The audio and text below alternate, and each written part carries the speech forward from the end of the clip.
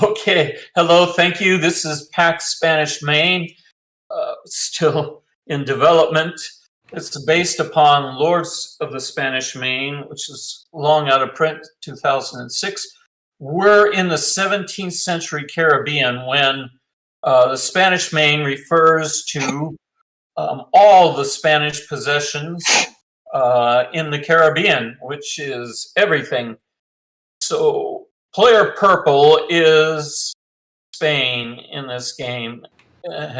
Purple is a little bit of a royalist color. And you can see that there are 8 Spanish ports. Try to point, but I keep messing up. That's not quite where I wanted to point. Yes, you guys are way ahead of me. Each of those purple discs is a colony. And we've got Santo Domingo and Espanola and Havana and Cuba and Veracruz and Mexico and Trujillo in Honduras and Portobello in Panama and Caracas and Nueva Granada and Coros in Venezuela and Cumana in Nova Andalusia. So those are the principal ports of the Spanish Main. And you can see each of the 8 has a little treasure chest, purple treasure chest associated with it. And it's got a little icon of the goods that will be appearing in there. For instance, here's the turn pawn here. And so in this first year of 1600, we'll have salt appearing here in Nova Andalusia. So we put a little treasure chest to show that it now has treasure. It can be picked up by your ship. Also, there's not only salt, but there's pearls.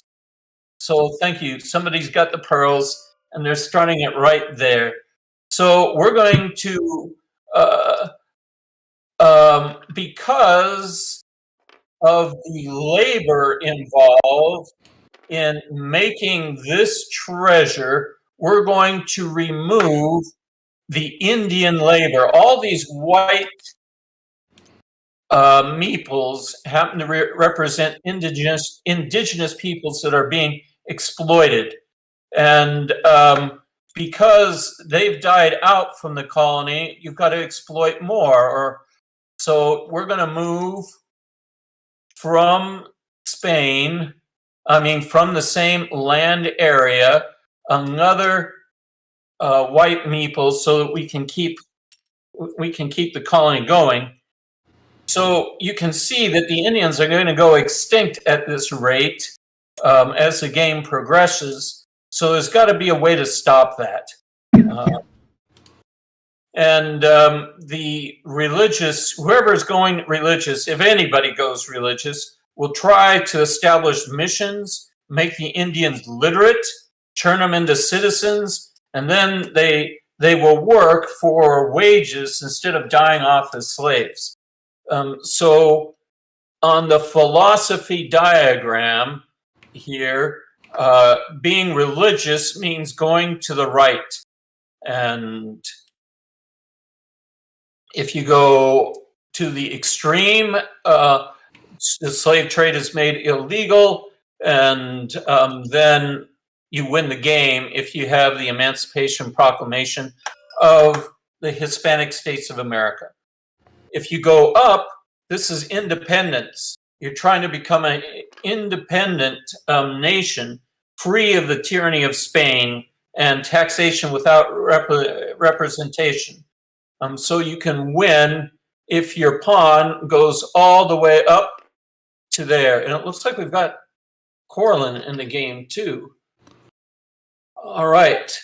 And if you go left this way, you're starting as a callow, inexperienced teenager, but you could decide to become a pirate. And if you get to the junta, then, or if you go all the way to El Patron, then you become, like Juan Cordova's Colombia or something. You're the godfather of the Caribbean or the head pirate. If you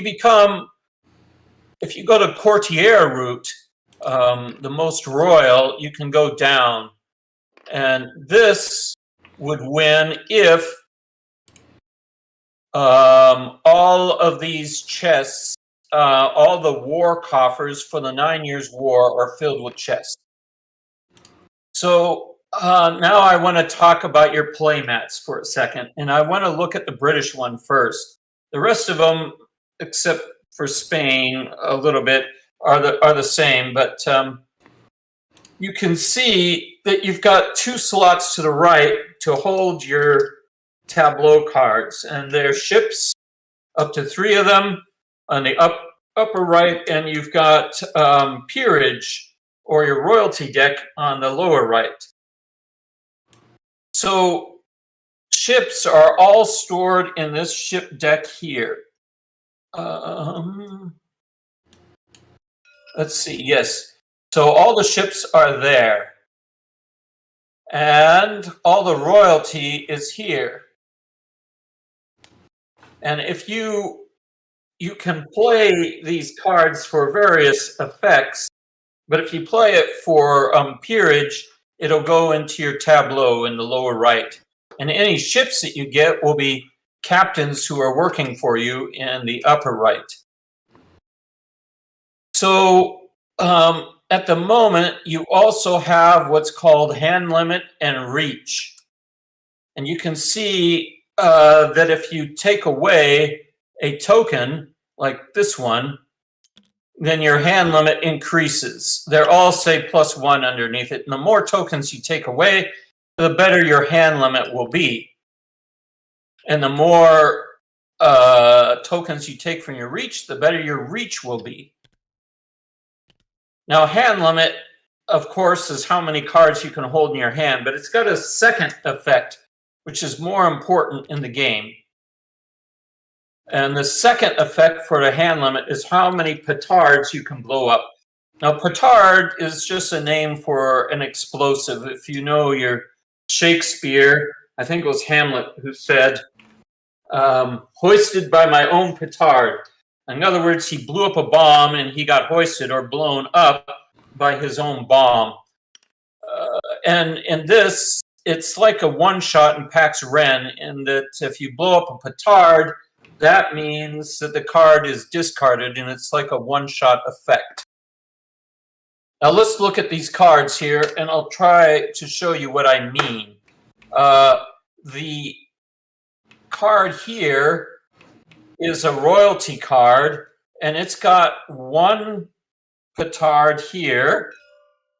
The petard's got the little explosion effect around it, and it's got a meeple in it, which means, hey, this is slave labor.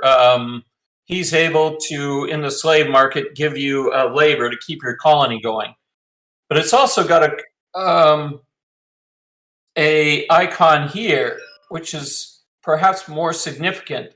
That little shield is a heraldic shield, and that means you get to take away 1 of the hand limit, the H stands for hand limit, shields off of here to increase both your hand limit, but also the number of petard icons you can expend. And your reach is how many cards during a professional draw that you can take. Let me go back to the philosophy for a second. And we'll be explaining this as we go along here, but here in the green area, you have no profession. You're only a teenager. But if you're here, now you're a missionary. And if you're here, now you are a royalist. And if here in the black, you're a pirate.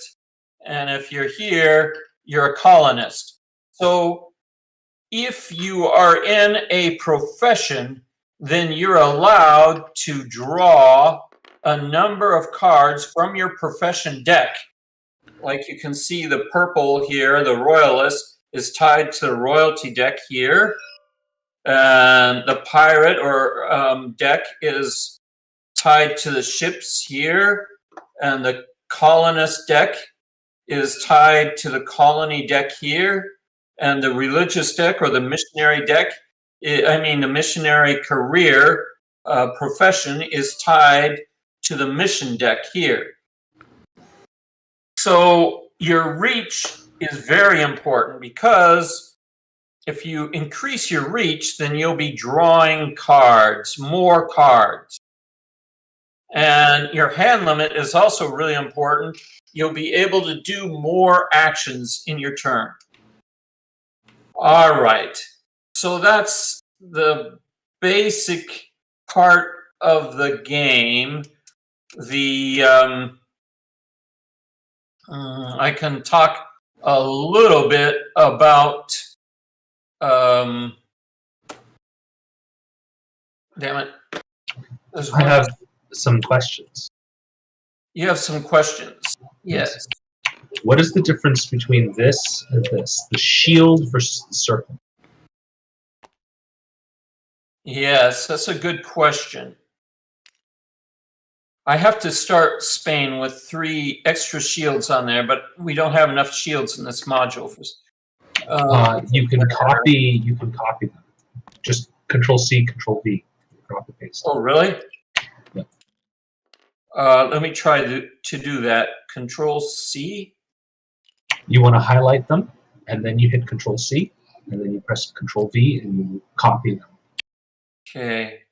Control C, and then Control V. I'm not highlight it. If you promote me, I can. If you promote, we can do it by calling. Yeah, alternatively, you can write. Yeah. Someone who's more competent. You'll have to promote people to do that. Ask your question again, because those are good questions. What is the difference between the shields and the circles and the books? All right. That is a really good question. You can see, look at Spain for a second. You can see that they've got 8 circles, but none of them have any discs in them. So Spain is actually starting with a tremendous hand size. What's that? A tremendous hand size, yeah. A tremendous. He should have 3 of them covered by shields, but you don't have shields until someone copies them. Now, that's because he's got 8 colonies on the map already. But supposing England builds a colony, he could build one, let's say here. You can see the colony sites are these white dotted line circles that anyone besides Spain can build colonies at.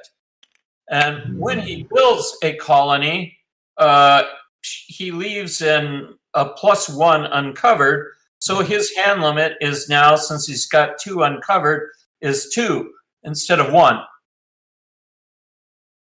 Now, let me mention, too, the basic labor facts about colonies. If he builds it here in Margarita, there's a problem that he doesn't have any Indians to exploit. So it'd probably be better here in Española, so that as soon as he plays it there, he can exploit nearby Indians for the labor the colony needs. All right, something like that. Now, these Indians might get organized into missions or Jesuit reductions, and therefore you'll have to deal with that player should they start to become missionized. So let me show you how that works. Supposing now England builds these little Bibles, by the way, are missionaries. So he could, for instance, establish a mission right here. So we'll put one. I'm not very good at this. We'll put the Indians on top. The missionary covers the tribe?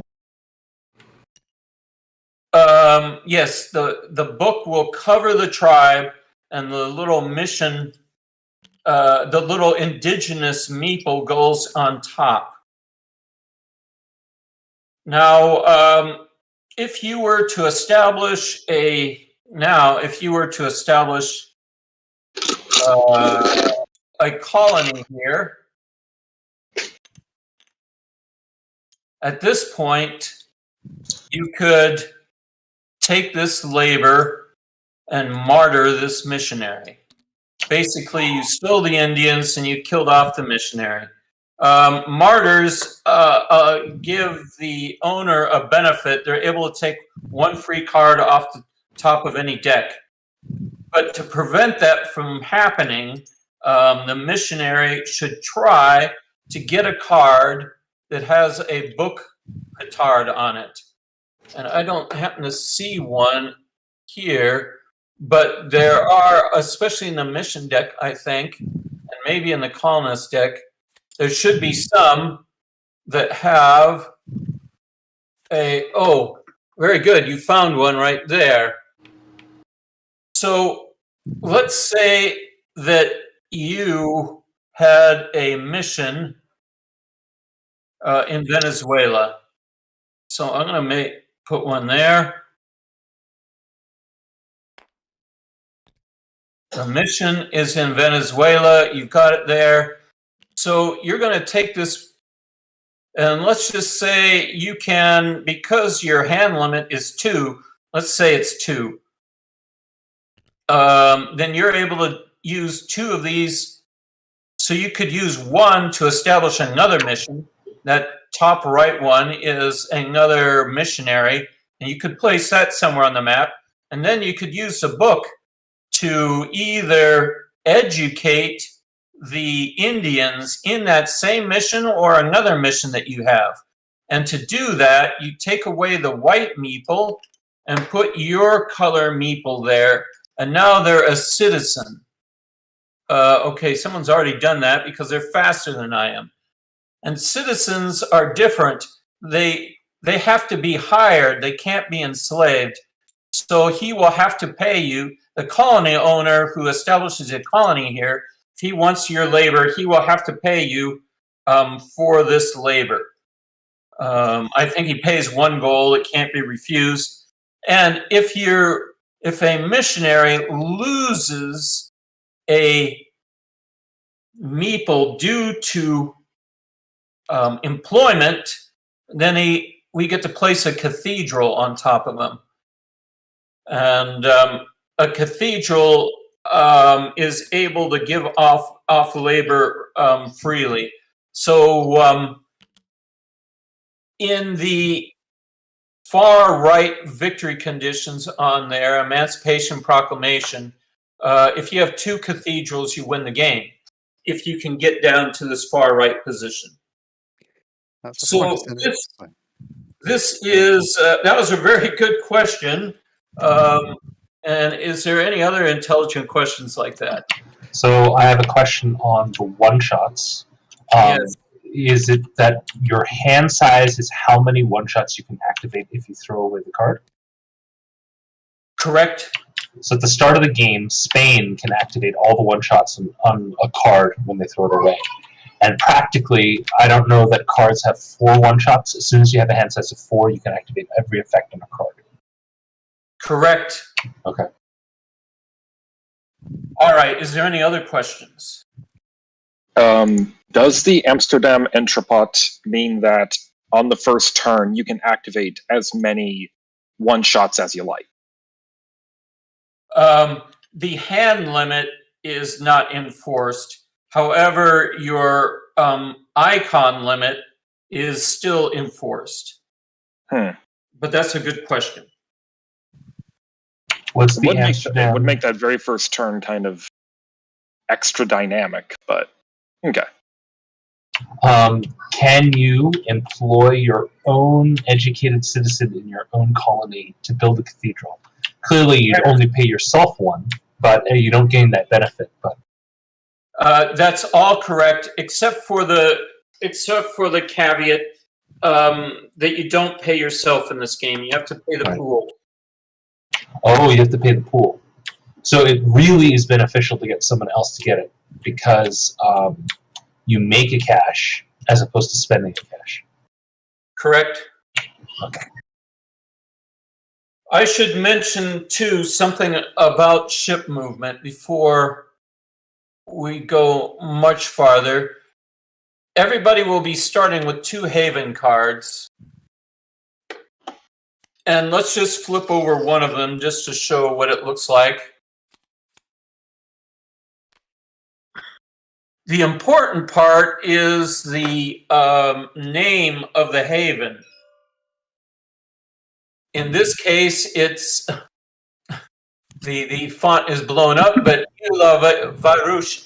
So that is there. Yes, somebody's found it right away. A lot of these sea zones, like Port Royal, Old Providence, New Providence, Tris Island, this will be a card in your hand, one or more cards in your hand, where your pirates are lurking, where they're hiding. So let me give an example. We've got treasure right now here in along the Pearl Coast and in the salt pans. So supposing you have a fleet, Spain has a fleet of 2 ships, and they decide, okay, I'm going to start at one of my colonies. I'm going to start here. I'm going to pick up 1 treasure. Then I can't do it very well. Then I'm going to move to here with both. The fleets have to sail together. And we'll pick up another treasure. And now we're going to move, let's say we're going to move them to here. Now, what the plan is to move it to here, then here, here, and to Europe. He's got to get them back to Spain. The king is waiting for him. This is all assuming he's exporting them legally. But supposing at Port Royal, somebody says, strike your colors. Hold on there. I want that treasure. So in other words, you can ambush if you want. You can reveal the card in your hand when the enemy carrying treasure, something valuable, gets in there. Then you'll have to fight to see who gets the treasure and who sinks. And whoever does gets the treasure, gets to proceed on to Europe. I assume that movement has to follow along the line if there's a line, which is why you didn't go from here to here in one move and then to here in one move. No, the currents are a little bit confusing. But if there's a white arrow, all that means is that indicates a forbidden direction. You're not allowed to go from one sea zone to another against a white arrow. Well, what I was saying is, in your example, you sailed from here, 1 space here, 2 spaces here, 3 spaces here, 4 spaces to Europe. Correct. And the reason why you didn't go 1 space here, 2 spaces here, 3 spaces to Europe, 1 space shorter, is because of this arrow. Correct. How do you do pirate? So haven cards are then secret information? Yes. Okay. And how do you do combat if you reveal a haven card? I think we're going to try the salty, which is the most complicated one, which means you have your little boxes in front of you with tactics in there. And you both choose a tactic. You can either seize the weather vane, which unfortunately means a question mark in here because the programmer didn't get my instructions correctly. Or you can try to flee. You can try to escape. Or you can try to board. You can, with cutlasses in your teeth. Or you can also what's the last one?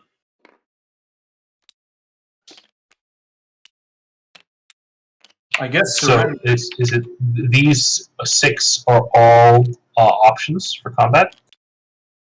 There's only 4 options for combat. Ignore the green ones for now. So, and 2 of them say boarding, and that's a mistake. One of them should say seize. sees the weather vane, and the other should say boarding. So the other side of you'll have to use a question mark on the other side or something.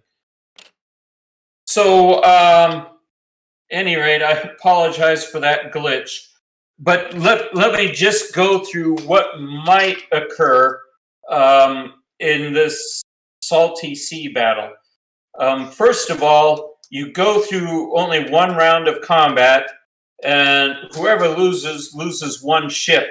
Then we check to see who's got the most ships. And whoever has the most ships wins the battle, and the loser has to surrender to treasure and loses all his ships. So basically, if you've got a majority of ships, you will have the advantage. Now, there's also a rating called seamanship on all these cards. All these ship cards, I'm sorry. And that seamanship is shown as a letter of the alphabet. This one right here is the letter W. That's terrible because it goes from A, the best, to Z, the worst.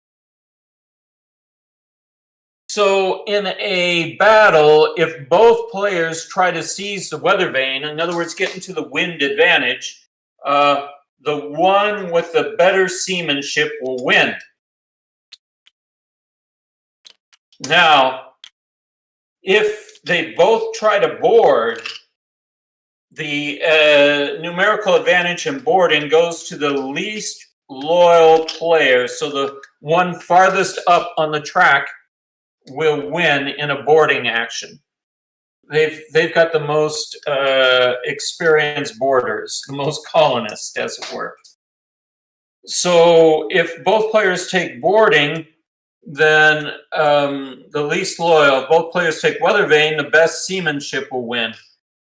If one player tries to run away and the other took weather vane, they'll get caught. So that's the basic strategy. If you try to run away and the other one does a boarding action, then you will escape. But if the other one does a weather vane, then you get caught. So this is sort of the rock, paper, scissors. But we'll see that if we ever do have a... All right, I guess we can get started. I hope I've explained something of the game. So I have a question about the ships. Yes. They start on the colony or in the Europe or on the pirating spot at the start.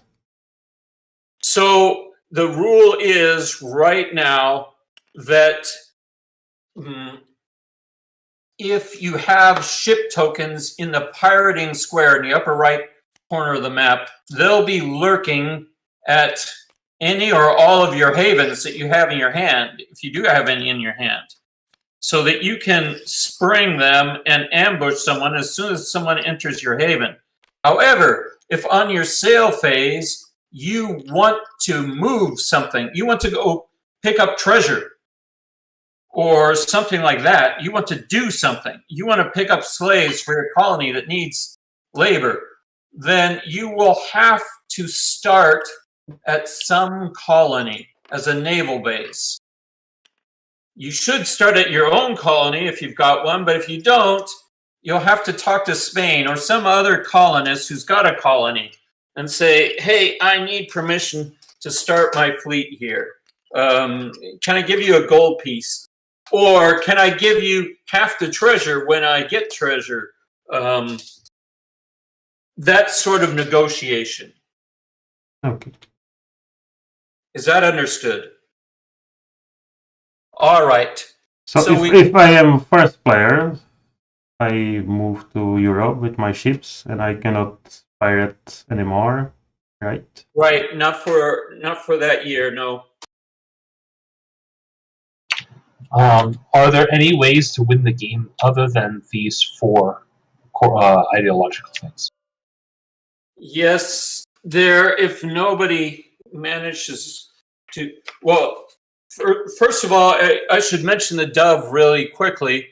This dove counter here, this one, we're going to, let's start it on Prague. If we go for the long game, it'll start on Westphalia, but with this many players, I think we'll try it on the short one.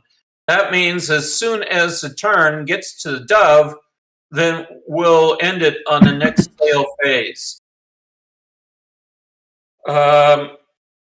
And when it ends on the next sail phase and nobody's achieved a victory, then let me just glance at it because this changed recently. Negotiations and end game.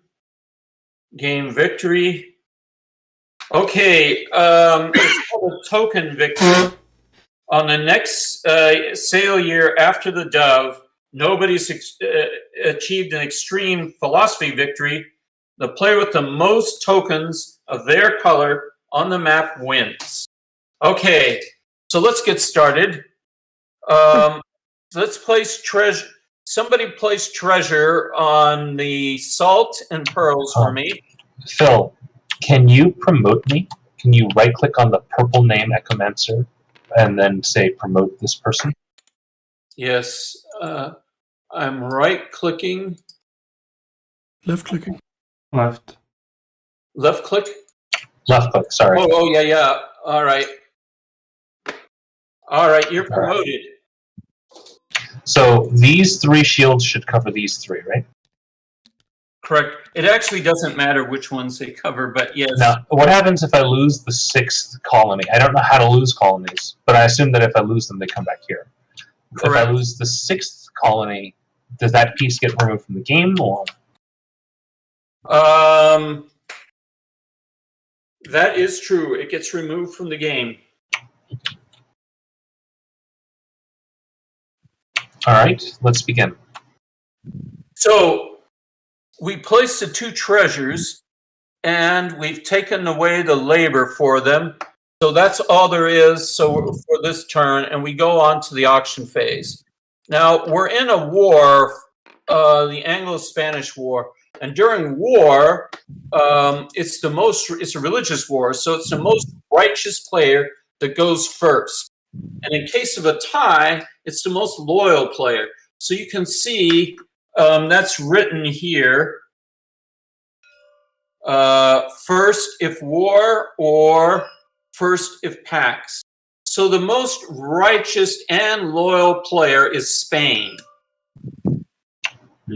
Yes, Spain. So I'm first. Yes. So what you have to do is auction. And because you're callow, you can't do what's called a professional draw. And because you can't do it, I'm not going to explain it any further. But all you can do, and by the way, everyone starts with the amount of gold equal to players in the game. So you can indicate that on your little counter here. And what you do, if you're callow, you can pick any of the 4 decks to auction. The very top card gets auctioned. Your reach at the moment is, well, never mind the reach. So you get to auction this card. You'll do a blind auction using your purple. You'll set the amount of gold you want for it. And as the initiator, you win ties. Now, let me just talk to Spain. If you want, I'll kibitz for you a little bit and tell you what your options are. And if you want that, I'll tell it to you now. I have to choose one of the 4 cards. Correct. Do you have a recommendation? Well, and those are the only 4 options I have, right? I can either choose this, this, or this, and that's it. That's it. That's all. Now, one of the things is that it's nice to get professional fast. And so the pirate ship that you have, I think that's a pirate. Mm-hmm. And these 4 cards are randomized, right? They're going to be different every game? Correct. Okay. So the pirate ship that I have, it nudges me, is this Right. down or right? Okay. That's to the right. I know it's hard to read this because they're all bent. I've got to fix that. Annie's working on a better layout. But you have to read that as going to the right. So if you do that, if you take this card and then you play it during the play phase, you're going to be pushed to the right. That'll start you down a missionary path. So you recommend that I do not pick this card, but I pick one of the other 3, because the other 3 will get me into a profession immediately. Correct. Yes, if the arrows were color coded, then you'd know exactly which one there'd be no Yes. ambiguity as to. I'm gonna choose this one because it has the most icons, so I feel like I, with my large hand size, can benefit the most. Plus, it sets me on a path. Okay. So now everybody dials in how much money they're willing to pay for that. Now, any money, if you, Spain, lose the auction, you'll get the money from the high bidder. Cool. All right. So How we do it? you should be able to see There's a bidding a token. little bidding dial in your box, and then I'm going to, in just a few seconds here, tell everybody to take their bidding dial out. For some reason, I can't. Oh wait, it is working. Yeah. So my It's just tile- bugged. Yeah, it's bugged. So just there'll be a 0 behind it essentially. So just yeah. Okay.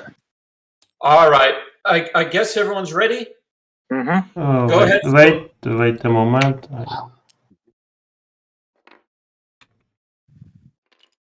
I have no idea how much things are worth. Nope. Money Ready? is incredibly valuable here, so but I don't have much experience either. Okay, everyone reveal their bid. My bid is 2. 2. My bid is 2. Everyone bid 2. I Uh, win the tie. I lose 2. I pay it to the bank, I suppose. Correct. Spain wins, pays 2 to the bank, takes the card. Okay, now I'd like to ask France, Blue, to do the same thing. Which one would you like? Now let's flip over this top colonist card so we can see all his options. Can I win more than one card? Sure. Anyone can bid. Everyone's going to bid. Your minimum bid is 1. I am going for the ship. Wait, the minimum bid is 1, not 0? Correct. You should not bid 0. You should bid 1.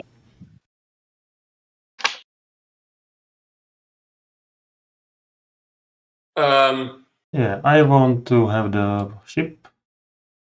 All right. Everyone make a bid and bring out your discs. Now, let me talk about this ship just for a second here. This is a pirate ship. If you've got a fleet, you'll have 3 ships here, and you get to pick one to be your commander. That's the one that will be on top of the deck. Now, pirate ships are only allowed to plunder. You can't smuggle or legally export treasure. That means that if a pirate ship wanted, for instance, to take the treasure from, say, the pearls from coral, he would have to have a bigger strength than the strength 1 colony here in order to plunder it. If he did have a bigger strength, he would be able to blow up that colony and steal the treasure.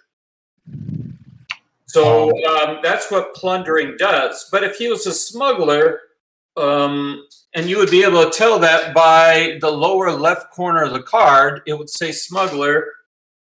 He'd be able to go into that port, pay whoever the owner of the port is 2 gold and take the treasure himself.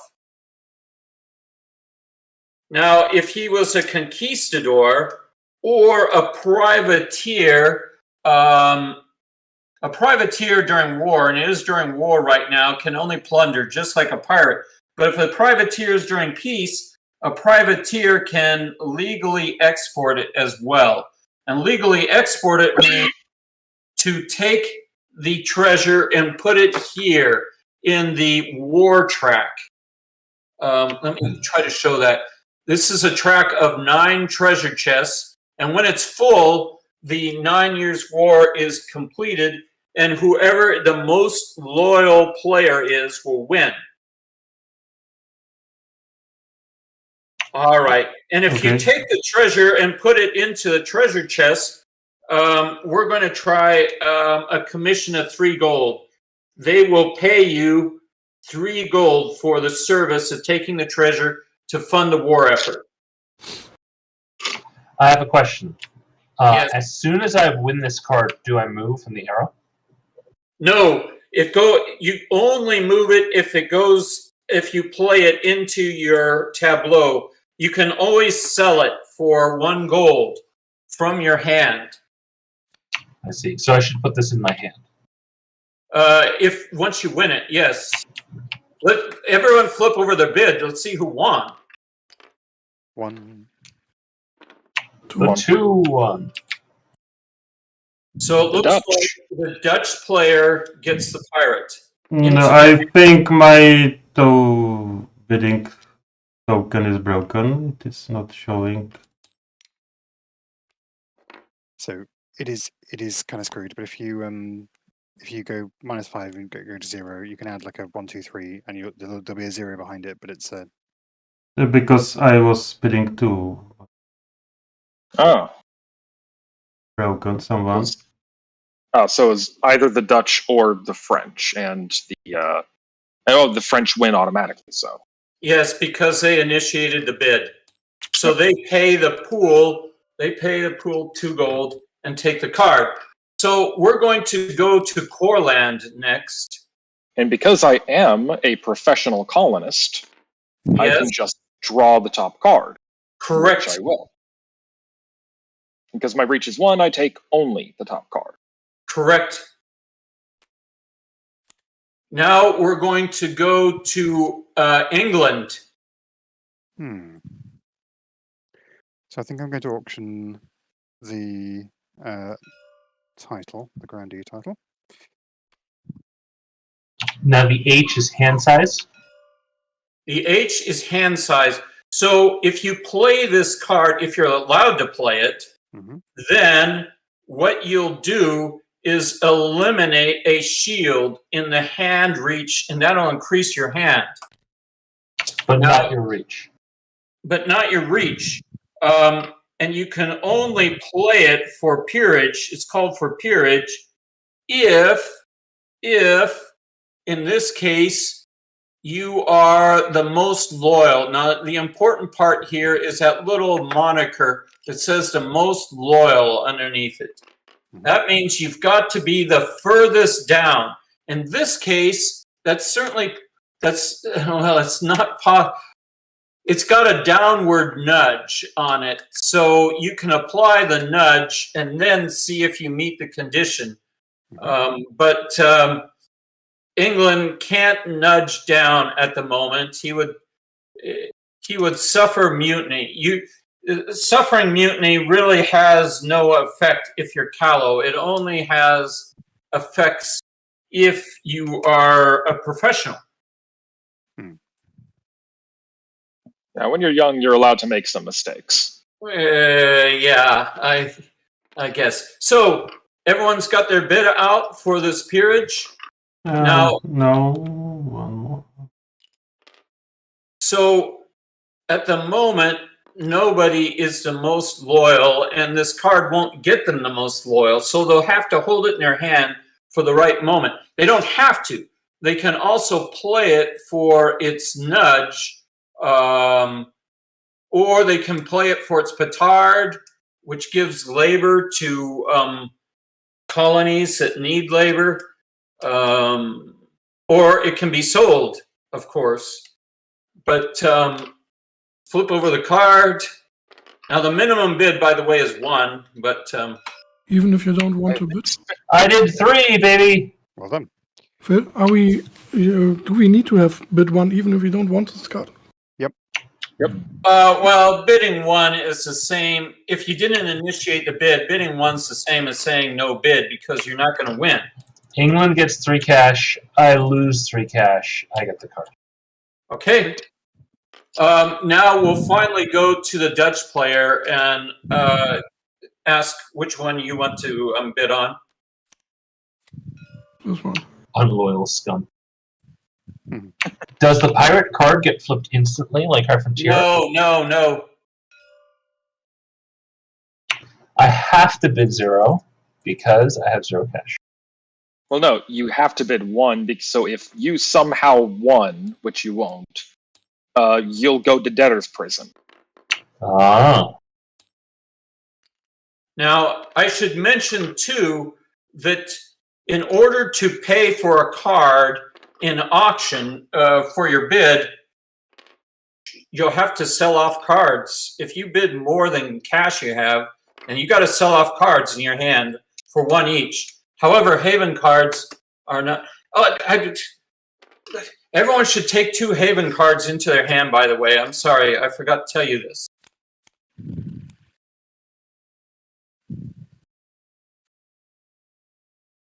All right. So when you have a moment, just take a look at the map and see where your havens are, just so you can see if it's a good one or not.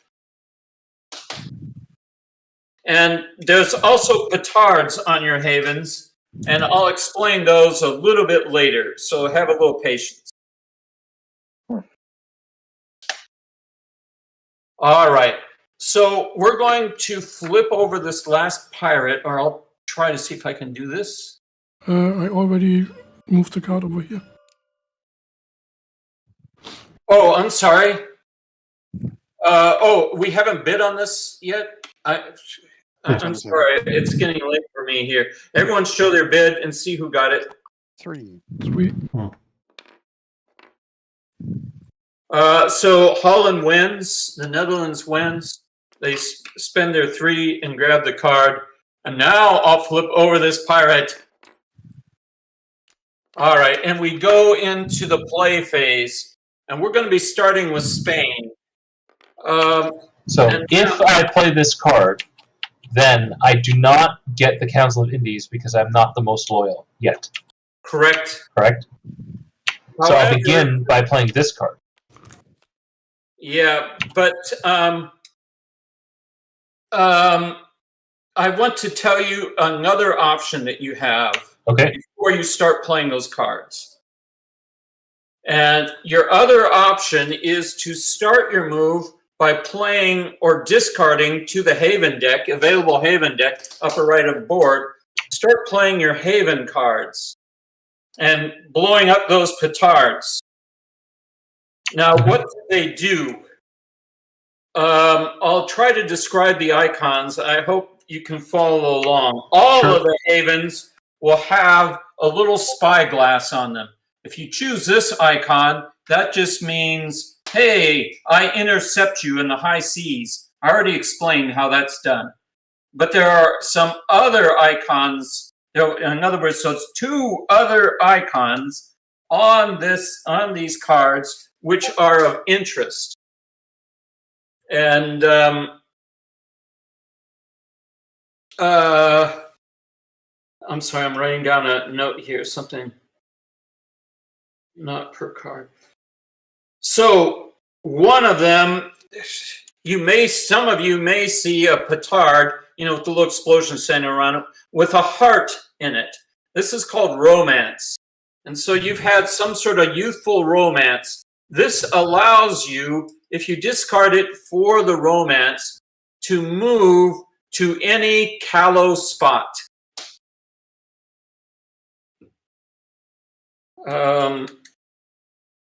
If it shows 2 people fighting a duel, 2 swordsmen, this is called a duel. And that allows you to swap places with any adjacent pawn. If it has a whip on it, a cat of nine tails, this is a press gang of thugs trying to incorporate this teenager into the Navy against their will. That means you can move any opponent who is callow. All these cards, all these effects, by the way, on the Haven cards are only for callow people. If you can move an opponent to any other callow spot. And then finally, there's a few of them that have a marriage, and you're marrying for prestige here. This allows you to move from a callow, only if you're callow. All these are only for callow people. From a callow spot into the lowest rung of any profession. What is all those green spots? Okay. Super cool. Here's my Tortuga card. I'm going to become loyal. All right.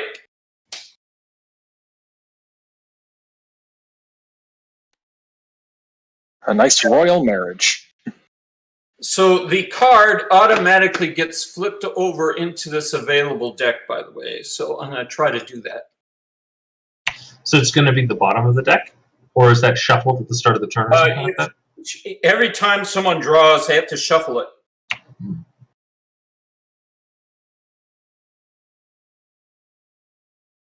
All right. And what else are you playing? You can play any number of cards. And any number of cards, as many cards as you want.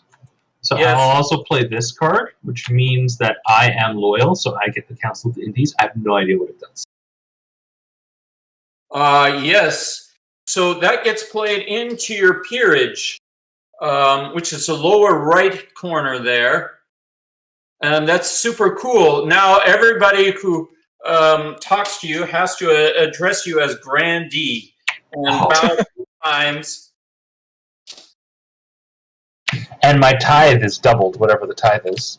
I also remove one of these, improving my hand size. Correct.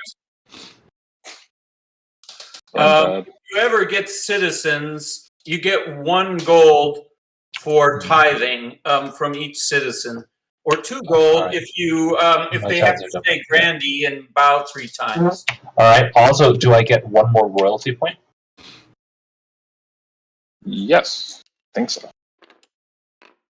Is there a reason why I shouldn't play my other card for 1 more loyalty point and the possibility of throwing these away? For slow minds, ask the question again. I lost. Is there a reason why I should not play this other card that I picked up?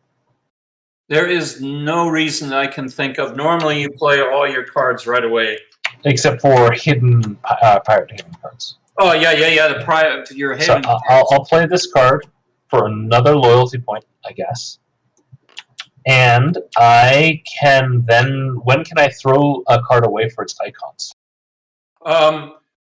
You get to you'll get to blow up all 3 because you're Spain. You get to blow up all 3 of those, and then that throws this card away. All right. No matter how you do. Can I get these 3? Can we run through what I'm getting? Yes. The first one is you create a colony. You put a disc out on the map. Unfortunately, as Spain, you're not allowed to do that because you haven't lost any, and you're at your max right now. Okay. The second one blows up and place a chest.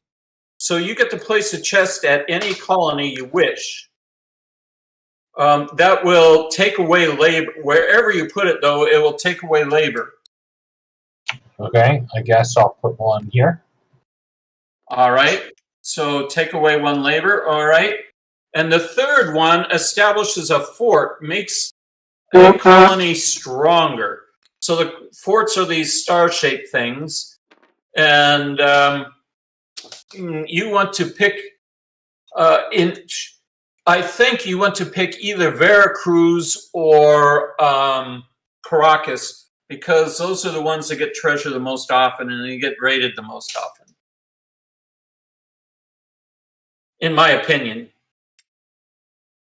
So The names are all being covered. Oh, I'm sorry. Yeah, that's fine. Okay, yeah. let's Veracruz do or North Veracruz. Andalusia. Yeah. Or Yeah, that's what I meant to say. This is the Mountain of Silver, right? Yes, that's the Mountain of Silver. Yeah, I think that sounds important to defend. Yeah. Zapoteca Silver. Okay, so we go on now to, we actually go in this phase clockwise around the table. So, did I personally benefit from the fact that a treasure got put down? You did not. I did not.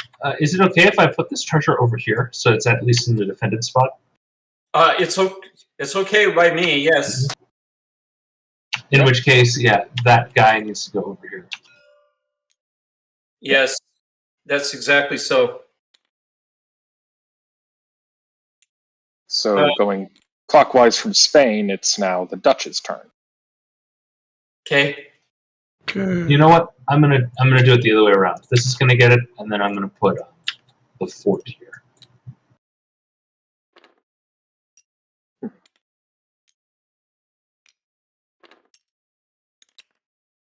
Okay, first I play this card to go the pirate way for the wedding.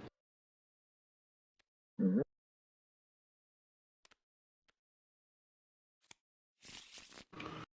And then I'd like to play this card to get a ship. Okay, you have to move the card down a little bit. If it gets too close to the box, it becomes hidden. Ah, there we go. All of it. Okay, thank you. And that looks like a really good pirate. Now, your hand size is 1, so the only thing you can do with this is the ship for now, but that's fine. That's a great move. Yep. So you should take one of your ships. I'll do it for you, and place it into. Oh, no, someone's already done it. Never mind. I'm too slow. Okay, can we go on to France now? Or are you done, Yeah, Holland? I think I'm done, yes. And I am playing the cards for the notch only, or for that notch is incorporated. The nudge is mandatory, but you also get to do one other icon on the card. Oh, okay. If I play the card as a ship, do I notch or not? Yeah, yes, you always nudge. If you play unless you sell it, playing a card always nudges you. And if you can't nudge, then you'll mutiny. You have to excuse me just a moment. I got to get something to drink. I've been talking too long. What exactly is the turn order? How is it determined again? For play, it is, I think it's start with Spain and go clockwise. Yes. Probably. Oh, looking what that means.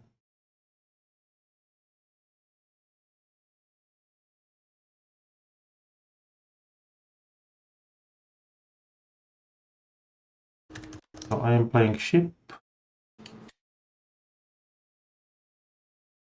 Oh.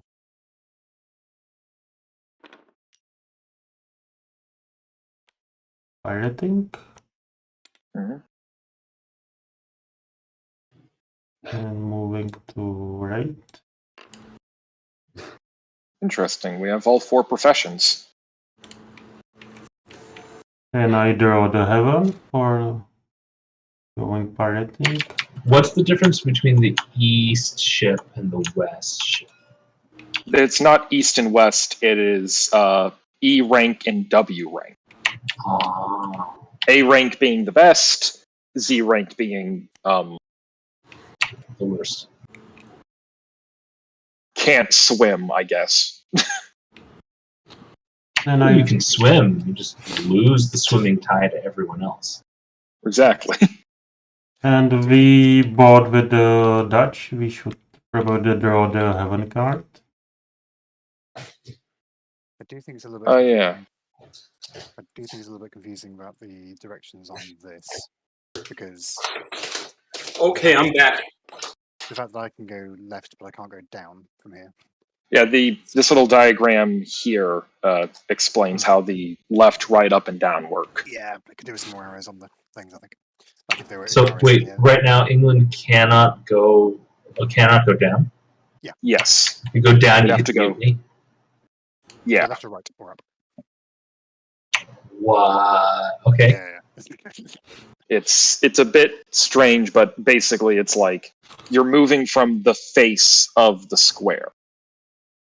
So you're moving from the bottom face of the square down, you can only go into mutiny. But if you're going left or right, you have the option of either going to mutiny or becoming a professional. Indeed. So we draw the heaven when entering the pirating. Phil? Yes. If you enter pirating, you draw a haven. Oh, So the Dutch should also get a haven card. Yep. All right. So I am probably done. All right.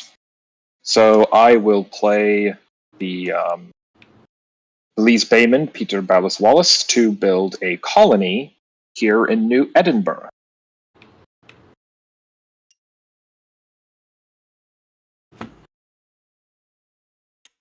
Which immediately seizes labor. And that does move me up one.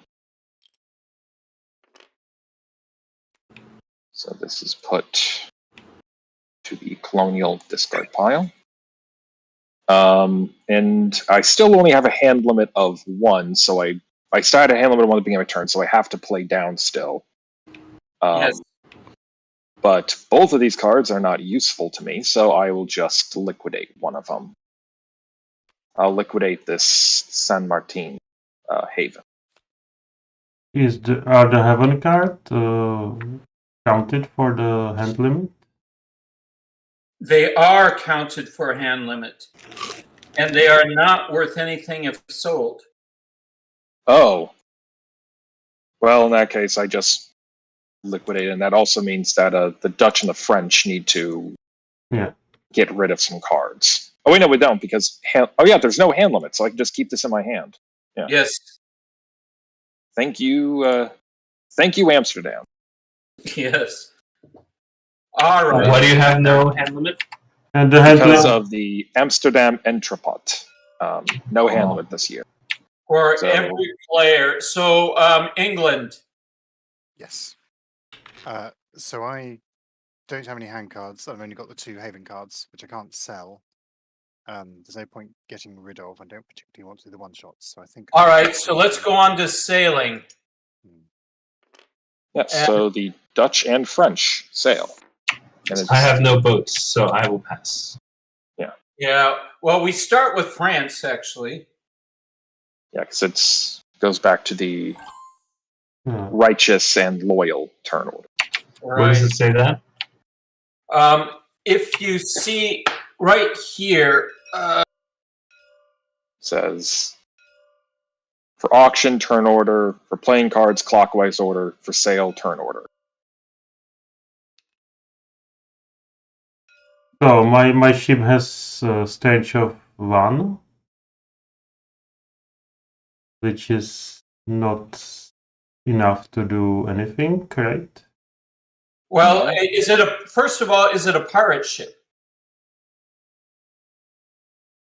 What kind of ship is it? Can I see the French fleet? It is a pirate ship, yes. All right. So the problem is now if someone controlled Indians that could help you or something, but there's nothing that you can do with a pirate ship right now other than you could seize Indians and take them to a colony that needed Indians, that needed labor, but there are no colonies that need labor. So I think your ship should just lurk for this turn. in my opinion. And what about The Dutch are also pirates. Dutch are pirates. Dutch are also pirates. If you had a smuggling ship, they'd be, or a conquistador ship, they would be useful at this moment. But pirate ships are not. So let's go on. Let's skip the sailing, and we're going to go ahead and put more product on the map into. We need quicksilver and a mountain of silver from Zapotecas. Silver for there.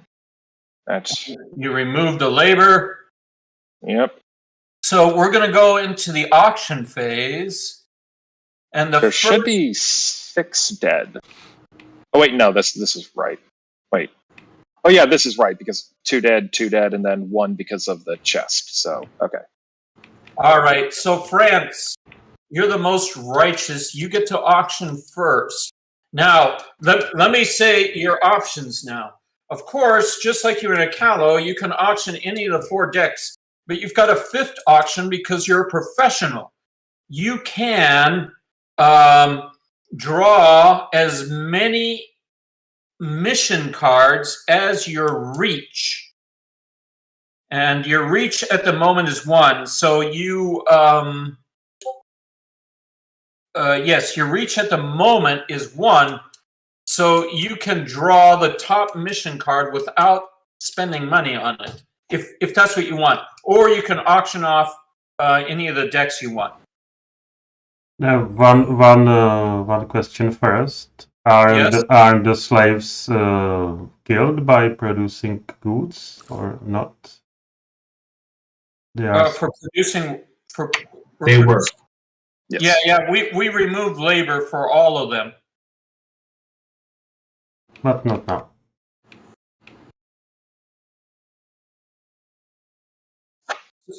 So, what would you like to do, France? Oh.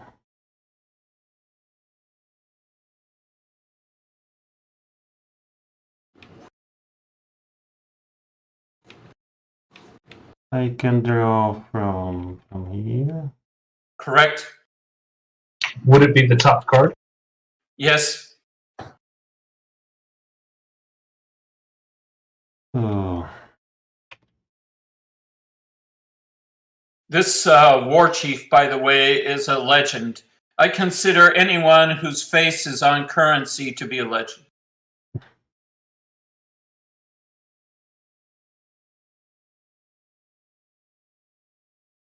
So I will auction this one. You can just take, since you're a missionary, you just take it. You don't auction it. But you can if you want to have the money. What's that?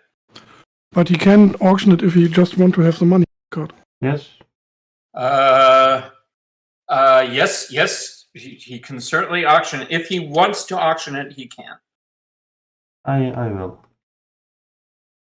You're going to auction it? Okay, everyone.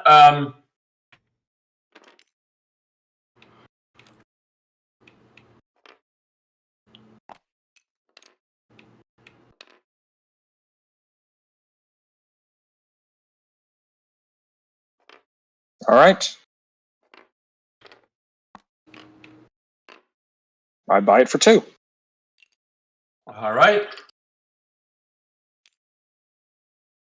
Oh, I have So, France, you get 2, and Matthew or Corlin, you lose 1. So we're going to, or you lose 2.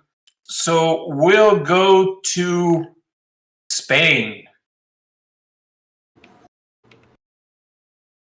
Now, I have 0 cash. So what happens if I often offer a bid and everyone bids 1? I must pick it up. I have a haven card in my hand. And then? If you've out of money and we have a debtor's prison card, you have to spend your turn earning 1 gold and moving yourself into the lowest rung of any profession. This is it's called debtor's prison. So basically, I'd lose my turn, and Yes. I'd go back 2 runs, and I'd make a cash. If no one wants to buy a card. Alternatively, No, wait. If you're already in a profession, then I can draw the top card, but I don't want to draw this Duke because it gives me a shift that I don't like. Well, you could And just not play it. I could just not play it. Sell it. Or sell it. You would sell it if you Um, cash. You will sell it. I see. Can I potentially sell it to other players? Potentially, yes. You negotiate with England. somebody else. England, how much will you bid for this card if I put it up for auction rather than just... or is it better for me to draw it and then sell it to you? Exactly. Because this gets you into the pirate profession that you need. Yeah, I think I would prefer if you negotiated only with cards that you have, not what you might have. Okay. All right, well, I guess I'll draw this card then.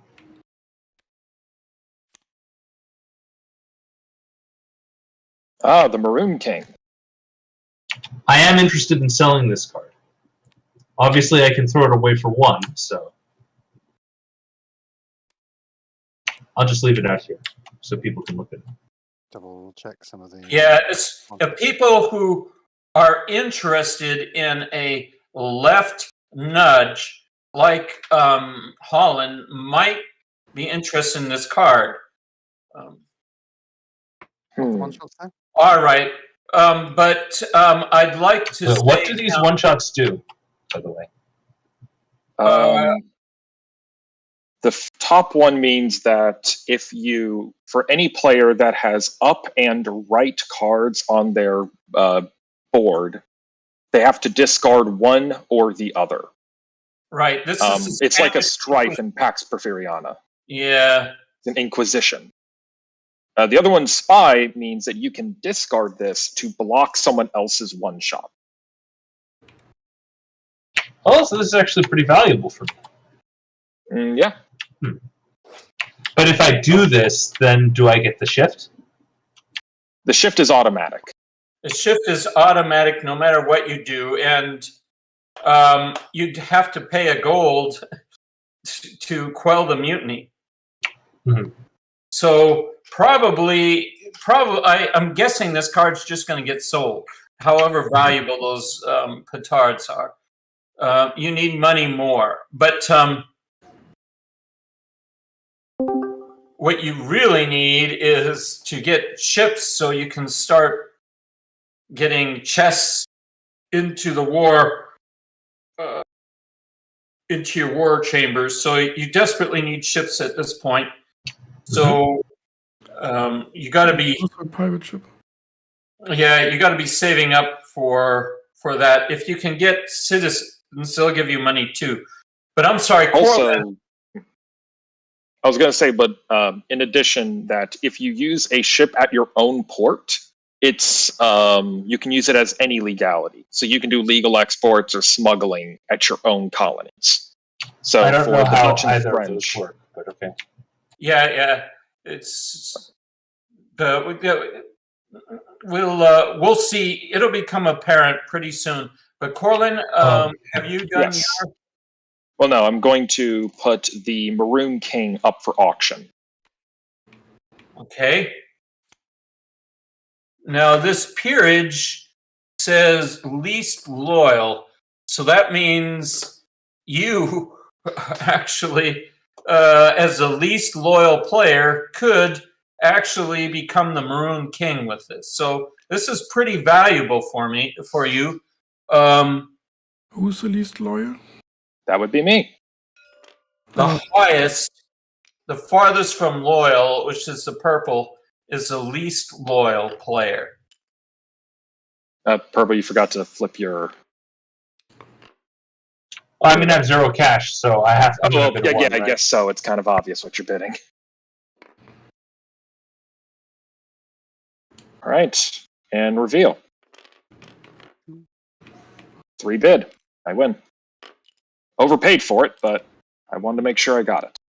Yeah, that's This is an interesting card. I don't know what its effect will be, but it. Matthew, did I give them 1 or 1/2 strength on the card? I forgot. 1. Wow. All right. Yep. So if you want to attack anybody on land, you might want to talk to me. Yeah. Yeah. Okay. So now we go to England. Okay, so I'm just going to put this one up for auction.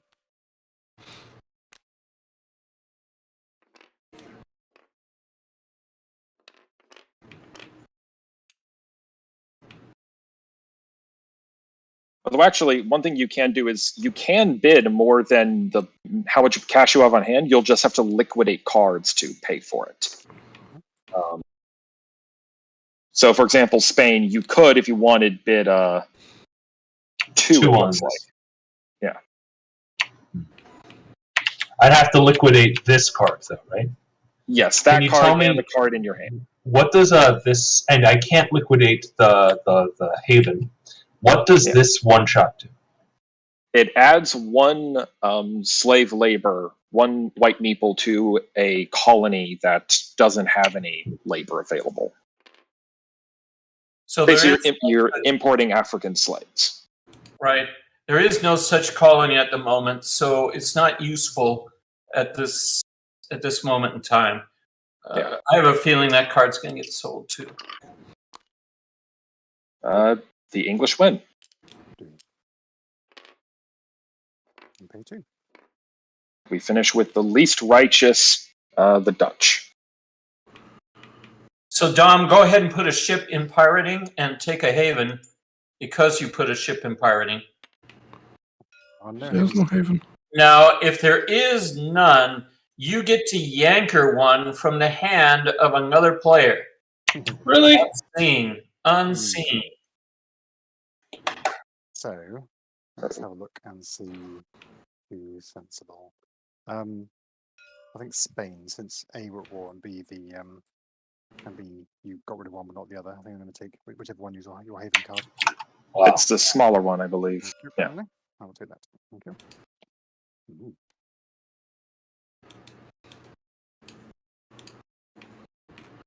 So it's my turn. Scar most of these, but yeah. Yes. What do I need to be enabled to pirate? I need All a right. colony? You're going to need a royalty card, but you need to have a royalty card that you can actually do. And Which this, would be the Admiral, which the is the Admiral, least righteous. Right. Now, let me try to explain this. The right is to the right, so that's the most righteous. But you are the least righteous because you are farthest to the left. So you are eminently qualified to become an admiral. If you become an admiral, you'll be very close to winning if you can get to last port. So you desperately need, at all costs, this admiral card. Okay. So I put this up for auction.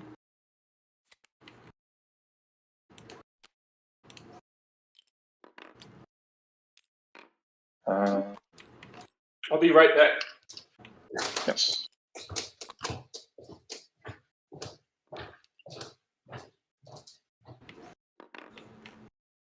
So hopefully someone outbids him.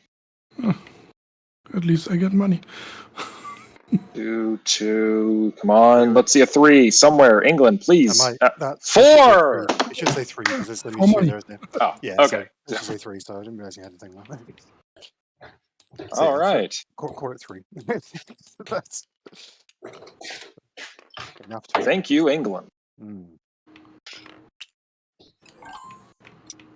So with that, we go to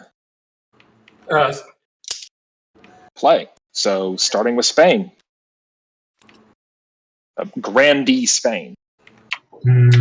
There is no sailing. Oh, play. I mean, I guess I pass. Unless someone wants to sell me a card that has a boat for future promises in the future. Spain will be your friend. Spain will let you unload and take the treasure for free. So I'm passing. All right. Hmm. You can sell a card if it's not a haven card. All right. So from did we do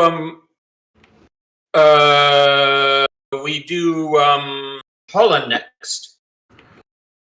Okay. Yes. What's the purpose of the whip? The whip just moves somebody who's callow into another callow spot. So that's not terribly interesting unless you want to bother poor Dom. So I choose to not play a card, but I need to discard a card.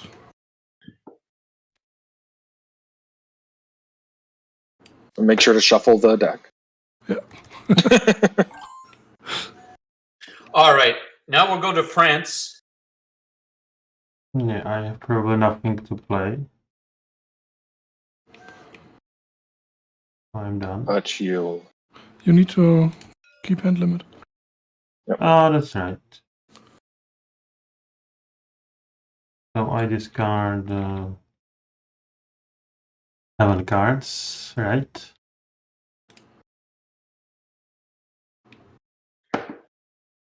Yeah, you'll have to discard 2 of your cards. It looks like if you got 3. Looking where it is on the map.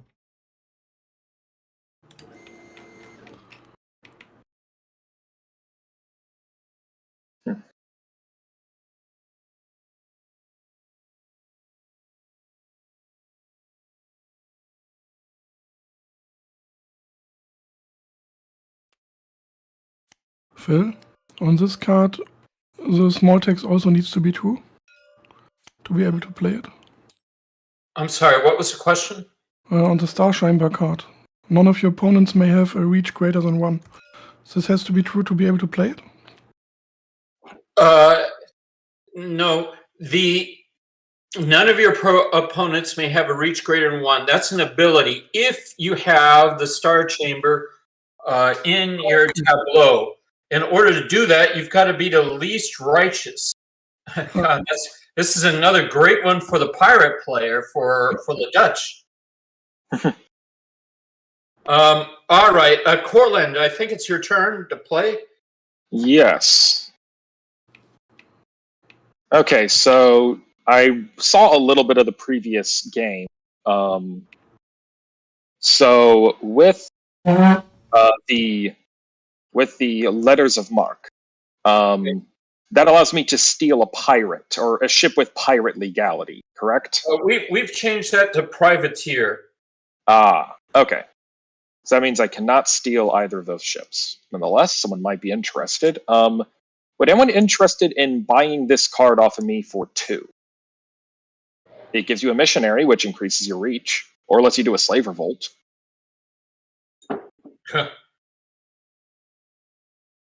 Anyone interested? I will trade you a card for it. Which card is that? The point is, I wouldn't mind having the card, but I don't have any money. I don't need that. Okay, well, let's see if we can triangulate something here. Does anybody want this card? I will buy this one for 2 if you are. Oh, the Dutch will buy this? Okay. The British, yeah. Not me. Oh, the British will buy that. Mm. Okay, for 2. Okay. Any higher bids? All right, thank you, Britain. The Dutch, do you want this card? It pushes you 1 pirate more left.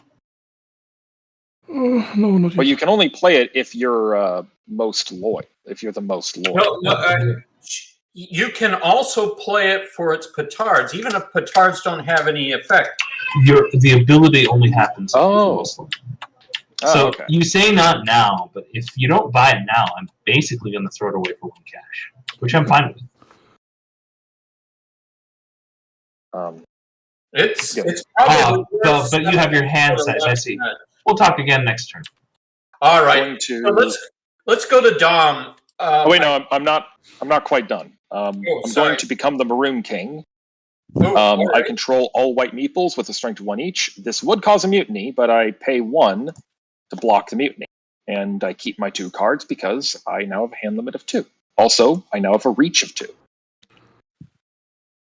Okay, And that is my turn. That's a very powerful turn.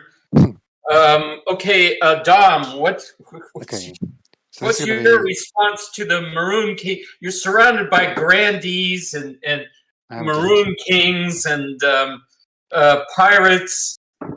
What are you doing? You still haven't figured out what you're doing in life. Well, exactly. So this might be quite complicated, but do talk me through it. So card number 1 is the one I just bought. So Yes. I have a reach of 1, so I can do one of these one-shots, correct? And I have to do the shift up. Is that correct? Yes, you have to do a shift up, and you can do one of those one shots. Yep. So the one-shots, that's Lesser of Mark. What are the other 2? Which one is... All right. So the most interesting, perhaps maybe for you, is the top one. This means you take one of your books, one of your missionaries, and you send them out into the field to a tribe and missionize them. Now, the advantage to you is it's going to increase your reach, but it has other advantages, especially if you ever go right. Yes. So that's perhaps the most interesting option for you. The other ones you can do, the Bother Spain, for instance, that slave revolt. Anything that has slave labor, you can blow it up with that. Right. Including the fort? I think the rules say, I have the rules right here, but I think the rules state that you can blow up any colony with slave labor, and I don't see how the fort is going to help someone who's already within the walls. Yeah, when you're outnumbered, 7-1 or something else like that. All right. Yeah. So the last one is I think that's a letter of marque, which just means if somebody's got a privateer, that you can steal that privateer from them. Sure, which we don't. So that's okay. So we'll do the thing. So if I wanted to put it, for example, so I put it there, for example, and do that. Is that right? You would put it over the person, not Over the person. not the Not colony. tribe. Makes sense to me. Okay. Yep. So do this one, which then gives me a reach of 2. So that means subsequent cards I can do the things. But I do that up his forces, so it has to get there. Yep. Yes. Okay. Now you're a bit less loyal. Indeed. Question: So- Brown needs to keep hand size. There are still 2 cards. Ah, yes. You Oh, can I- discard another one. Oh no, you got 2. No, 1, yeah. Yeah. Yeah, your reach So is 2. hand size is- oh, sorry. Dom, I'll just mention to you, it's that moves fine, and it could be a very powerful. But I just wanted to mention that the best places for missionaries are probably the ones that are going to be the most active as far as chests are coming. This means, but not too active. And this is what I mean. If your Indian that you've got in your mission is needed for labor, then they're going to steal it and they will martyr your missionary. True. So that's bad. Aside from the fact that martyrdom does give you a free card. Okay. um, Let's do that. Do that instead then. I think that's quite sensible. It gives you 2 rounds before before you get martyred, assuming there's Right. nothing else that happens. So I wanted to say that to avoid martyrdom and to actually erect a cathedral someday, you'll be wanting to try to get literacy. You'll be trying to make your Indians literate. So if there's any cards out there with a book petard on them, they would be of interest to you. Yep. All right. Well, an open book petard, not the An closed book. An open book. You're handing them the Bible, and then they actually open it. It's a very cynical. It's a very cynical definition of education, but that does. But at the end of the day, they do now have literacy, which Well, it matches Phil's Jesuit teaching, isn't it? It's Yes. Yes. This game is secretly controlled by the Jesuits. Yes, yes. Okay. the Rosicrucians. So I have a bit of- Yes. Father Brill would be proud. So now we go and right, I still have a bit of a combo to do. I still got cards to play. Oh yeah, So you got an I've got two impressive more turn. cards to play. So this one first. So talk me through the things there. So this is another. So this is the pirate ship I've already got, isn't it? So what do these symbols mean? If So what? First of all, this is a ship, and okay. So you've already done the ship part. Okay, the other one is a galleon. You can upgrade it to a big ship, Yep. Which I think. or that little lighthouse means to draw another haven card. So I definitely want to upgrade. So do I replace the bark there with a galleon? Is that how it works? But Right, but your hand limit is only one, so you're only allowed to blow up one petard, and the one you're doing is the ship, correct? But my reach is now 2. Oh yeah, it's your hand limit determines what how many petards you can blow.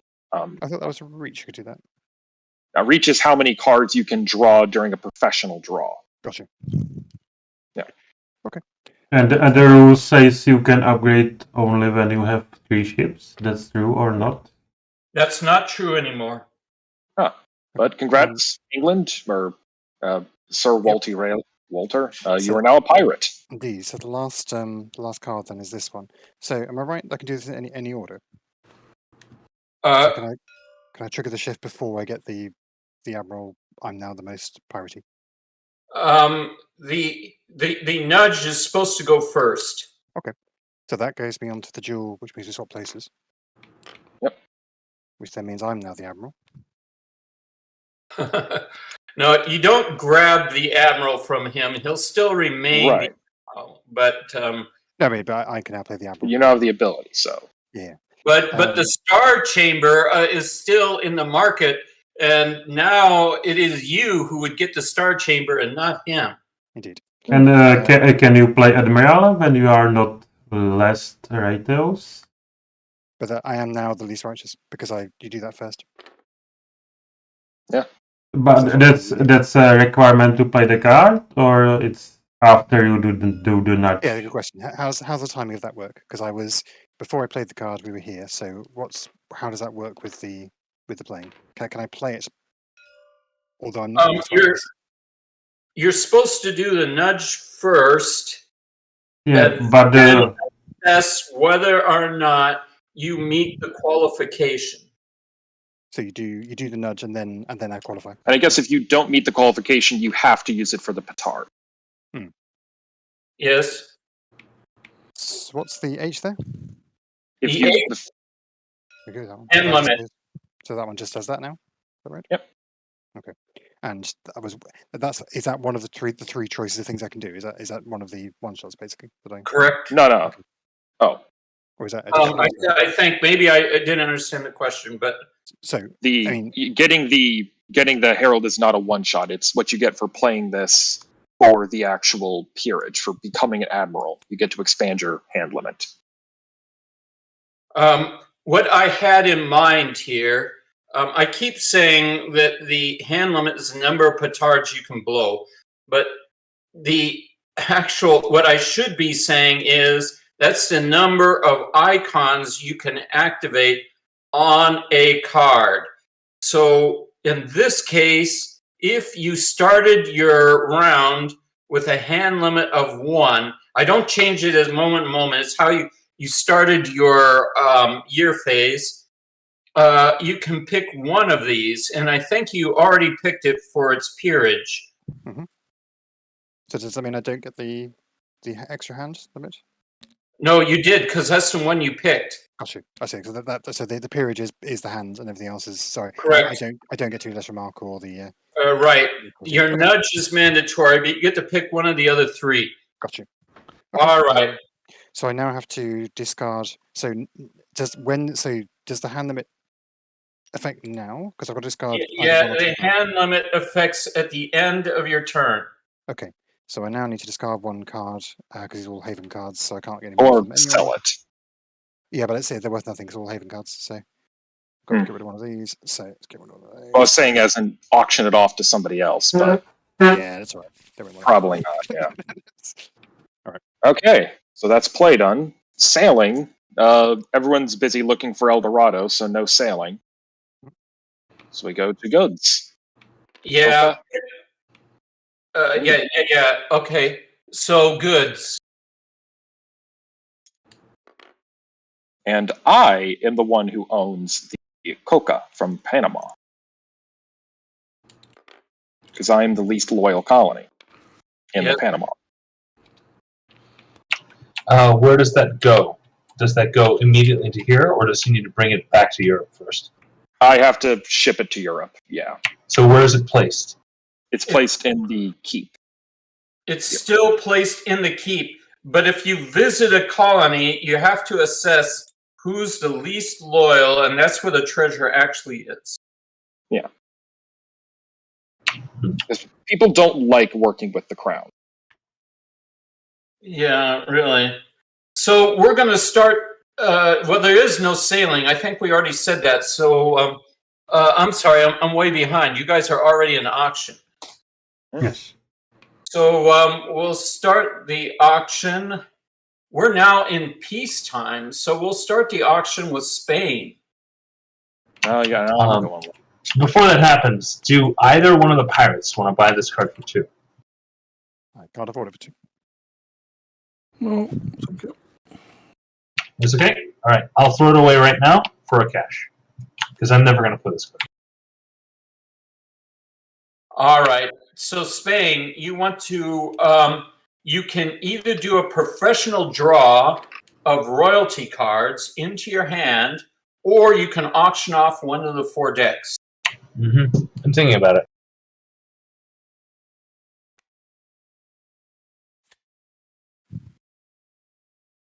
Yeah, I'll auction off this pirate card.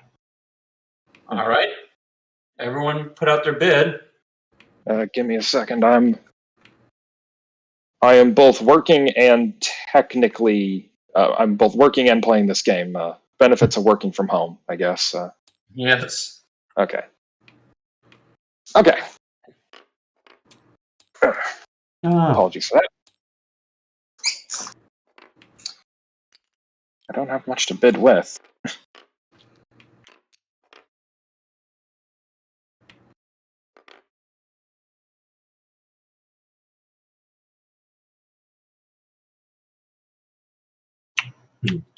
Spania? Yeah, 1 second.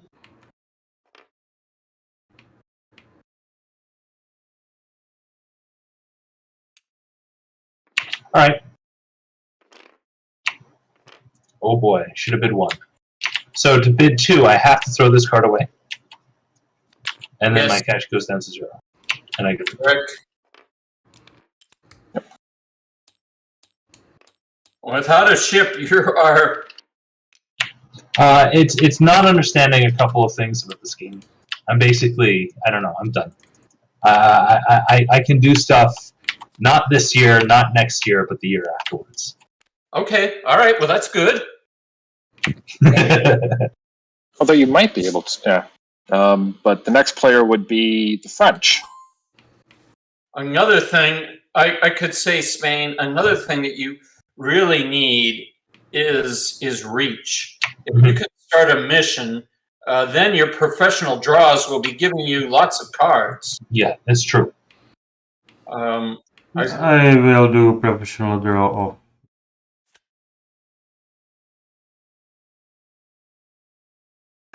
What does a diamond mean?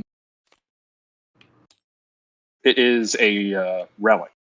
Oh. You put a relic at one of your colonies, I believe. Yes, you can put it at any colony. At any colony, and then if you ship a relic, for example, to the war coffers, it is worth 2. But if you're looking for a puritanical victory, I believe you need 2 chests. Rich. No, I'm sorry that the piratical victory has been changing so much.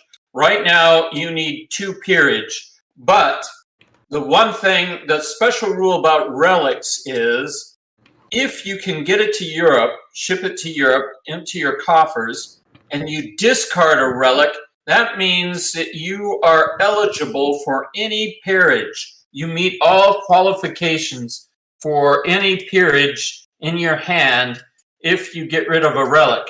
Now, this is very important for the pirate player because they need peerage. They need 2 of them. And so with a relic, they'd be able to do that. So French did that auction, so it's now the Dutch. Yep. Or did the I want professional? to auction off the Star Chamber.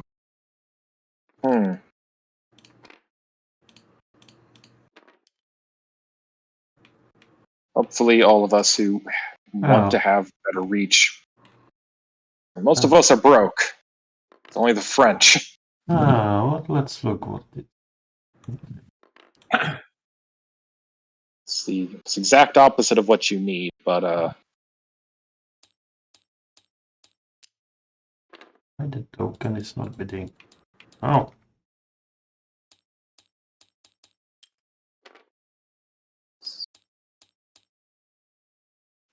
right.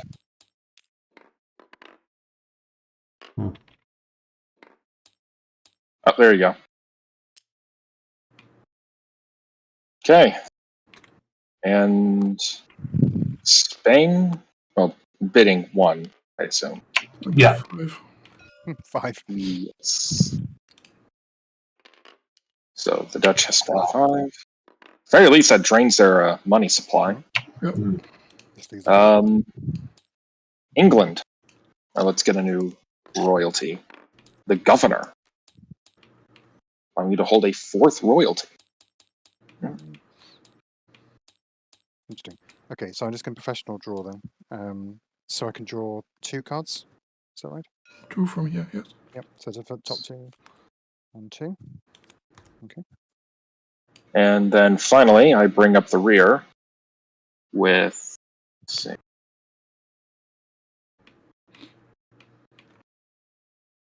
Do have a little. I think I will draw the top 2 colonies.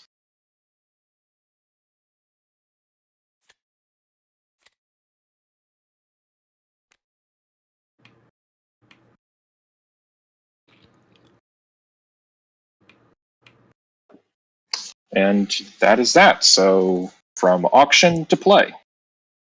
Mm-hmm. So Spain. I'll pass.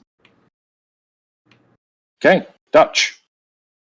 France first, I think. No, it's around the clock. Okay. I play Star Chamber, and it's the wrong row. Yeah, you're not the least righteous anymore. Yeah, and I can't be it with this card. Okay, I pass, but I need to discard a card.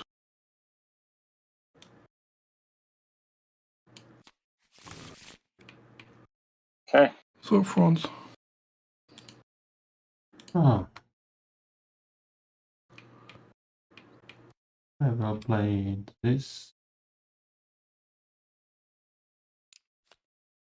Notch. Right. And I can place mission. Oh.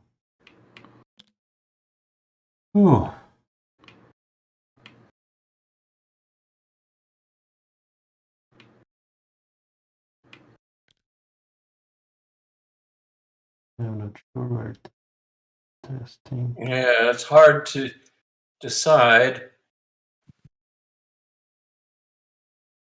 It's possible windward or leeward. The sugar doesn't start kicking in for, for 8 years from now, I guess. But I'm sorry, I'm looking at the wrong thing. Sugar's not an option. Right. I will kick out on the last turn. Yeah, it's possible Cuba, I guess.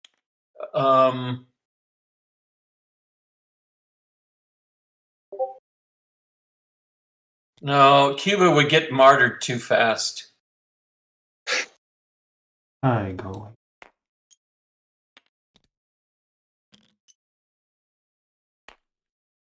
I'm done. I would recommend. I think Honduras would be better. I think. Mhm. Well, no. The thing is, if he does that and then later, literate educates the meeple and then builds a colony, that all works out. Yeah, you're right. You're right. That's just fine. Trinidad's just fine. I'm overthinking this. So that means it goes. I'm done. Unless, all right. So. So again, there are no privateers, only pirates. I notice there is an open book in the market.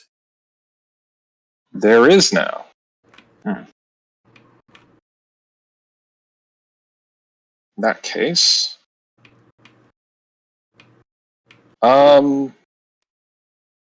let's see. France, would you like to have a colony for 2 gold? Or a Yes. colony card for? That might be a good deal. The nudge isn't great. Yeah, but you can just pay them off. And besides, once you have a colony, you can start you'd be able to, once you have literacy, set that up and also, work on exports. Which card to me? Yeah. This one? He really, the problem is he really needs to get him literate first. Otherwise, he's going to martyr his own missionary. True, but, Yeah. you'll have a chance to buy up that card before it happens, and you will be first in auction order, so. So Well, no, I am not interested right now. All right, then. I will sell this card then. Goes on cash. But I will play. Do I really want to play this? Getting a second. Well, I'm going to need more colonies. It's not exactly ideal, but I will actually play this. Does nudge my philosophy in the wrong direction, but getting some haciendados, setting up for Pax Porfiriana. Eventually, yeah. What's the turn order during this peace year? It's the most loyal, so the lowest one, then the most right. Yeah. So building a colony, I think I will build it. Let's see. Not tobacco. Don't want to do pearls because that would get rid of martyr. The other ones are occupying. You know what? I'll do it here in Espanol.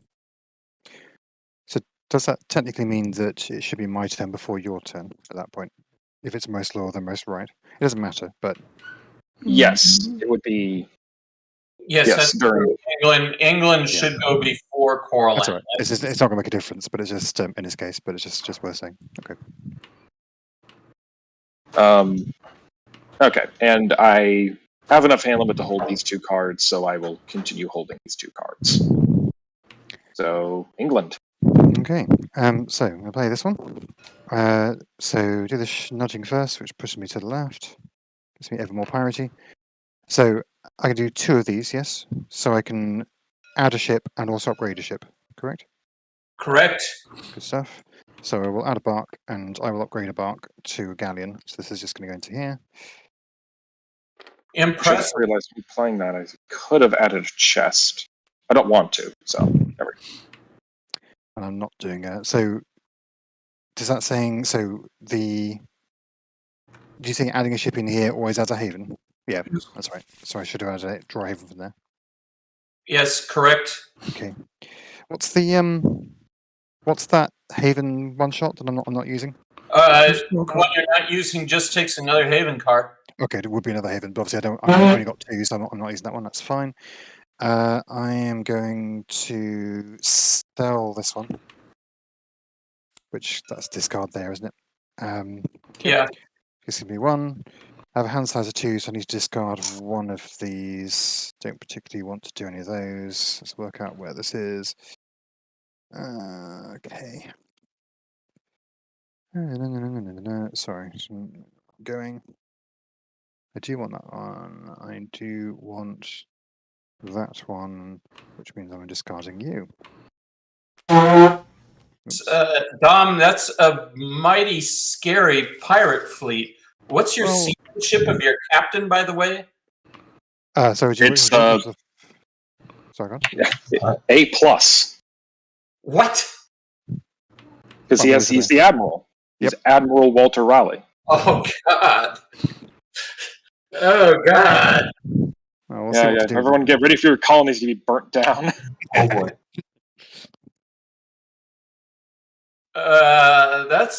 That's mighty scary. We'll see. So that's my turn. My play. Okay, so move on to sailing. Yeah, sailing. Going in current order. So Spain can't sail. France, you may sail.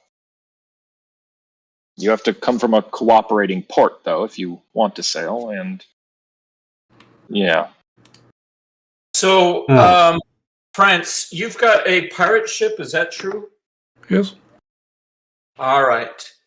So, there's only one of them. Now, if, for instance, there's not very many options, but there is treasure in the Panama Coco there.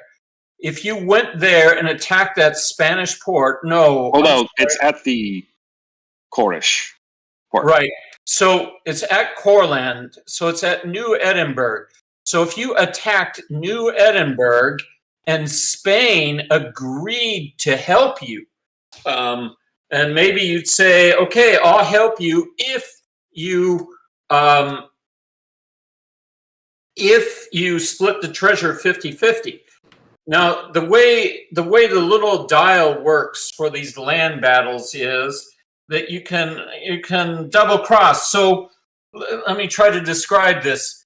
You attack the Courland colony. You need numerical superiority to win and get the treasure. You don't have it. So Spain will secretly designate who he's going to go for. Either he's going to help the ships or he's going to help the port, presumably for a price or something. Yeah. Another complication, though, is I'm the Maroon King. Courland has a Maroon King, so he's got. I have 1 defense for the colony, and then +2 for the White Meeples. So a total of. What? The Maroon King, you probably better not mess with him. However, I am willing to offer my services to pirates who want to ransack the Spanish. Why? I want. Yeah, why the Spanish, man? Why the Spanish? You're the bastion of imperialism. I'm thinking about getting out. But one thing is, if Spanish ports don't have any treasure in them, you can't attack them. You can only attack ports that have something of value in it. Which is most of them. Yeah. All the ports are loaded with treasure waiting for export. But this treasure is of this. Yes, this treasure and that treasure are both Cornish. The Spanish are willing to give anything and everything to anyone who wants to deal with them at all and not try to exploit them. You don't have anything. You don't have anything to give. Yeah, exactly. Are you willing to accept vassalage? Yes. At this point, yes. Dear. I am not sailing this year. All right. So we'll go next to the Dutch fleet, and I and if also don't want to say. if I'm willing to help someone who wants to ransack the Spanish. I can lend my support for them to successfully do some ransacking in exchange for a small fee. well, okay, let's see how this plays out. If you were to go to the Pearl Coast, for instance, you could. There is treasure in the Pearl Coast. It's pearls, and the white meeples in Venezuela could swing the battle one way or the other. So conceivably, you could go attack Coro, pick up the pearls, and agree to give half the treasure to Courland, and then export it. Hopefully, you'll avoid the British fleet. Otherwise, this whole plan will get scrapped. But if you get it back to Europe, you'll get a treasure worth 5 gold that you'll have to split with Courland, however you agreed upon.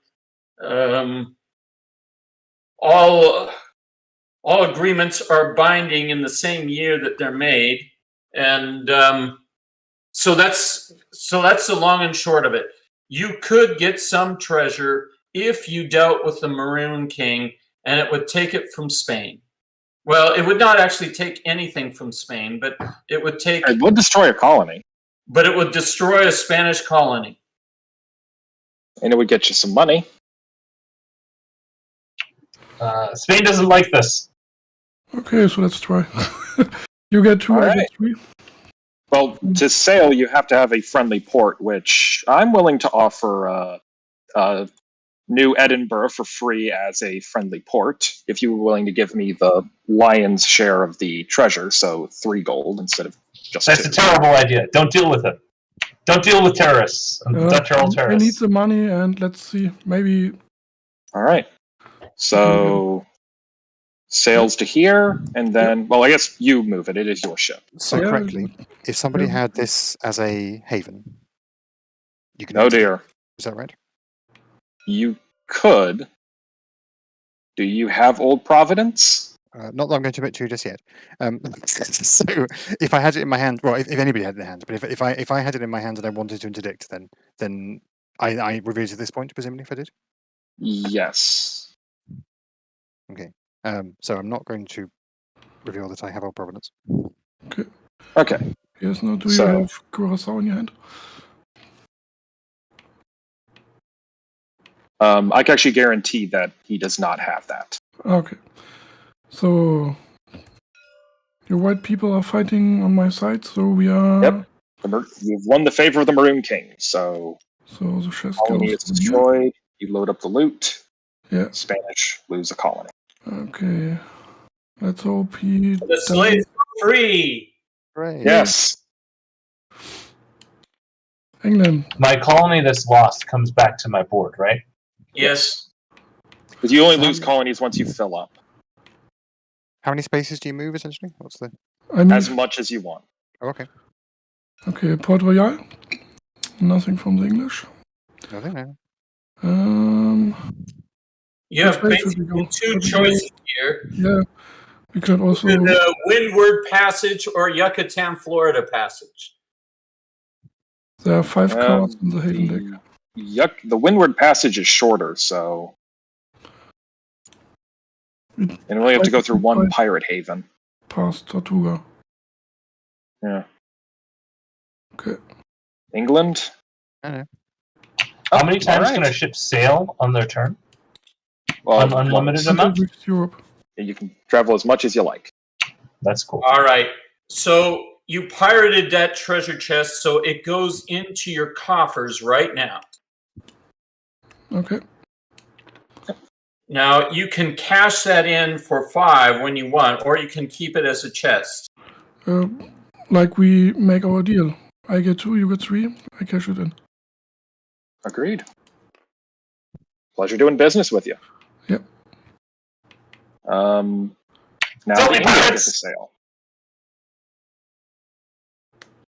Now, with a fleet like that, you can go, unless the Maroon King interferes, you can go. Hey, Spain, would you like to hire some defensive services? I'd love to hire defensive services.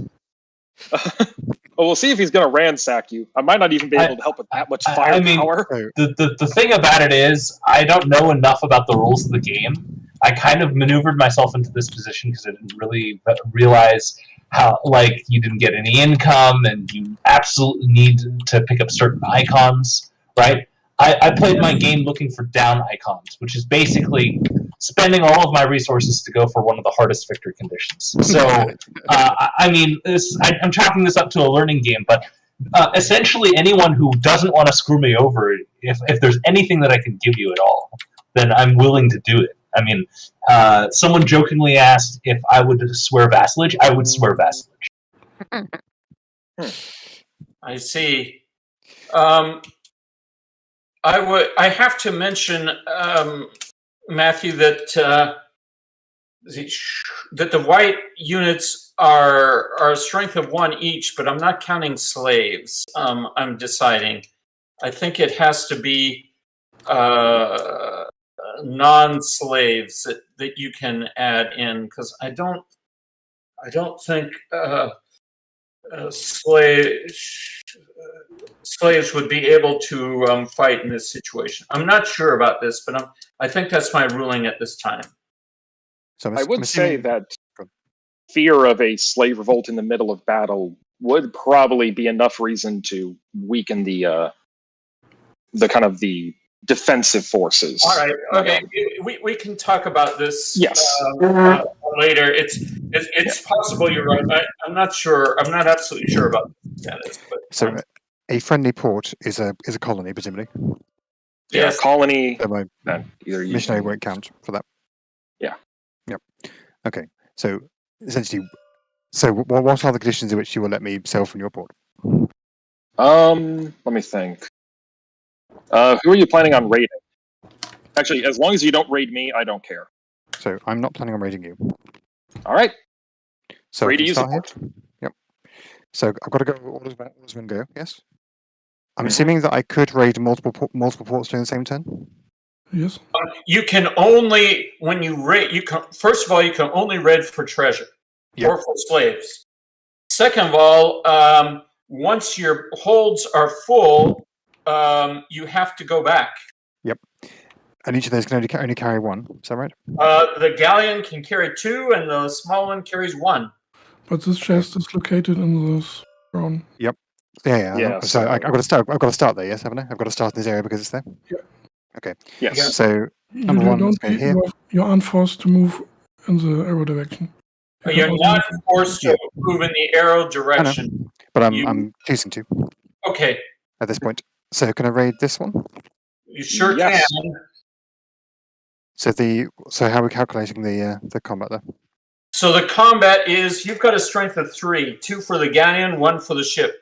He's got a strength of 1 for the colony. The Indians in this flee to the hills, so they run up to there. The colony is destroyed, and you grab the treasure and put it into your holds. Accidental emancipation. Exactly. You say it's accidental. I say Hitch on my side. Right. So I'm going to go there. So I can move, support royal, and then go into here. So I can do the same thing here. Yes. Yes. And even as the Maroon King, I don't have enough firepower to help. So nope. And then go to here and do the same thing here. Yes. And then next move is to here with this one, and then to here. And then to here. Yeah. Massive ton of treasure. Right. So what's the treasure worth to me? 5 per. Jesus Christ. Right. Or you can just keep them. So what's the advantage of keeping them? That's a good question. I guess if you were planning to do this thing, the Sun King victory, you could dump those over there, but so obviously if I did that, it would just be helping the Spanish trying to win. But so it's just worth 15 to me, isn't it? So yeah. Yes. Hey, if you give me 10 of it, you get a vassalage. I'm okay. Okay. And for the Sun King victory, you need to move them to Europe, or you can throw them from your board, from your coffers. You have to move them to Europe in order to go move them into the war coffers. If you get one further down, you can move any chest you have into the war coffers, and you can buy chests for 10 gold. Oh, okay. Yeah. So.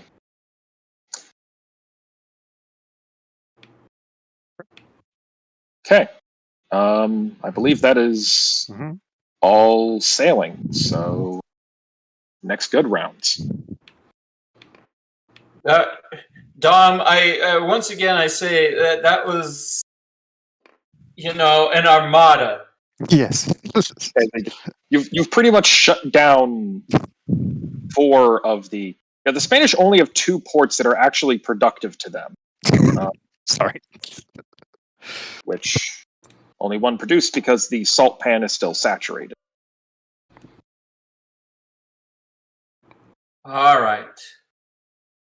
So we move on to the auction phase, which again starts with the French. No. Most loyal. We are still in peace. Oh, right. Starts with the Spanish. So I could do a bid and hopefully get paid. Do I think that the English are going to want to buy cards? Yeah. What do I think the English want?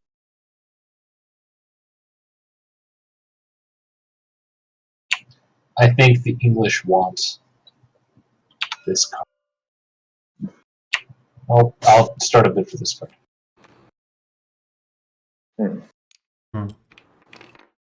Okay. Well, yeah, that would move England into the junta, and in the junta, what did we say, Matthew? That only plundering's allowed. Yes, I believe that was the. Well, that's all we've ever been doing anyway. Yeah, so we're already. My thing is bugged since 1600. My thing is bugged. I bid 1. 5. Oh, I bid 5. Well, Ooh. so How do we break ties? the auctioneer picks. The initiator of the auction gets to choose. And Does anyone want to pay me a cash to pick them? I'll pay a cash to pick you. Pick me. Yeah. Okay. Sounds good. So All it must right. be 6. At least I keep my money. Yep.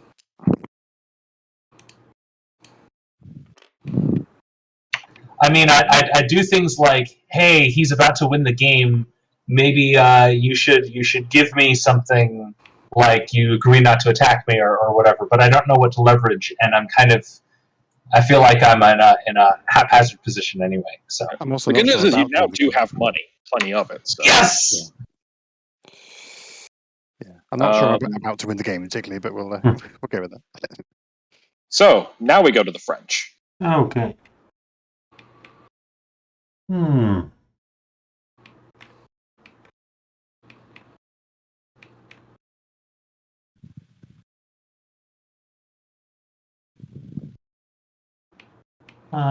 I will have some reach, so I use it to do professional draw.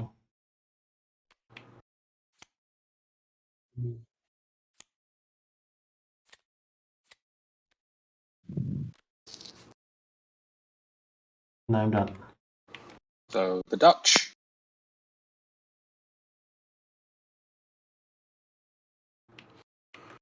I just take this one for my. The reach is only used if you draw cards from your profession. Yep. Correct. Yes. Professional. English. Right. Even more pirates. Yes. You've got an open book, England. I don't know if that's interesting for you, though, but...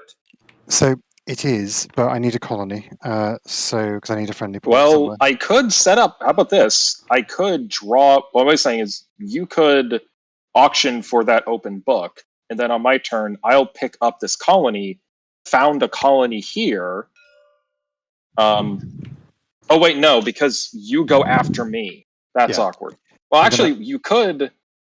Go on. The literacy action. Does it have to be my mission?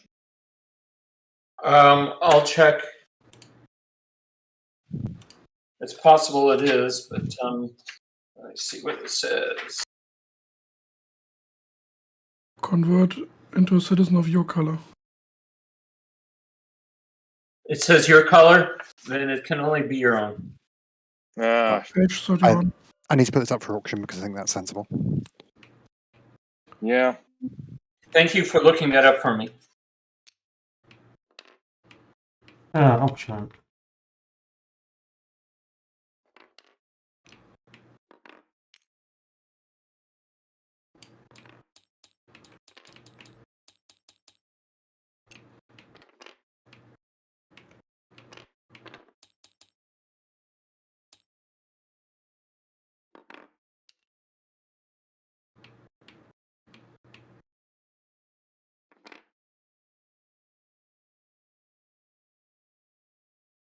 What's the treasure chest one shot?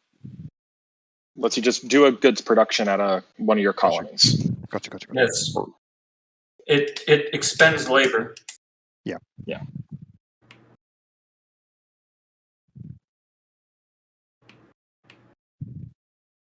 We got a bit from who's the purple? Yeah, there you go. 1 second. Oh no, that's all right, man. No worries.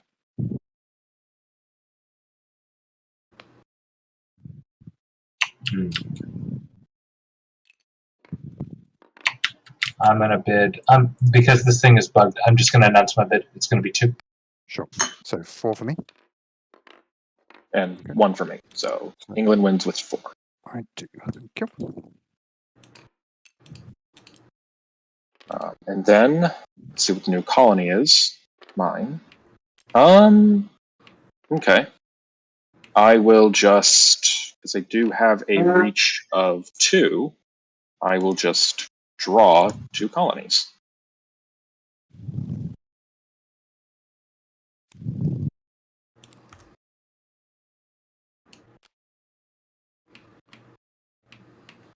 All right. With actions done, or auction done, we now go to play. So Spain. Yeah, I'm gonna play my card. It's a boat. I'm gonna spend 1 to cancel the leftward drift. I get this boat here? Question mark. Yes. And I get a haven. Yep. And I shuffle and then draw. And when I throw this card away for its 1-shots, do I lose the boat? The top icon is not a petard. It doesn't have the explosion around it. No, but my question is, the fact that I have a boat is equal to the fact that I have a ship here? Yes, there is an equivalence between the boat.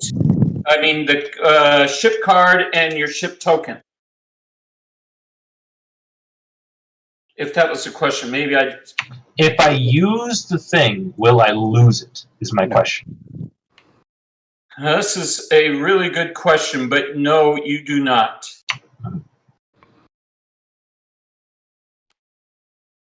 So in your case, you could get the ship and then also upgrade it to a. Okay, I'll do that then. I guess. Sounds good. What does the second icon do? Draw one of these. I will do that. So you already draw 1 haven for going into there, but you could draw. And you don't this lose card. the card. Yeah, this card could either draw you 2 havens or has a galleon Okay. rather than a bark. 1 second. So Spain is done? Yes. Almost. So this gets removed for a galleon. Sure. Yes. And you draw 1 of the haven cards for putting 1 in there. I believe you already did that. Okay, that's fine. Yeah. Oh no. No. I drew. So wait. Okay, I'm sorry. So I get a boat. I discard this card to make it into a galleon, and I get another haven for this. No, you get it's you only had a hand limit of 2, so that means you did the. So I can do both of the one shots, right? Because of my hand limit of 2. You can do 2 of these 3 things. Oh, Which is- I see. So Get Yeah, the so- boat. Okay. you basically got two choices because you keep this card. Oh, I This keep it. card stays here. Card stays there because that's your Okay. business system. But basically, you got a haven card for putting any boat into here. But your choice was basically either put a boat into there and turn it into a galleon, or put a boat into there and draw an additional haven card. Mhm. So you would end up with either drawing 2 haven cards and having a bark, or 1 haven card and having a galleon. In your case, Okay. So what did the Dutch do? Played this card for a ship, and now I need to discard a card. All right. And that means you're also moved over 1, so you're now here, I assume. Oh, I forgot. When you play a ship card, the new ship always joins your fleet wherever it is. Okay. Oh, and the Dutch.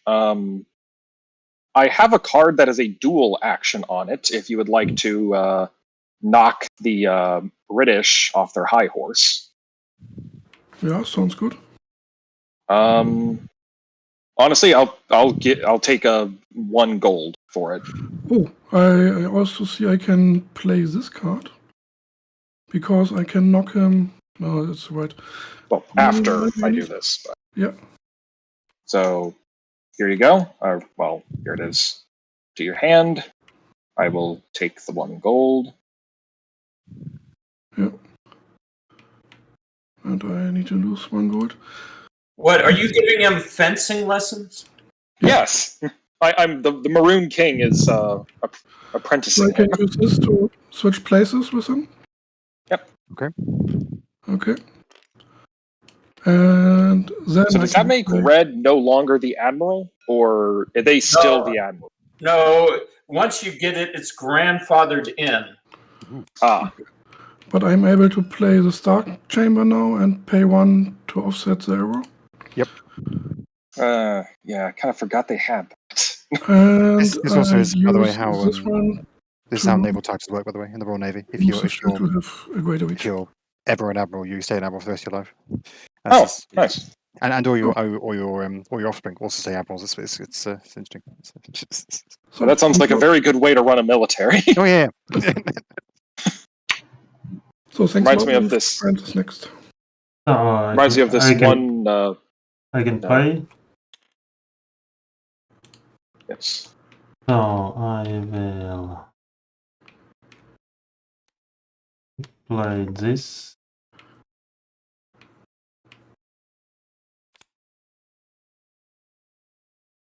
So I play. I can with reach. I can do 2.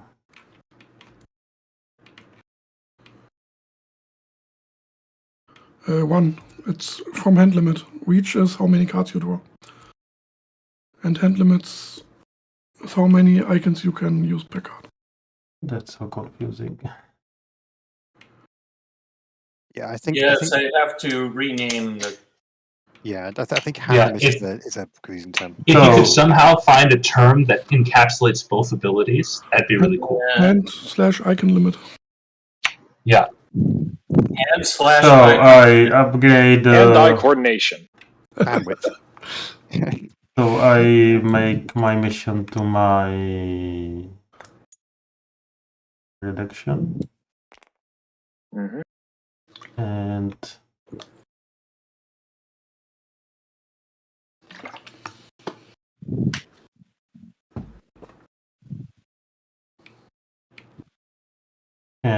I do mutiny, so I pay 1 to prevent.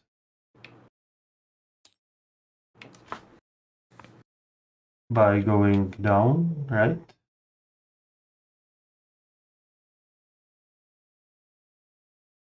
And I discard the card. To where?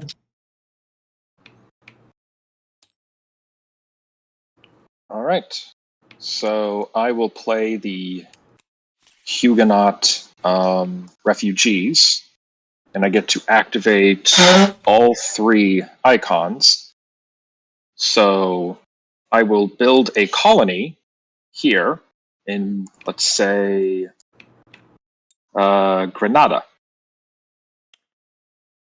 I pay 1 to hire the labor, Right. which means and that you now have a cathedral. You pay me or not? I pay you, yes. So we have a cathedral. Oh dear. Woo-hoo! Also, wait a second. The melting pot, does that ability happen? Can only happen after you've actually a worker is in a city, or can you do that before you hire? Because I know you have to target a citizen. Right. You. I guess ask the question again. I think you can, if at the moment you fire off the petard, you can do the icons in any order. So the moment you fire off a petard, if you've got a citizen in one of your colonies, you can make him into yours.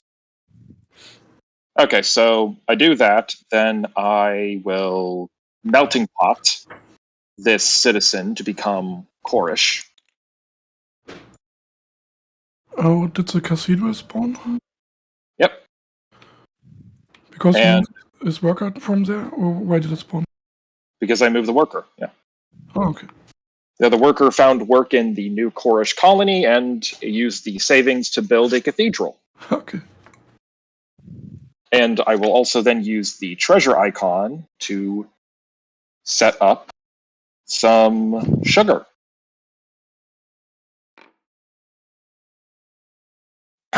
Okay. And to pay for the work? Or not? Or do I have to pay the worker? Oh, yes, you'll have to pay the worker a gold. All right, But fine by me.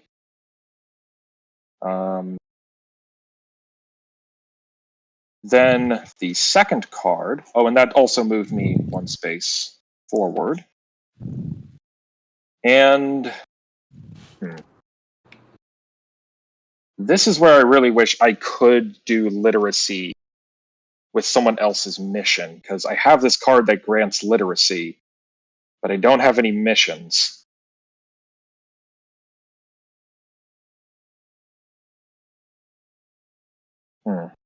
It in the rules it does not say it needs to be your. yeah, he looked it up, and literacy is just yours. As it makes your citizen, but does it limit saying that it has to be your mission, your vista? This is literacy it does. It does have to be your visita. Correct? The wording is convert 1 indigenous in a mission into a citizen of your color. So 1 indigenous in a mission, this is literacy, into a citizen of your color. Yeah, it doesn't say your mission. It didn't say your mission, but now it does because I'm just scratching it out. Let's talk about this for a second. If Sure. I said, I could say convert 1 indigenous in any mission into a citizen of its color. I don't. That? Would that be better? Would that be useful? I would say that would be useful. The alternative would be you can convert an indigenous on a mission to your color with the mission owner's permission. But I'm good with either interpretation. Yeah, I think. And there is a question: who has the direction after, the owner of Bible or the Yeah. That's what I'm afraid of. If a cathedral's built, whose cathedral is it? Good Is it point. in memory of So, the original missionary, or do the the civilians have a say in this because of yeah. the one who taught them? So I think, the mission owner being the one who gets it makes sense. Second question: if I tried to build an additional colony, what would happen? Are you out of discs? I'm out of discs. You're right now. It says that you're limited to these. To the component limit is a hard limit, so you can't establish another colony. Can I abandon a colony? No. I might need to hire some pirates to engage in destroy some your own forced deportation. Strawman. Yeah. In that case, I will be done with my turn because I am within hand limit, and I will need to subcontract some. Okay, here's a weird question. Since with the Maroon King, the White Meeples have strength. Can the White Meeples on their own start land battles? No. Right now, only ships can start land battles, and the land forces decide if they help the ship or land. Land forces cannot initiate battle. Okay. Let me So, just 2 points of sort of not saying insight, but certainly thoughts so far about things in the game.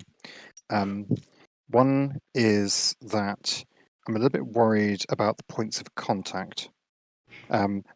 Clearly there are things. I mean, at the moment, Brown is about to win essentially, as far as this goes. Not really, but almost. Essentially, you've got three things on the board and one citizen, so you're quite close to getting 2 citizens and getting the victory position for here. And obviously, we can stop you by blowing up one of these. But that's it. That's quite blunt currently. I don't know. It doesn't mean there isn't. But I don't know how much subtlety there is leading up to that point. And that's a bit of a concern right now. Yes. The other thing that's a concern is exactly this situation here, because here because 2 of us are on the same track, we could end up getting nowhere quite easily. Because essentially, if I go 1, then you go 1, and whatever, and we could end up. And this is also determined by turn order quite a lot. So I'm a little bit worried about exactly how duels are working here currently. Yes, I hate turn order things, and this could be an issue. I realize that turn order is determined by whose pawn is where, but if you scrap that, then couldn't you just let more than one pawn be on every spot? I could. I could, yes. It doesn't really. I mean, there is things like the most loyal person wins if the crown wins, right? But it doesn't make much sense to me that 2 people can't just both be pirates, and they're like both trying to one up each other to be more piratical, and therefore they're staying in the same spot. Since only one person could be the boss, right? Right. But yes, you're right. I don't see why you couldn't both be here necessarily. Yeah, it sounds better for me.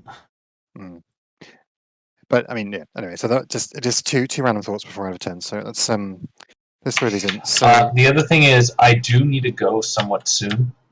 Like, I'm thinking about just bowing out of the game. I thought that this would be 2 hours. We started almost 3 hours ago. So. Oh wow! Yeah. Damn. Okay. Well, I thank you for playing the game. I can continue on as Spain, and. Sorry for giving you such a precarious position. Oh, no problem. It's been. If you can snatch the crown from the gutter. All right. Okay. So I'm going to write down one of this one. So this is going to pay 1 to not slide off the track. So there's a colony. So that colony can go in anywhere. That's a circle. Thank you, Phil, by the way. Yes. Do you know how do I just change color? Yes, you want to change color to purple. Yes. Okay. When you press it, there you go. Looks like it worked. So I can do that. Yes. All right. Good night, guys. Good No, night. man. That's all right. The treasure chest there. This one obviously doesn't have treasure attached to it. So could I? Oh, wait. This sugar here, it says windward and leeward sugar. Oh, I see. So probably it'd be better if the chest was like on the border. Yes, true. Yes. Yeah, I'll move it to the border. Or conceivably, I could make a second chest, maybe. No, because there's only one sugar thing. But it's still going to go to Corlin because they're the least loyal at the moment. But also, it's already saturated, so... Yeah. So I'm happy. I'd like a friendly port on this side of the port. Oh, yeah, so you don't have to rent. Exactly. So I'm fine with that and just fine not doing any of the one-shots. That's okay. This one is a... which kind of card is Colin's card, isn't it? Which is... which one? Top? This one. Top left, thank you. Then we're going to do this guy, which is another piratey thing. So first thing first is we're going to do the shifting thing and push it that way. We're then going to create a bark, which becomes a galleon, and that's going to give me a haven card. Well, it goes wherever your other ships are, so they are currently still in Europe. Even better. So I now have 3 cards in my hand. We'll do one. What does the whip do again? The Cat and Nine Tails? It allows you to move a callow around. Got you. Okay. Boss around the interns. Absolutely. So I am just going to get rid of you. And that's me. All right. We move on to sailing. Starting with the most loyal of loyal, the Spanish.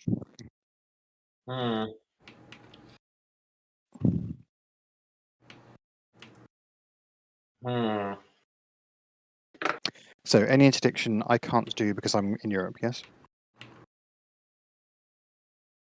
Yes, I believe you're busy Right.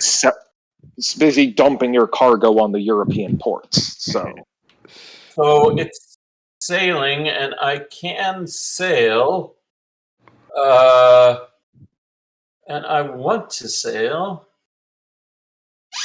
especially since I'm bigger than the French fleet, and I've got a better seamanship than that.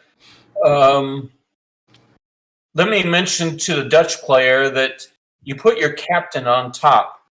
And in your case, it's probably best to have your best seamanship on top.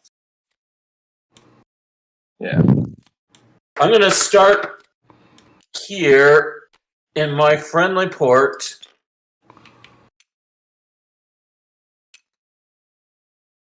Put up with cargo. Go to Cuba and then... Oh, wait, no, that's mine. Ah, that is yours. Why is that yours? Because my colonies are the least loyal, so... Ooh. Everyone wants to work through me. Interesting. I'm not sure that is yours because I think it's per the sea zone, not the land zone. Oh. That makes sense. All right. Now, though, if it were yours, I could probably go over there and burn down your colony, and I'm almost tempted And to. I wouldn't even be opposed to that. Yeah. Or even is there... And which legality can load on the cargo the legal export? Or Yes, I'm using friendly port, and I'm going to try a legal export. So I'm just going to export it to. and do you have to pay 2 golds for doing so? Or No, No, it's smuggling. they'll pay me gold, but the gold doesn't go to me; it goes to Spain. Oh, you do get a commission, I believe. Yes, I get a commission of 2 per, so that's. Okay. No, it's 3 per now. Yeah. You have a good bunch of money. I kind of like it how that there's these kind of moments where huge waves of cash flood into the Caribbean and then get dispersed out through the auctions. Oh yeah. Which I imagine is probably realistic considering the dynamics of trade. Mm-hmm. Yes, the black market was overall in Spain. You weren't allowed. No Spaniard could sail from one place to another without permission, all the way back from some bureaucracy in Spain. Yeah, so like this is going to be like this will work. Phil, did you sell your chests or did you add it to the 9 year? I exported them legally, so I added them to the. Yes. So the French now get to sail. No, And Mr. France, would you be interested in? I guess if you try to burn down one of my colonies, it won't work because my colonies are strength 1 and you're also strength 1. Can I voluntarily lose? I guess not. Now, Corlin, why are you so anxious to get rid of a colony? So that I can build one over where this mission is and get work on getting another citizen.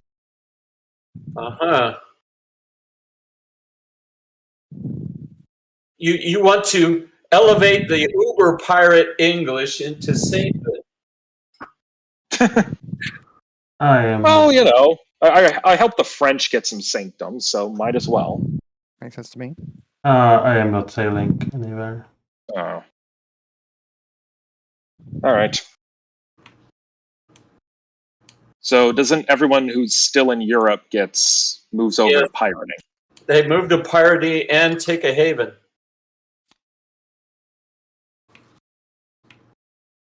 Oh, technically, I shouldn't have taken one when I went to there then, so I've already got one. That's fine. Yeah. All right. Yeah, you're not supposed to take it if you go to Europe. Yeah.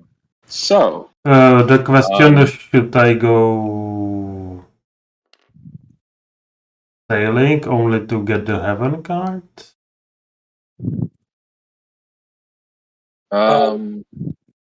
Do you have a friendly port anywhere? No. You'd have to rent one. And well, actually, let's see. Could you? No, there's no natives around my colony, so you can't ransack. Although you could convince the Spanish to burn down one of my colonies. For example, I'd be willing to offer New Edinburgh as a free port. If you agree to burn down New Edinburgh. Yeah. We'd have to get the Spanish to agree to help burn down New Edinburgh, but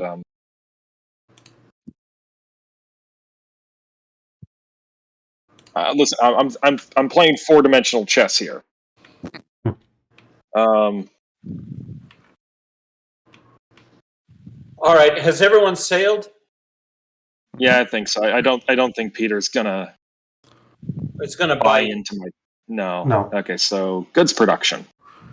Cocoa is not produced, and the pearls can't be produced because there's no colony.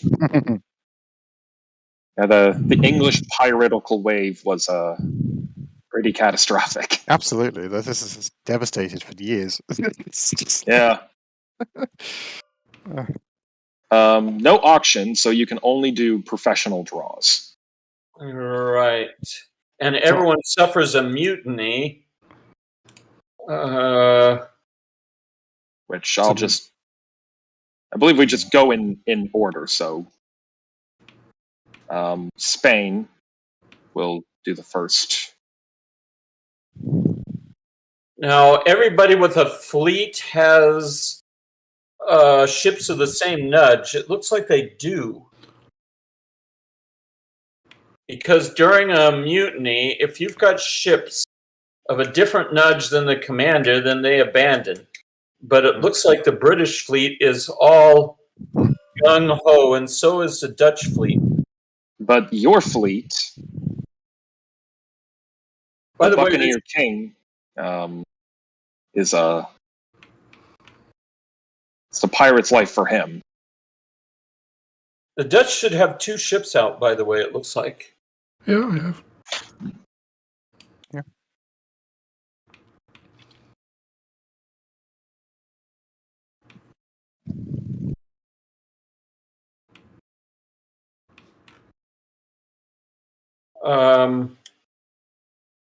Suffer mutiny. Well, I'll pay 1 gold to shrug that off.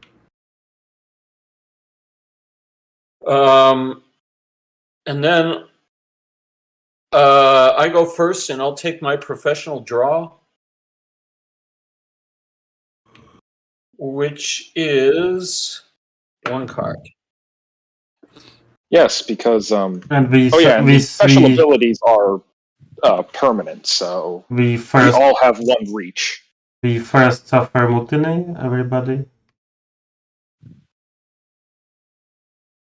Yeah, I paid for the Why do we all have one reach? because of the Dutch's Star Chamber. Ooh. Oh, I see. Well, Oh, the Dutch still have a reach of 2 because of their Star Chamber. that's a permanent. No, I see. Because everyone's just 1. Yes. Nobody expects the Star Chamber. Yep. But he needs to be less Kratos to have it active or not. Once you have it, I think you just have it. Yep. It's Kinda gets- permanent. Yeah.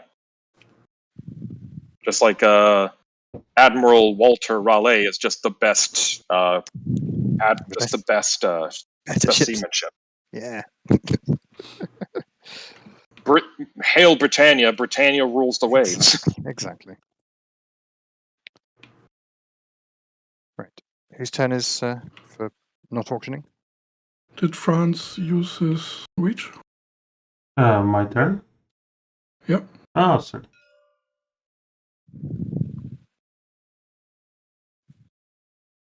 But because of the comment, you just have to draw. Yep. Yep. Just 1. Oh, that's right. Yep. And only 1. And I will do the same. Oh wait, no, then it goes to the Dutch. Yeah. How many am I allowed to draw? I thought it's 2. 2. Mm-hmm. Why did France only draw 1? Because you're starting. Because of your Star Chamber. Yeah, but France also has mission. No, that's...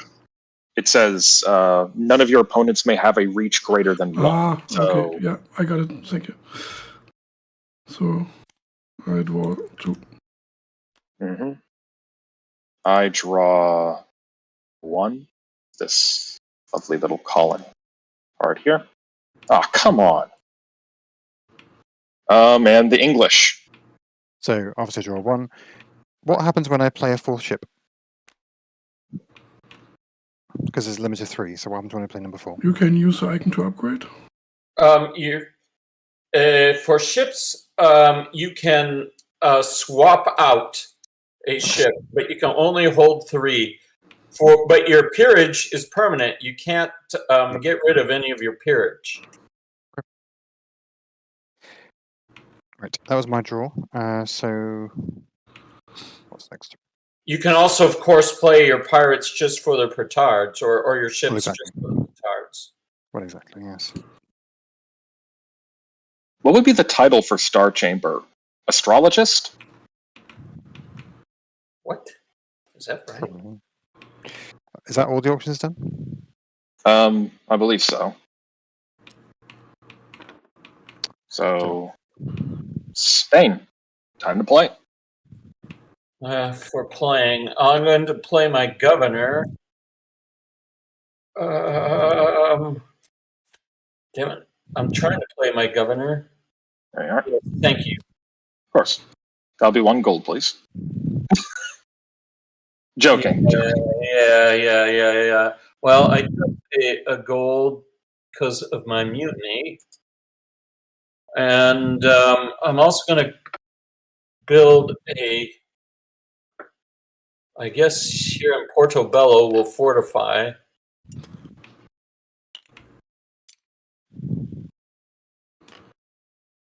And that is all for Well, my you do turn. get to remove a shield off of your hand limit. Yes, I do. That's true.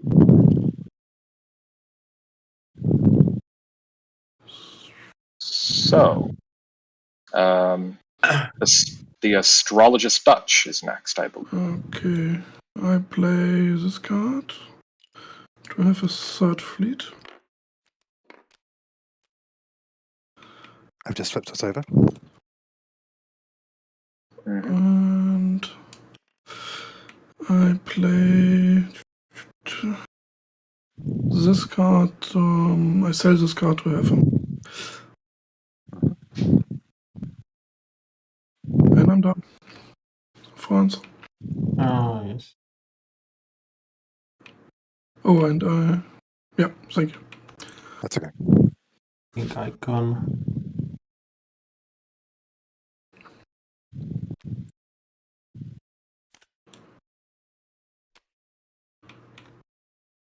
Oh.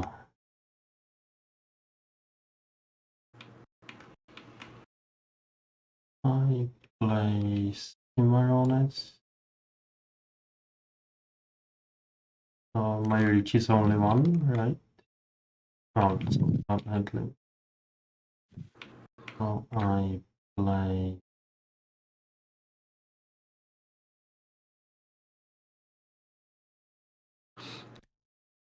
missionary.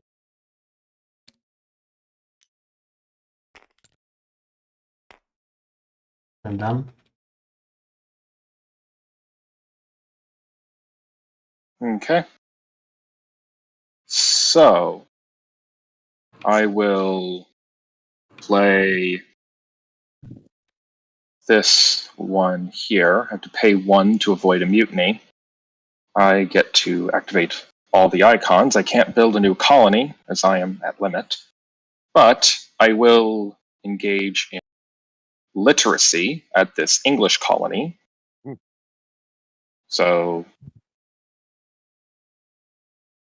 yeah, this goes over here, and English now have a literate citizen. And I cannot use the melting pot ability, correct? Because it's not in a city. Correct. Right. Well, in that case, that's that for that one.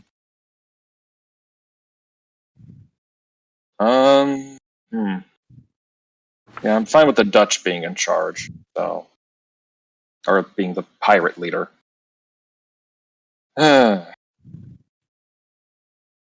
Unless, hey, England. Hello. I will sell you a duel card, which will let you become the pirate leader again if you agree to burn down one of my colonies. I was going More to. fencing lessons. Absolutely. Hey. I'm more than happy to take it off you. Yep. Oh, you agree? Yep, absolutely. All right. Here is the fencing lessons. Wonderful. What's the actual end game trigger? At what point? I'm obviously getting here, but what happens when you? What's the timing if someone's in this in one of these areas? This is actually, you don't have to get to this area. You only have to get to the one before it. Okay. This is just describing the Got you. But if someone is in there, does that trigger as soon as this is true? It's if once somebody's in there, then I think it's at the end of the sale phase or something. If you've got all the parameters, or now I better look at the rules at the end of game. End of game. And I think Phil mentioned we don't play it for 2 galleons, but 2 titles are needed. Yeah, I know. Okay. Yeah.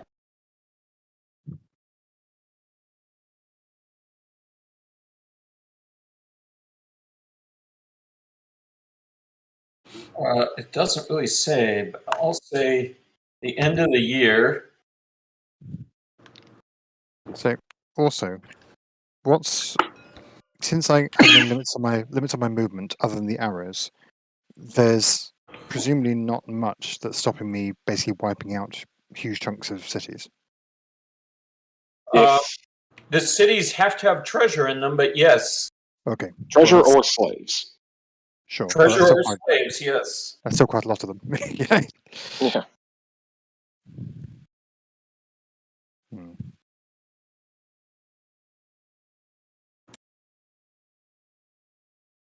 Right, so is it my turn to play cards? Sorry, is that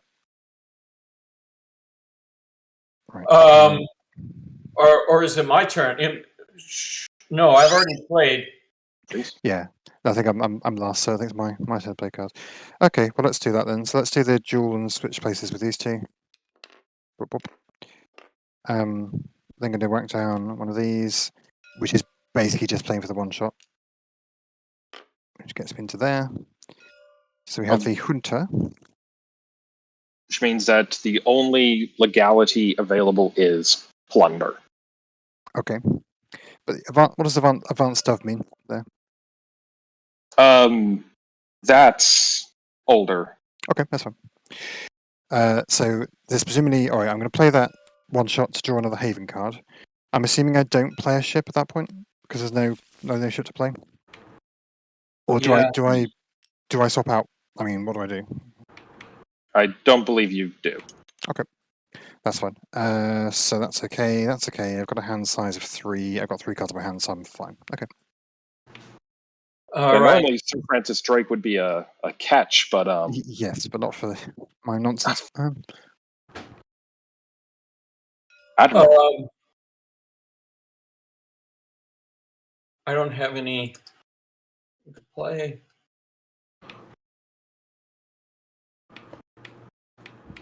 Okay, so we're on to the sail, aren't we? Yeah. Yes. So the French get a chance to sail. No. Not going to? No. All right. The Dutch get a chance to sail. Only if one started the port. I have not much to offer. I'm willing to just let you use one of my ports for free. Actually, you know what? I'll let you use one of my ports for 1 gold. Actually, shouldn't I be sailing because it's Pax? Well, you could, but you're busy in Europe at the moment, aren't you? Yeah, so I'll just, for my sail, I'll move to here and draw a haven. So I would start here and pay you 1 gold. Thank you. Um, Anybody with Old Providence? and I can't. I do. Shit. Oh, All right. Interdicting. Oh, we may have an interesting.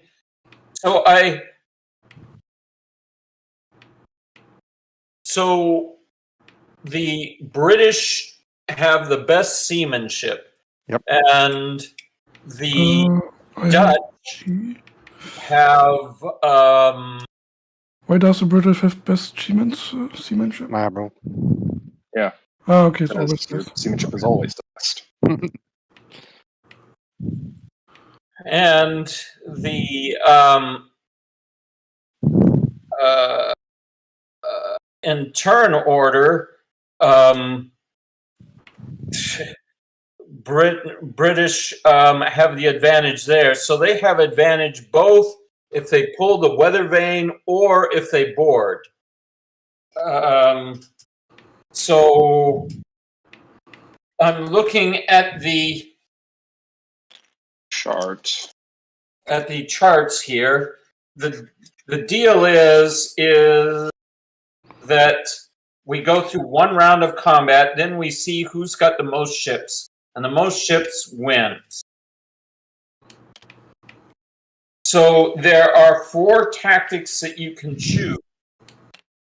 The tactics are flee, try to run away, seize the weather vane, which means try to get into the best position wind-wise. Boarding, so you try to storm the decks, or surrender, which means you keep your ship, but you give up the cargo. Yes, and technically they don't have any cargo at the moment. That is true. But I'm assuming I'm protecting this potential cargo. Yeah. I assume. Well, the thing is, if you escape, or if he just surrenders, you would seize the cargo of nothing, and then he would go ahead and just take it anyway. But then again, taking it is also not really an option because the fort has a defense of 3. I'd have to support it. Well, this is a sea battle, so the land have no say in this. No, I was saying that after the sea battle, if he selects surrender, he loses. The Dutch lose nothing, and then could go after and attack the fort in Panama, Yes. or actually, it would attack the Cornish colony. And what happens if I just escape? If you push escape and he chooses to seize the weather vane, then one of your ships will get sunk. If you surrender, though, you don't lose anything except your cargo, but you have no cargo, so you don't lose anything. Well, okay. Should there be a rule you're only allowed to surrender if you have cargo? I think there's a rule that you are only allowed to interdict if the fleet is carrying cargo. Stop. Surrender not for pirates, and I'm a pirate. So I just choose what I did first. The flee.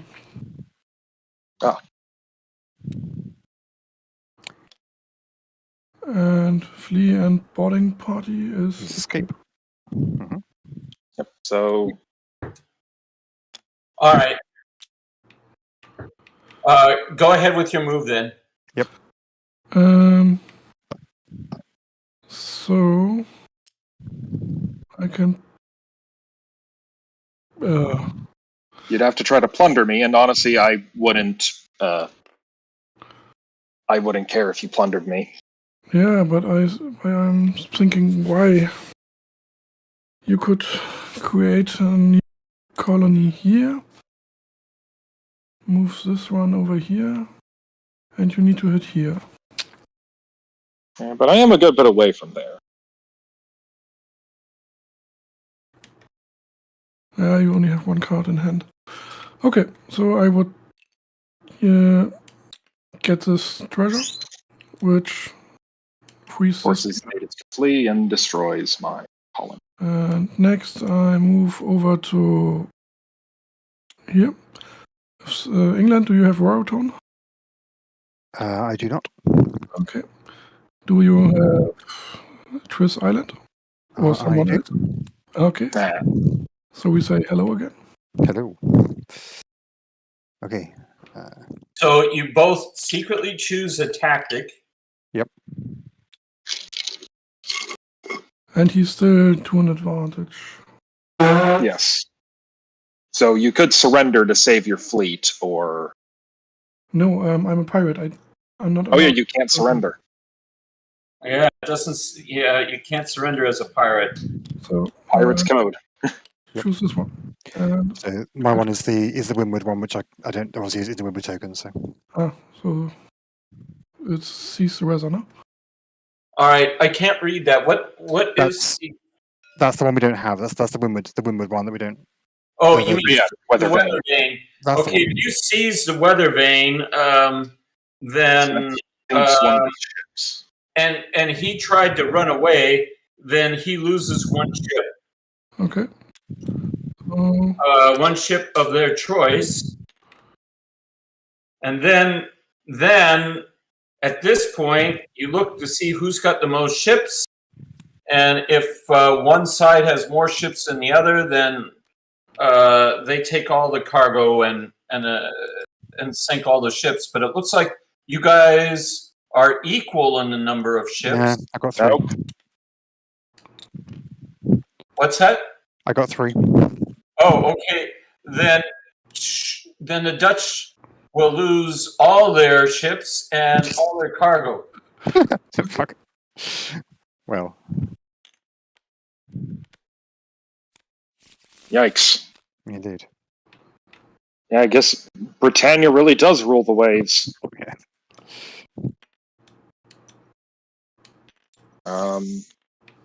So do he get the England. cargo direct into Oh. his reserves? No, he's got to go to Europe with this cargo. Okay. Yeah, but is the cargo on my ships or is the cargo? The cargo is on the ships, so you continue to move and you end up in Europe, and the gold goes to your coffers, or the chest goes to your coffers. Yeah. So go ahead and move the ships to Europe. But so do I have to go? So literally, I basically give up my turn of sailing by doing that interdiction. No, I mean, 'Cause yes. This was the Yeah. Dutch move. So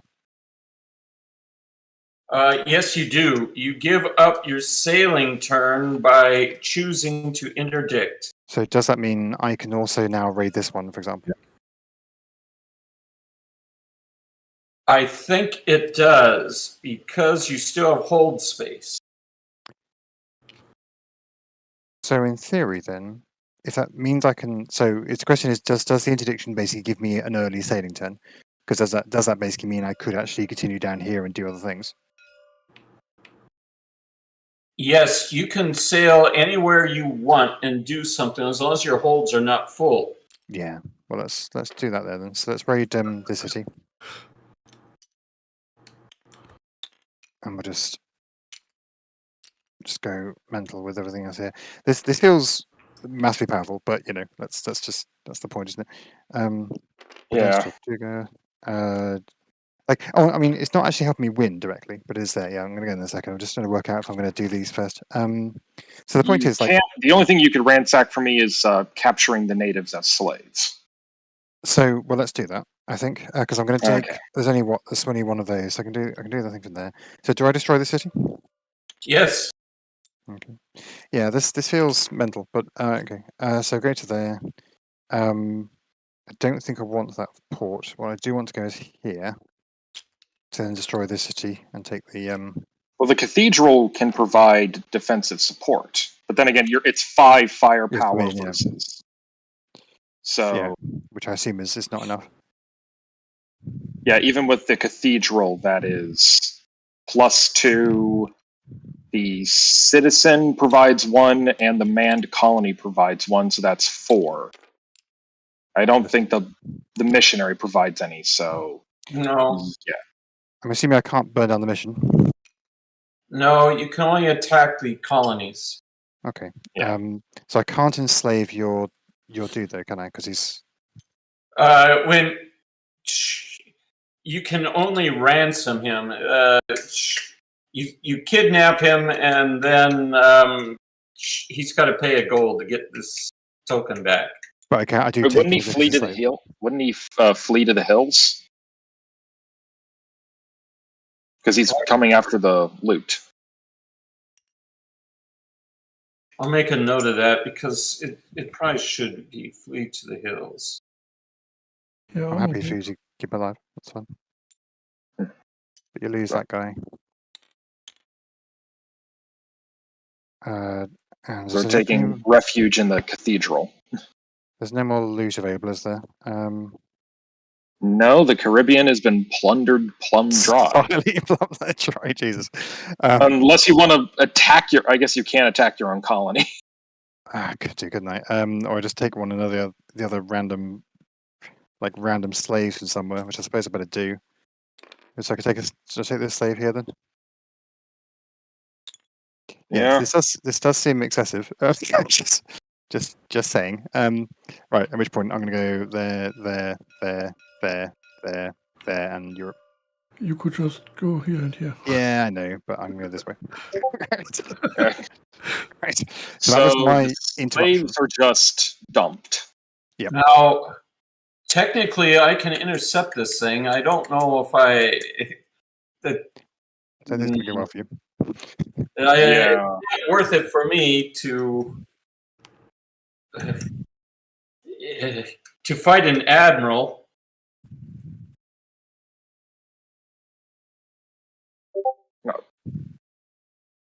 Some would say he is the model of a modern major general. There's that. All right. So, is this it for all sailing? No, because that was my interception of the Dutch sailing. So the next sailing should be the French, I think, or not the French. Yeah. No, I was skipping that was- already. You intercepting puts you onto the board, and Yeah. then I see. French I have already gone, so then it would be my sailing, which I don't have ships. Gotcha. So that I was sailing on my turn. I wasn't interrupting. Okay, that's fine. And you do have you move your chests into your coffers. Yep. Liquidate them, of course, for buku amounts of money. Mm-hmm. Okay. So we move on to the Hurricane.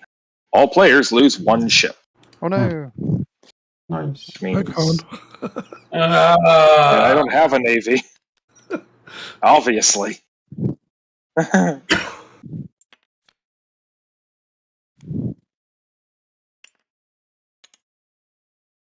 Okay. So we move on from goods. So now we do the goods round.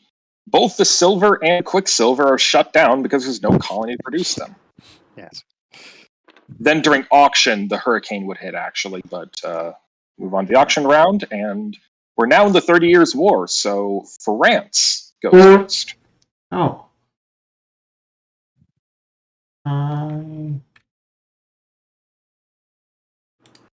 I do draw on this. One thing you might be interested in, France, I don't know, but the royalty card is something that you are qualified for, Yeah. and no one else is, and it also improves your reach. Yeah, but my reach is Locked as one. which is locked as one, that's true. which I think is quite strong. Now, the other petard But on one that, thing is, the Zeitgeist would force both of the pirates to move back a step. yes, It's for So, everybody. that petard with the circle in it is a global effect. So everybody's got to nudge to the right because of the papal decree. Yeah, the Pope said slavery might be bad, and that does some things. The Papal State is a land of contrast.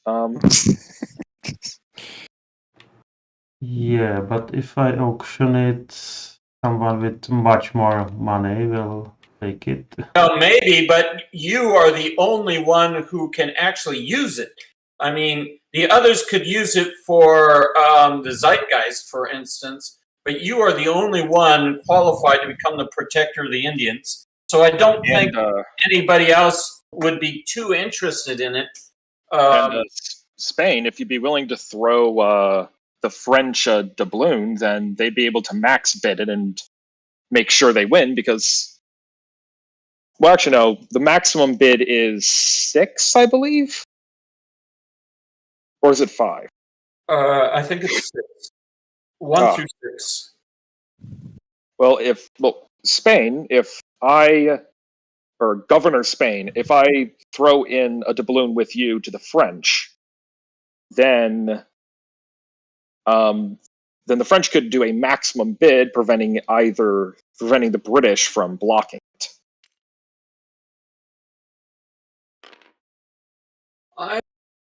I'd be willing to. I'd be willing to donate a doubloon to the French cause if they want. I don't know if they're interested in this. There's lots of things. Let's try it. All right, I donate a doubloon to the French cause as well.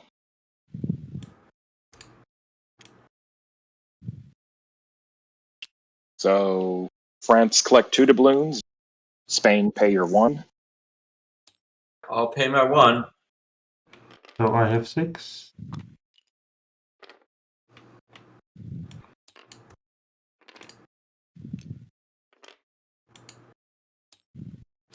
Put my bid forward.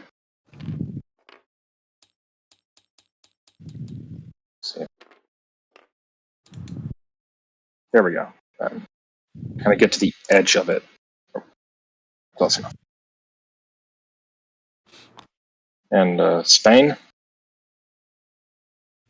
I'm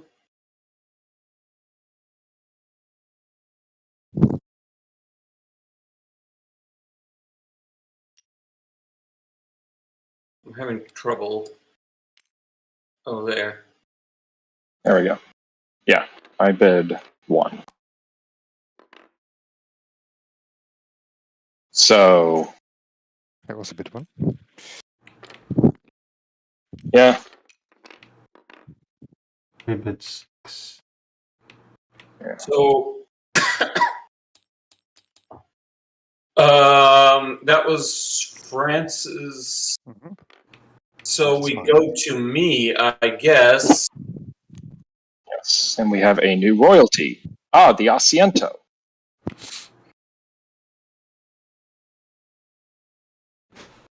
So I could. God, what can I do? Could just draw the Asiento. Makes you more loyal, and you are qualified. And increases hand limit. Well, when you put it that way, that's what I'll do. Yeah, the Spanish are no longer the biggest threat. So now it would go to me as the next most righteous.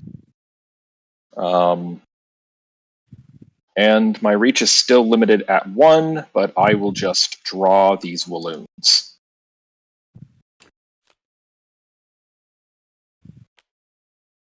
Okay.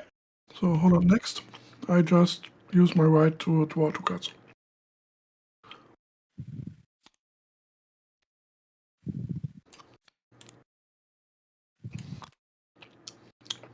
And done. And then the British go. Yeah. Dun, dun, dun, dun, dun, dun, dun, dun, dun.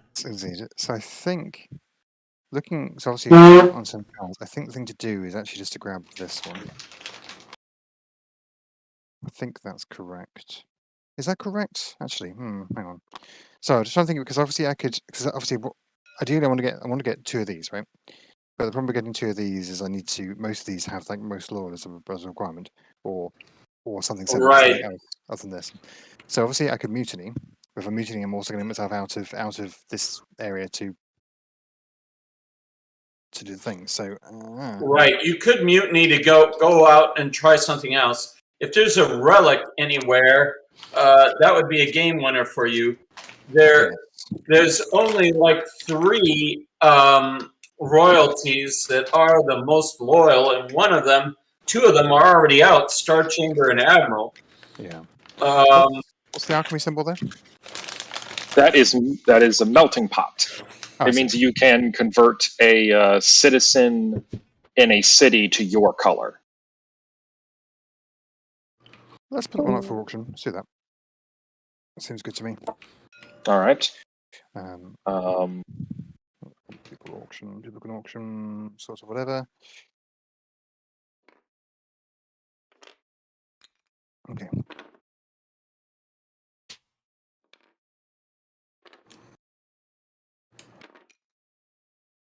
Okay.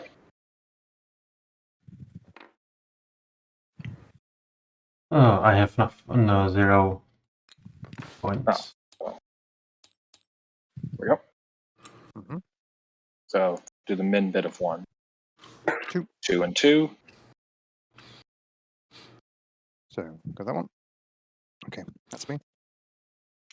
So now we do playing. Yes, and we start with the Spanish. I'm going to play this card. Nudge down. Take away. Please. The Spanish ship is gone. Oh, yeah. Spanish is gone. Yeah. And sunk. That's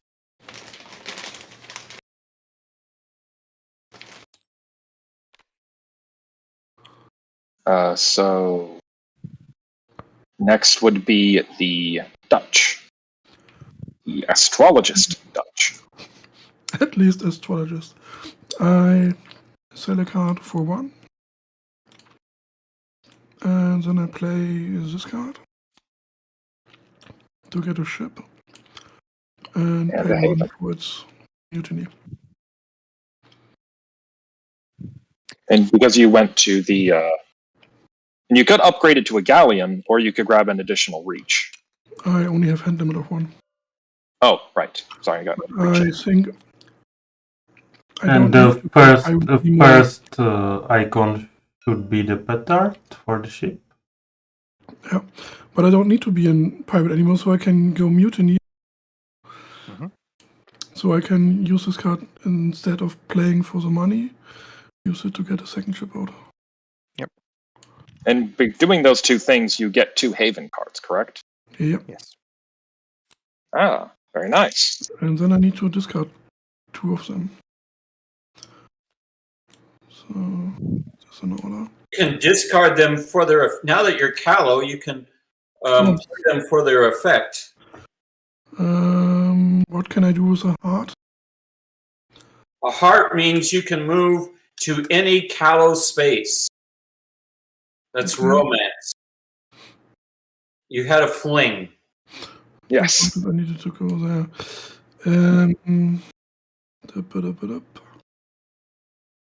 Yeah, I can play a heart. To reference my game of Origins I have lying out, romantic love. Oh, And I just throw away one of them to check where they are.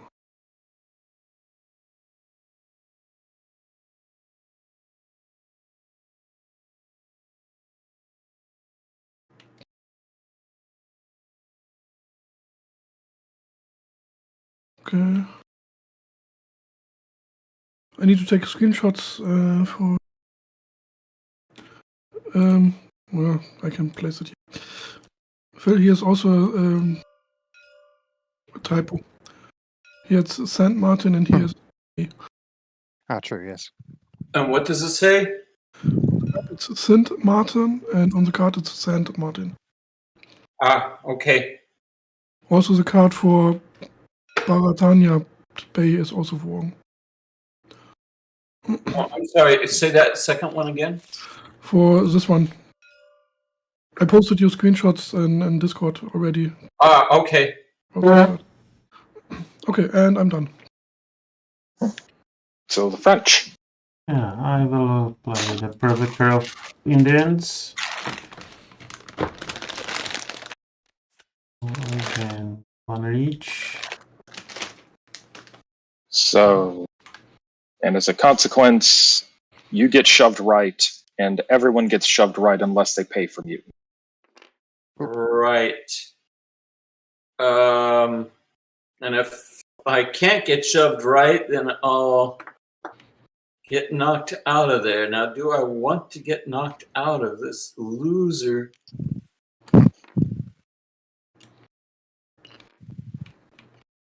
I think That's a very sudden change of heart for the Dutch. From one of the most hardcore pirate kings to Yeah. Probably Only want to lose be one French. fleet. Now I have white. That's Spanish, yeah, Captains. not French. And I'm done. all right, that'll be me, push. So Should England have been moved too?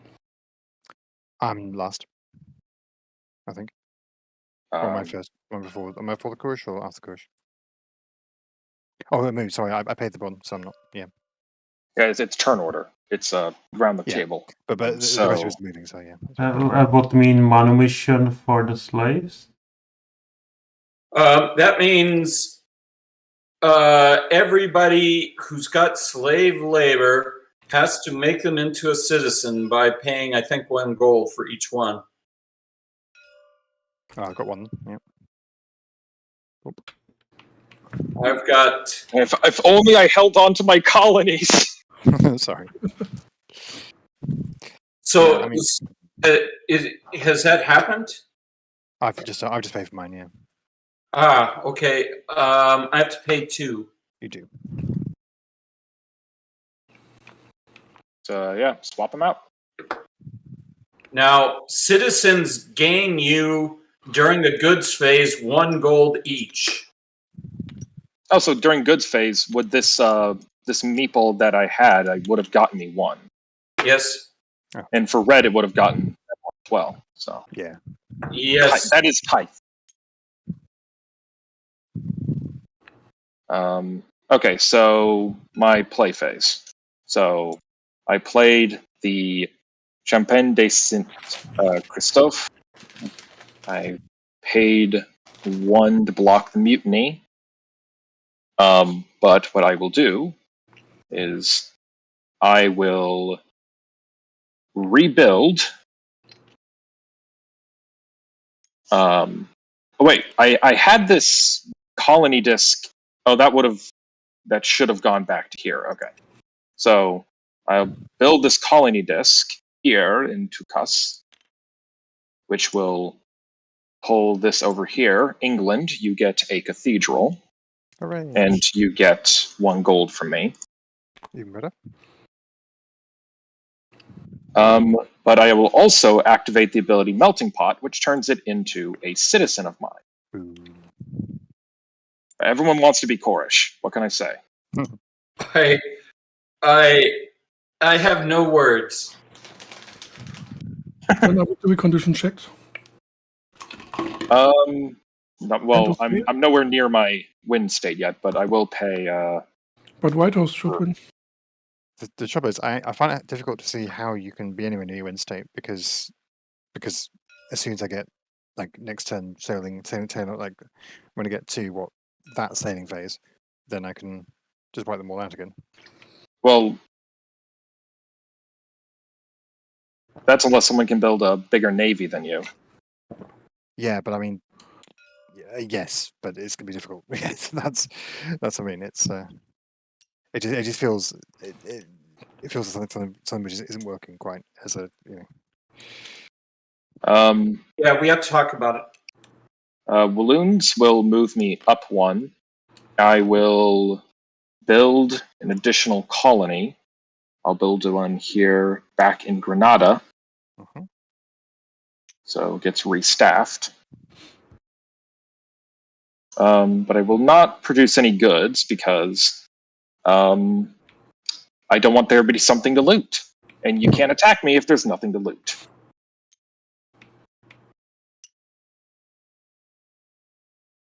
So, with that, I am out of cards in my hand, so I am done, and now the English go. Okay. I'm just going to play one of these. So this one I'm going to pay to not go into mutiny. So I can work down a colony somewhere. Colony somewhere is going to go. Let's have a look. New Edinburgh, I think, sounds good to me. Does that make sense? I suppose it does. Yeah. Whatever. So But you are not allowed to. Does that mean you're not allowed to enslave because of the slave trade being rendered illegal? only pirate ships may enslave. Only Colonies aren't pirate ships. That's true.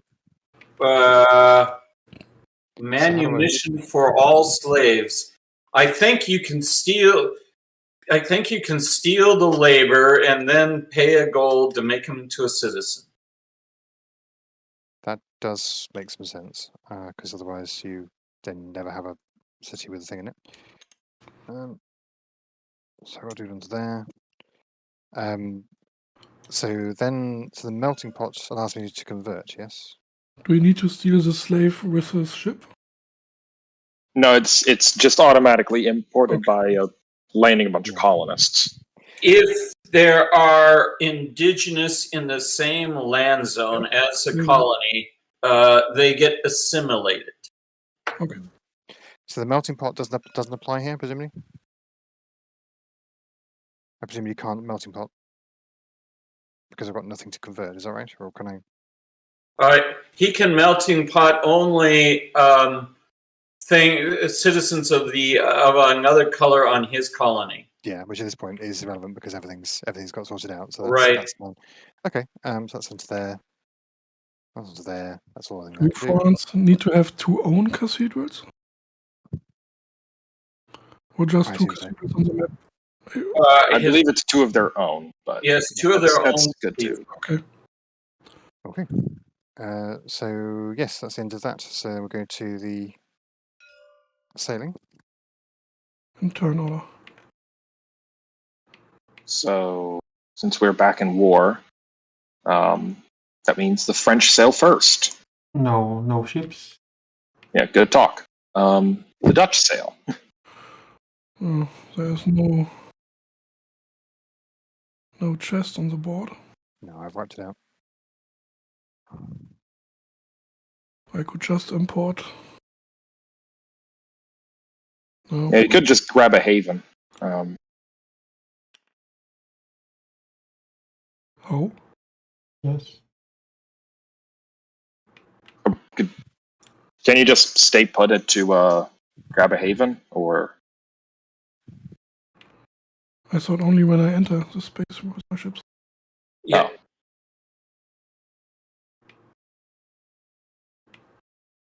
You have no colony. I don't ship. Then it would go to the Spanish's turn, the Dutch or the Cornish turn, and then finally the English who just arrived to pirate. I've got 2 havens. 1. Only 1. Just going to think. Okay. Or the fleet arrived. And that's the end of sailing. So we move on to the goods phase. Coconut and tobacco produce goods, but only Coconut produces. Now, everyone should get a gold for their citizens. Yes. Collect 2 gold.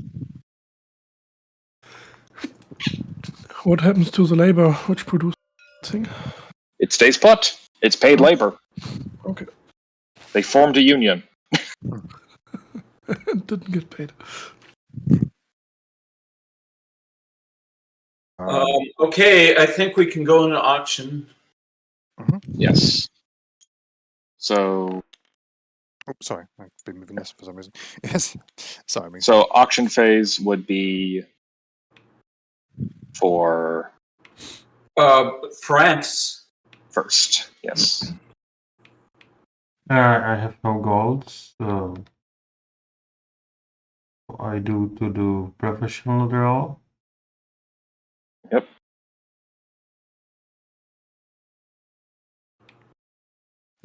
I'm obviously worried about the Star Chamber as well, and the effect it has on the game, and in particular on the tempo of the game, because you're going to be, as soon as it will come out at some point, and as soon as it comes out, you're going to be cycling through the decks far slower. Which I wonder if that's Say that again, Dom. well. So because it reduces the reach of the table, it means that it's going to come out at some point. You can't remove it because there's no way to get rid of these, and it's going to mean that you're going to be cycling through the decks far slower for everybody. So it's going Okay, to. you're talking about the peerage that reduces reach for everyone except yourself. Is that what you're talking about? Yep. Yeah. Exactly. Yeah. Okay. All right. Maybe it could be either. We say like it can't be your peerage. Other people's peerage cannot be more than 2, or other people's peerage cannot be more than yours. You do still run into a danger with that, because you could then intentionally keep your reach low to slow the game down. But maybe that's interesting. Maybe that is actually Yeah, but that's kind of slitting your throat to spite your nose.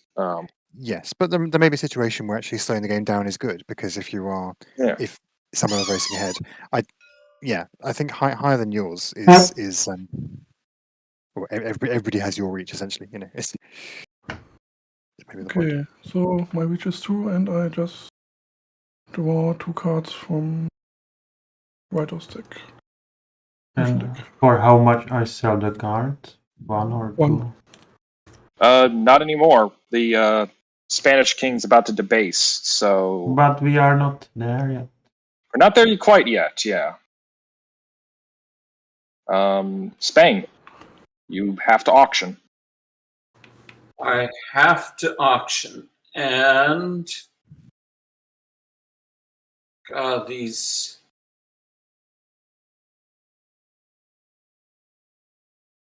things suck.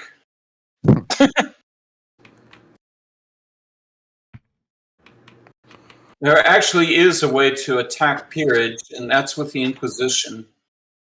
True. Yes. These cards suck so bad.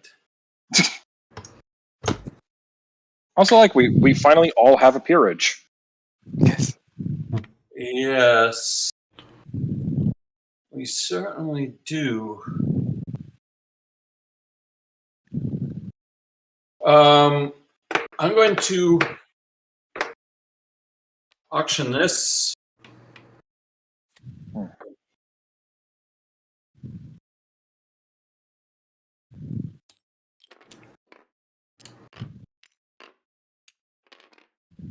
All right, I'm ready.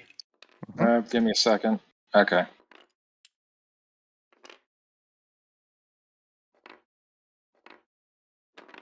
Three. Also 3. Ooh. So Spain wins with 3. Spain wins with 3.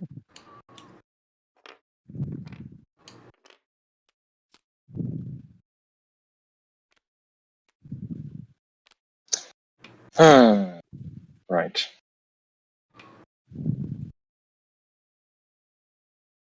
Well, I will put up for auction the Papil.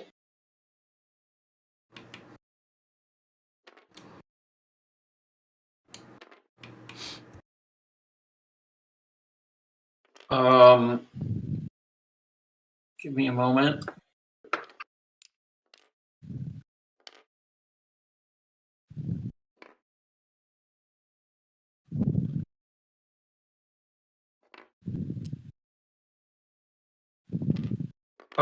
Just a second. Sorry. Oh, good. Much.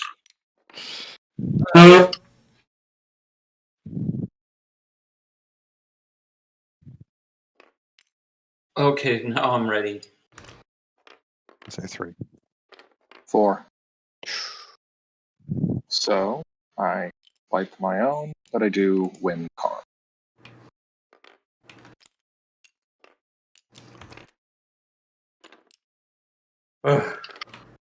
And British. Mm-hmm. So still haven't seen any relics in play, have we? Since there to there. Yeah. Nothing else is particularly interesting.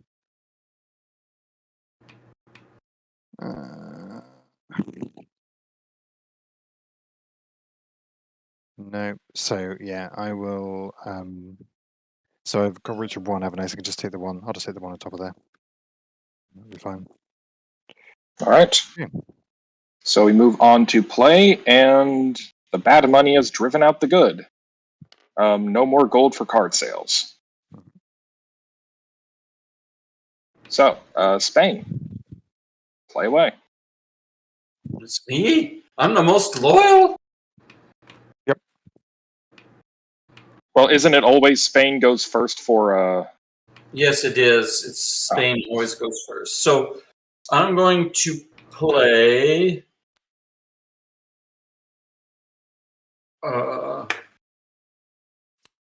this thing. I'll get nudged down, but that just knocks the mutiny will just knock me back anyway. I'm going to start a colony. I think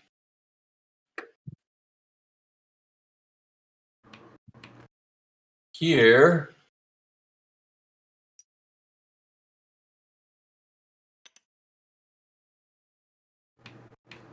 And France, do you mind if I martyr your missionary?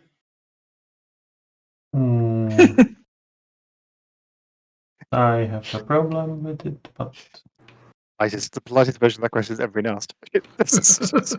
Well, it reminds me a bit of that Monty Python bit. Hello, we're here to harvest your organs. Now, I could also take from here. Either way, I pay to get them into. Yes, I'm going to take it from you. so this dice, right? Yeah, but a martyr allows you to take one card off the top of any deck. I'm going to pay 1 gold immediately to put a.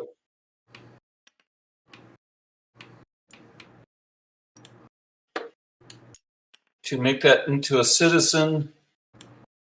And I think The missing petard icon here is mistake? Or that's... Not a mission. no, it doesn't need a petard icon on that. Well, maybe it does. Yeah, you're right. All the other ones do. All the others do. All right. I think I can steal a privateer. And does I have don't you have privateers? There haven't been very many that have come out. So I can have take two. 1 card, right? So I'm going to take one of them. I don't know. I don't know if it's your choice or my choice. Probably your choice. Actually, wait a second. Let's see. Letters of marque. All right, you change it to where you can only take privateers. But at this moment, since everybody has the plunder legality, it would make the letters of marque more powerful because you could steal anybody's ships. All right.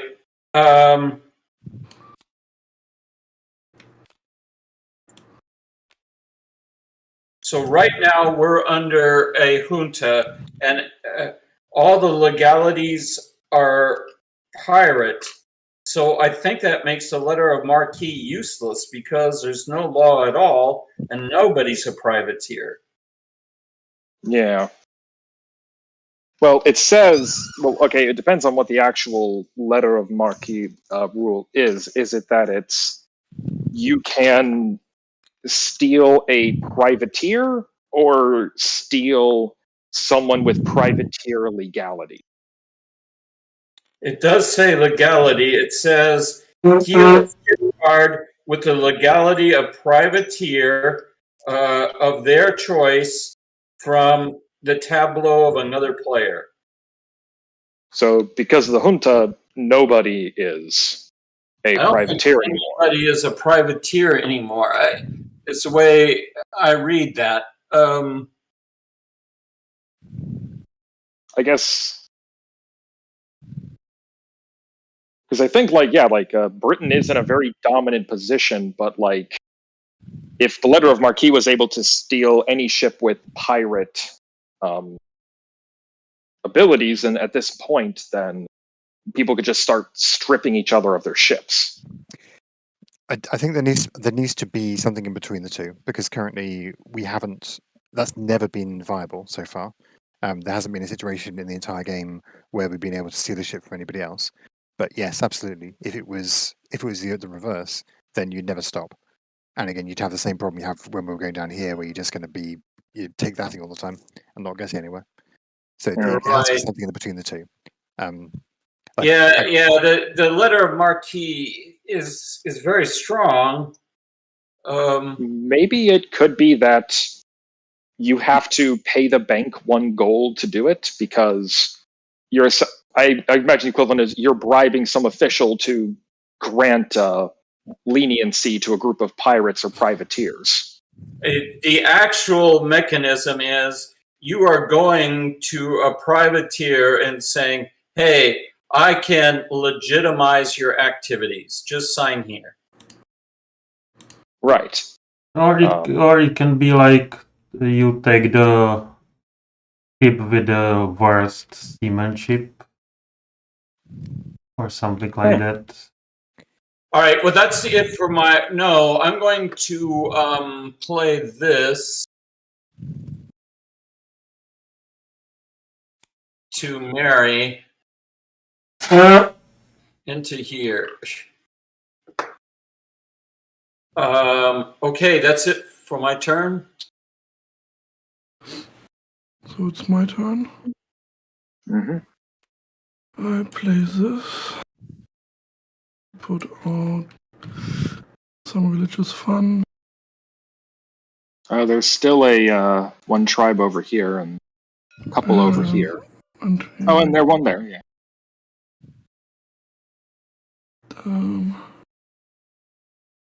I think this one should be it.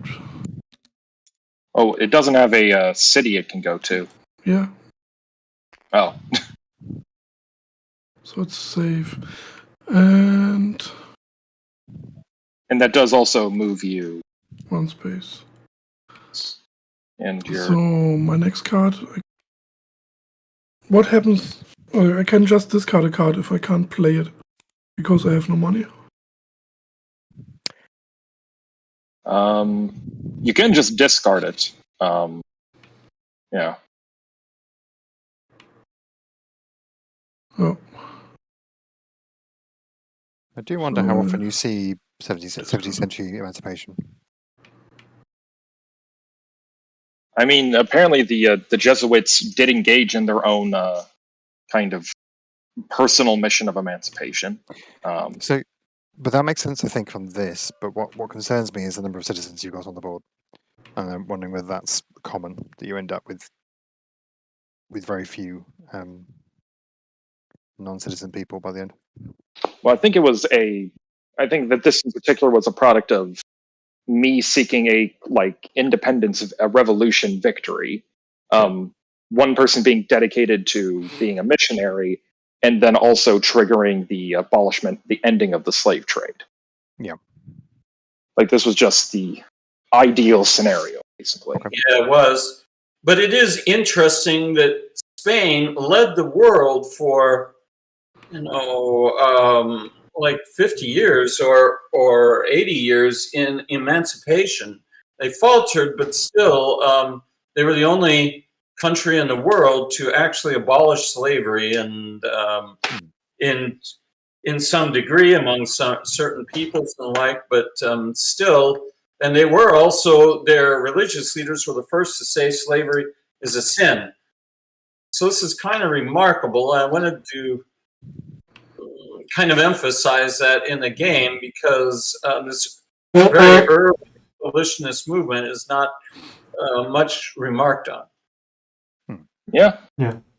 France it's kind of like how most people don't remember how close some of the Chinese dynasties got to an industrial revolution, at least technologically. Yeah, so things like that are very interesting to a Civ game maker because Industrial Revolution is like the holy grail of any player playing a Civ game. You do that first, you win. I play this. Move left. Doing colony.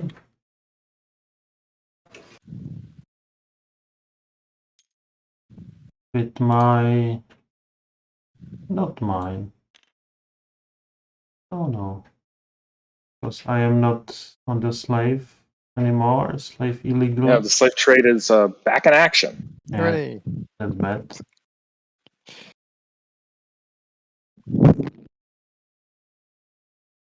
Oh, where to build it?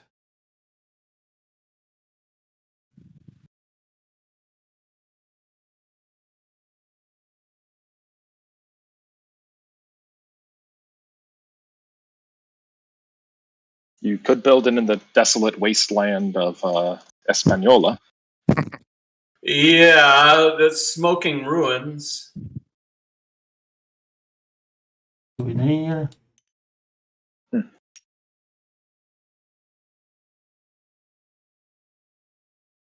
I play Cimarrones.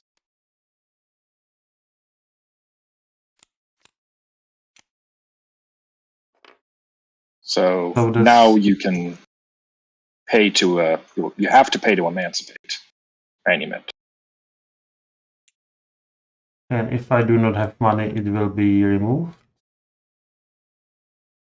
Yeah, they'll go somewhere else.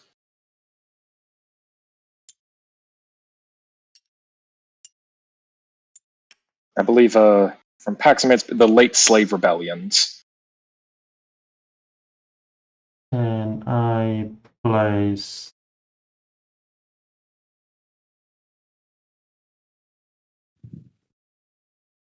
Voodoo, the new tribe. And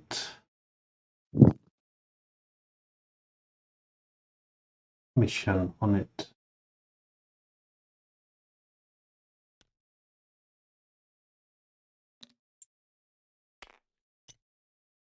I'm done. Okay.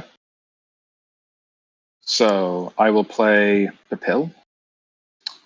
So I do shift up. So the Tea Party is in effect. No more goods production. Oh, that's a shame. So it's a revolution. Yep. I've dumped the salt and silver and pearls into the harbor. I see.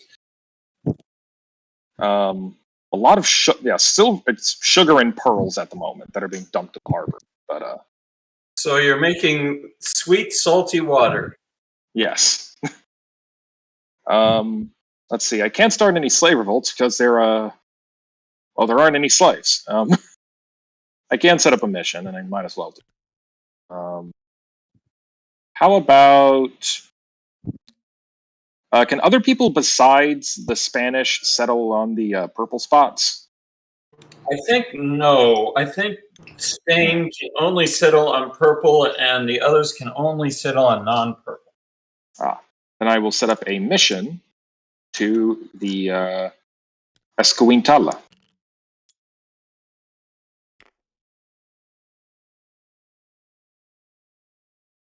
All right. That's my turn. So, Britain. I'm going to pass. Okay, time for the horror show to begin. Sailing. Starting with the most righteous, the French. No ships. The Dutch. Treasure. Oh, yes, actually I do. There actually is some treasure. But I can't get it with only a strength of 2. So no shipping for me. And yeah, no, even if I lend my support, it's not enough. Well, actually, if you got the French and my support, it would be enough, because one from the citizen, one from the manned colony, and one from the white meeple. Yes, that's true. But I cannot offer you anything. I need money. He can offer you not being British, which is, which is a thing you can do. We could share the treasure if it succeeds to Europe. Sure, I I'll accept a one of the to Europe. One of the what? I'll accept one gold from the Okay.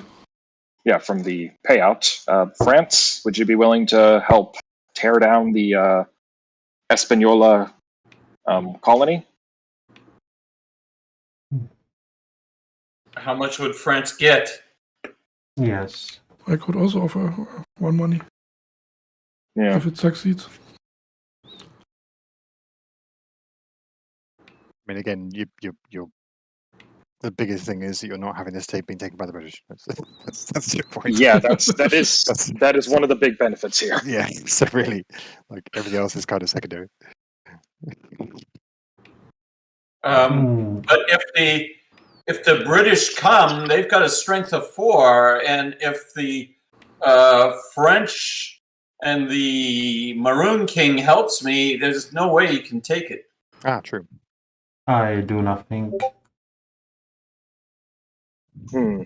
Well, the deal, the way this thing really works is That we make a decision using the chips. But yes, for now, we're just openly negotiating. We could backstab if we wanted. Right. Well, actually, okay. Then I'm currently the Dutch are offering me 1 gold. So Spain, willing to offer me 2 to instead just protect you from the British. Without a boat, I have no real stake in this. All I can say is that if somebody exports gold, I'll be willing to cooperate with them. I don't know if I'm allowed to make it a friendly port or not. There's no rules that says I can make it a friendly port. So if pirates come, and everybody's a pirate right now, I don't think I can make any deals. Well, no, the idea would be that instead of me siding with the pirates to loot you and I get 1 gold from the chest sales, instead you just pay me 2 gold directly and I help protect your fort. Either way, I mean, that way I would lose gold. If the fort stands, I gain no gold. So there's no huge benefit for me here. All right, then I'll side with the pirates. France, will you also be siding with the pirates? Yes. All right. So that is 1, 2, 3, 4, 5 versus 1, 2, 3, 4. It's a win. Yeah. Chest is loaded up. The citizens run to the hills. The Spanish colony is burnt down. And so forth. And the fort is destroyed. So, English friend, do you have... Nope. Okay. All right, so straight to Europe. Straight to Europe. And cash this in. You get 1, France get 1, I get 2. Nice. So assuming, successful business venture. Yes. So sailing wise, Peter, I added you 1 gold. Okay. Sailing wise, there's no way for me to attack these. Yeah, there's nothing to steal. Okay. You can't enslave citizens. They've been registered as legal members of a state. That's it. And so there's no point in taking slaves at this point. So I'm fine without sailing. Just staying around. Hey, that's a trick. If you just produce nothing, the pirates have nothing to steal. That's happened. Oh, you shut down production anyway. Yes. See, I'm saving you all from piracy.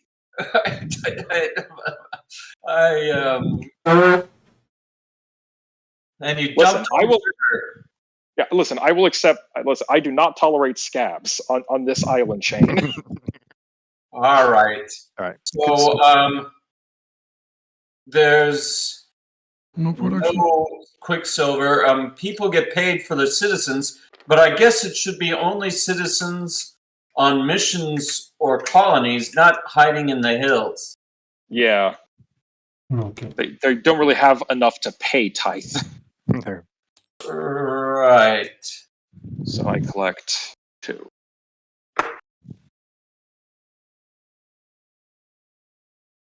Yeah, this is a lot more productive than slavery. Mhm.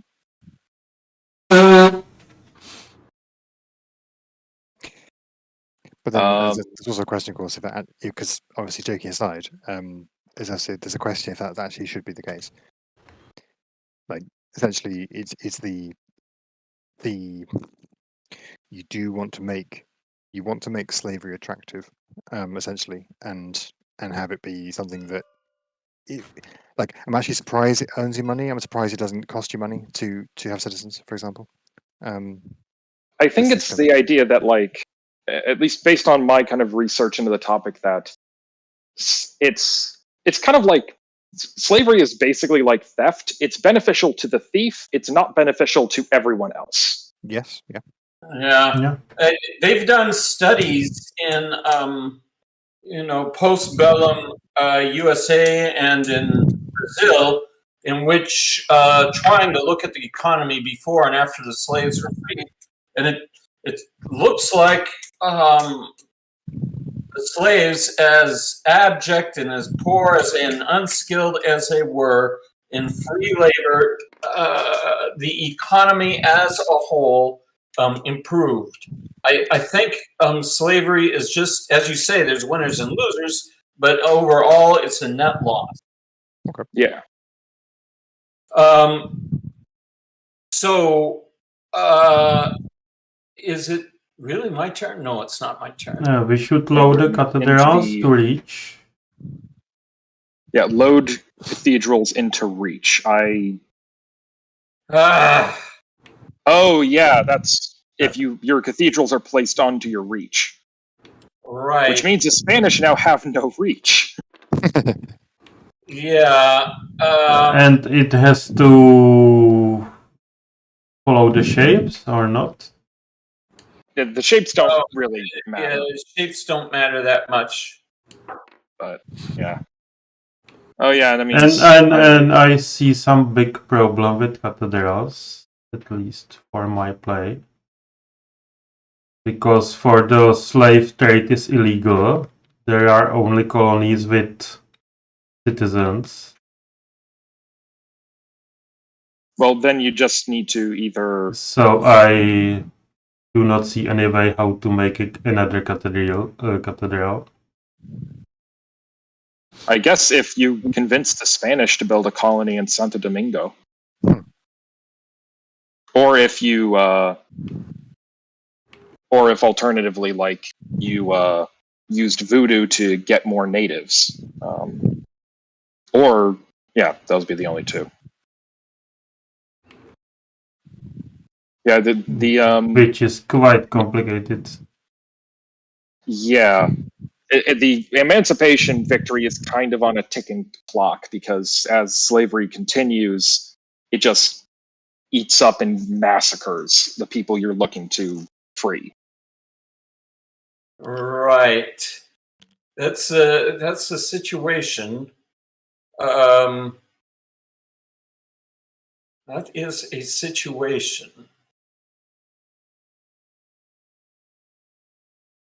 I'm sort of thinking out loud here. Of course, it's possible I could lower requirements and say just one cathedral. That's France would win, of course, at this point. I think that manumission.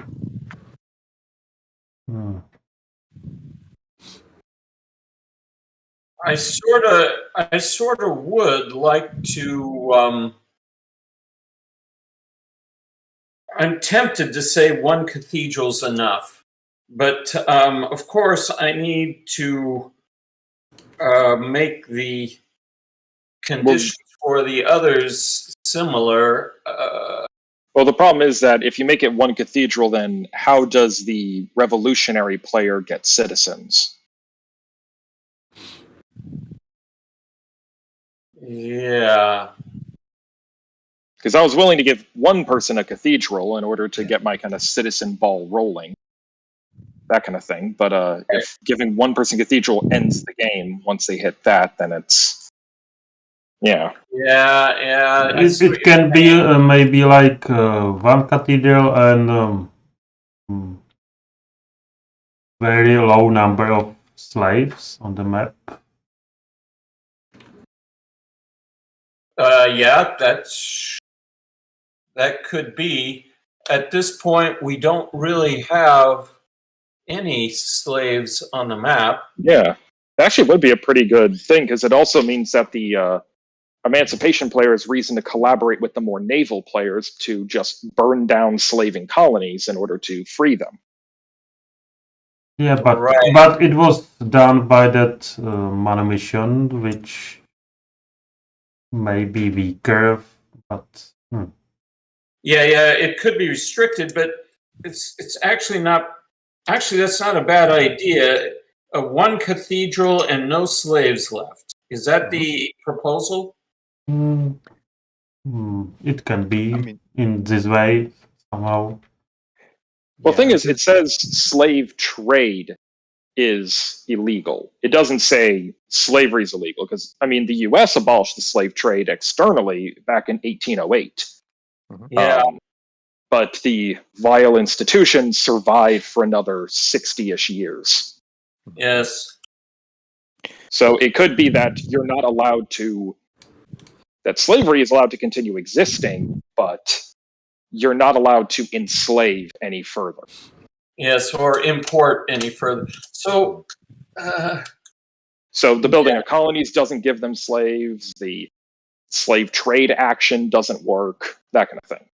all Thus, right. basically, it becomes a ticking clock of eventually the institution will just collapse on itself. All right. I'd like to declare France the winner at this point. And Or the other options may be that emancipation player needs to take slaves on the ships and bring them to Europe to emancipate them there. Because right now they are thrown away in Europe to the seas or somewhere. But it doesn't make much sense in historical way. well, there were lots of proposals, Liberia and the like. But go ahead, Matthew. What were you about to say? I was thinking possibly one other condition, along with having one cathedral, would be to maybe have a certain number of natives be either citizens, or well, a certain number of natives be citizens. I mean, after all, this is a religious mission, so one of the goals would be to spread the word of God. Okay. So you're talking about a certain number of missions. Yeah. So well, not even necessarily missions, but a certain number of citizens. Yeah. Yeah, could be. If you wanted, so you could have a condition that was literally no slaves on the map. If you wanted something that was a bit more dynamic than that, or softer than that, then it's probably it's either that you've got more citizens than slaves on the map, or it's to do with the number of slaves and number of cathedrals, probably in total. Is the other thing. My only concern is hopefully this doesn't, encourage or motivate abhorrent behavior. Like, okay, we need to reduce the number of slaves, so let's kill them off or something. But I guess it's kind of hard to kill off slaves other than to produce chests and kill them off by hard labor, because just attacking them, they run to the hills. I do think a condition like having more citizens than slaves, or something like that, and it may be a certain threshold. Overall, for counting everyone's citizens? It might be something like that. I don't. Oh, I have an idea. Yes. So it would go back to the idea of like you need to have a certain number of citizens versus just normal natives, or you need to have a certain number of citizens versus slaves, or just a certain number of slaves. But we would change the abolishment of the slave trade to be that slaves are no longer exhausted from production, but you have to pay 1 gold for them to work. Basically representing that, okay, we can't import any new slaves, so we can't work them to death. Yeah, by paying them. So I have 2 other questions here. So Matthew, essentially, why weren't you? What was preventing you from winning? Really, it was just I needed to get more up icons, and that one round by the British ransacking the did a lot of damage. Like if I could win this, if I could get this this colony card, I would win this turn. I see. Because I have 2 citizens and 2 colonies. So and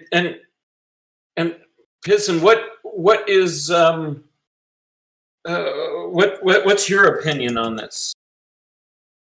I think it has great potential, but it needs much more polishing because it was quite polishing. It was quite frustrating for me because I did not done much. I bought 1 ship and I never sailed. I am still quite confused by the ship icons, the galleons and the normal ships, how it should work. Okay. Because I was on hand limit 1 for a long time.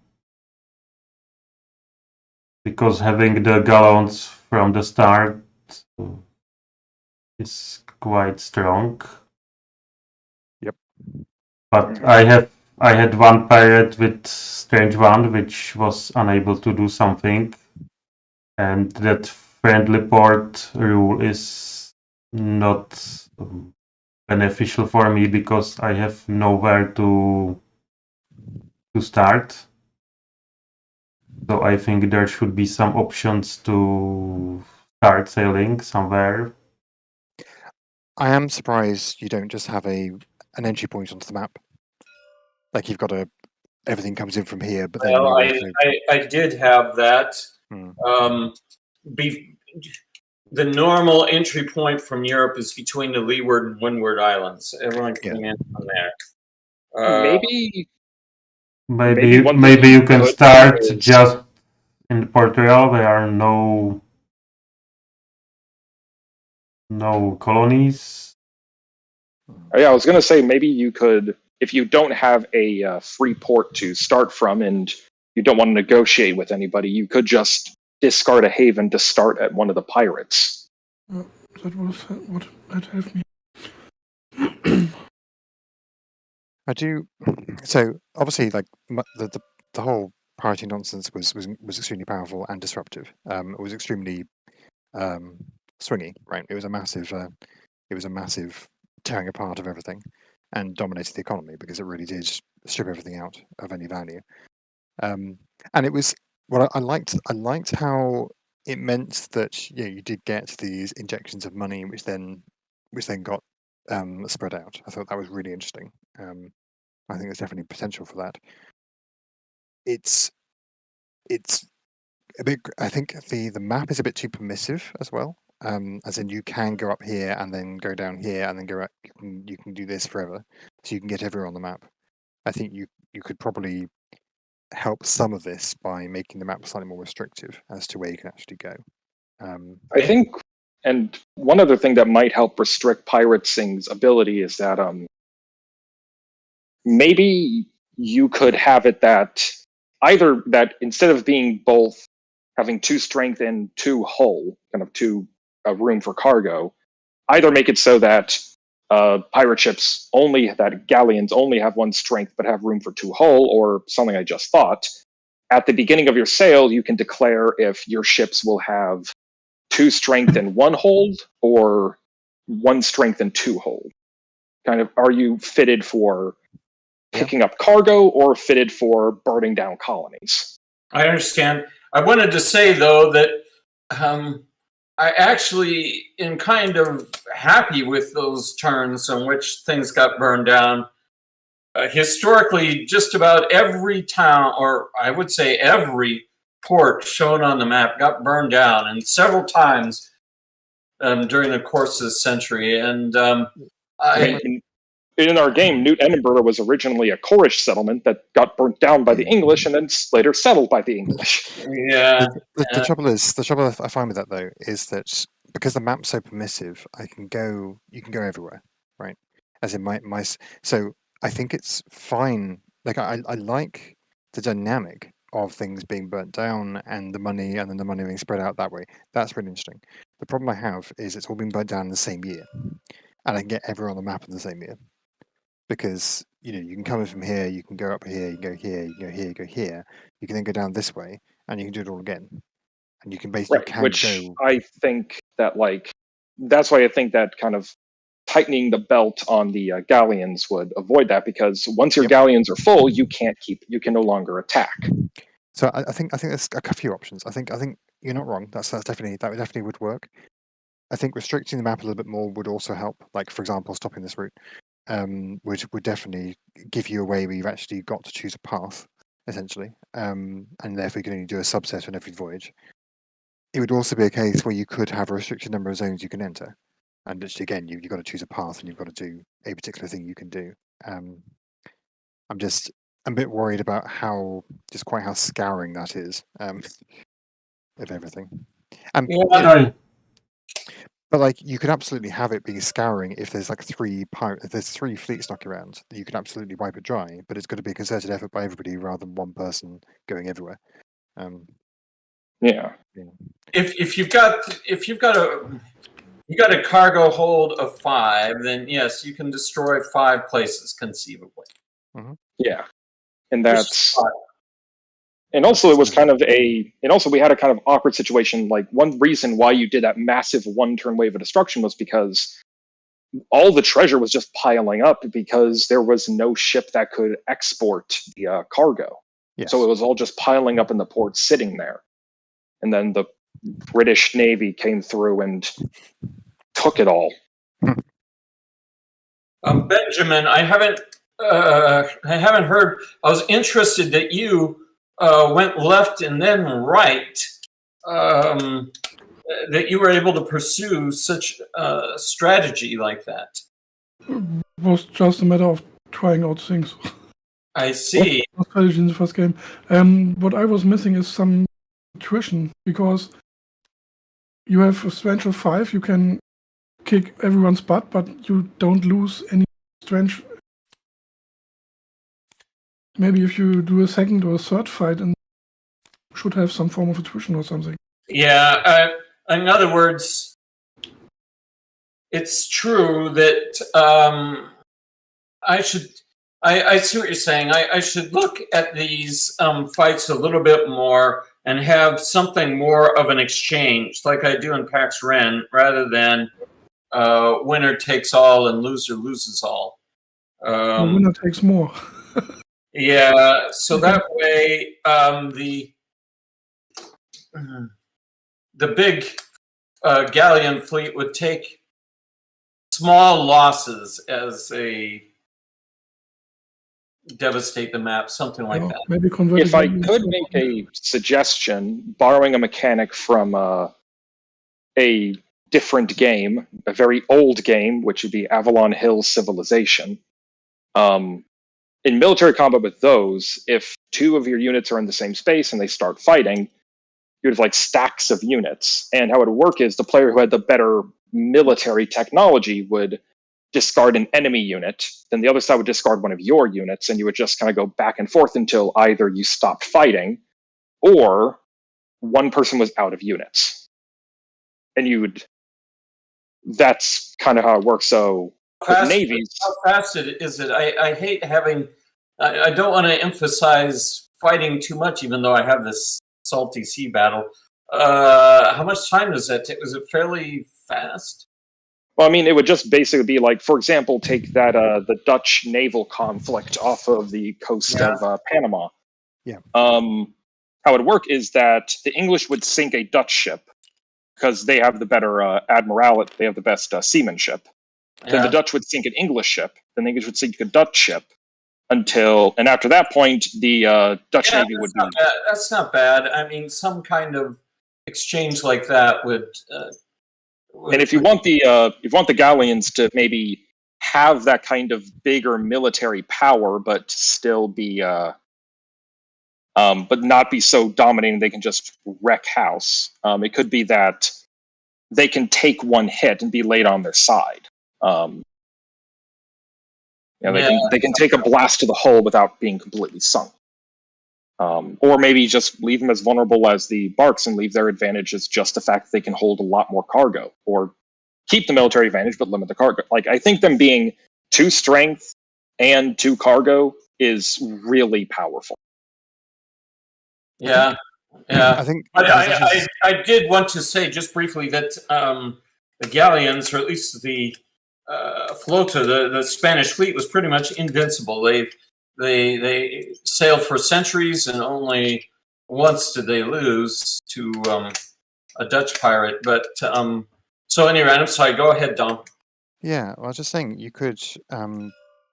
So you've got barks and galleons, right? Yes. So you could have barks, galleons, and frigates, or something. You could have a situation where you had a basic ship, a ship that's specialized for carrying cargo, and a ship that's specialized for combat. Yeah. And so you've got a choice, because you've got a limited number of ships in your fleet, but you've got a choice as to what your fleet is actually good at, because your fleet can be a combat fleet, or can be a It's mainly not even the ship. It's mainly the crew. You know, how much crew. If you're a merchant ship, you really don't have a huge crew. But if you're out for sinking things, you got to have somebody that's manning the sails and manning the guns, and others on deck with sharpshooters and cutlasses for boarding. It's mainly the guys you carry rather than the ships.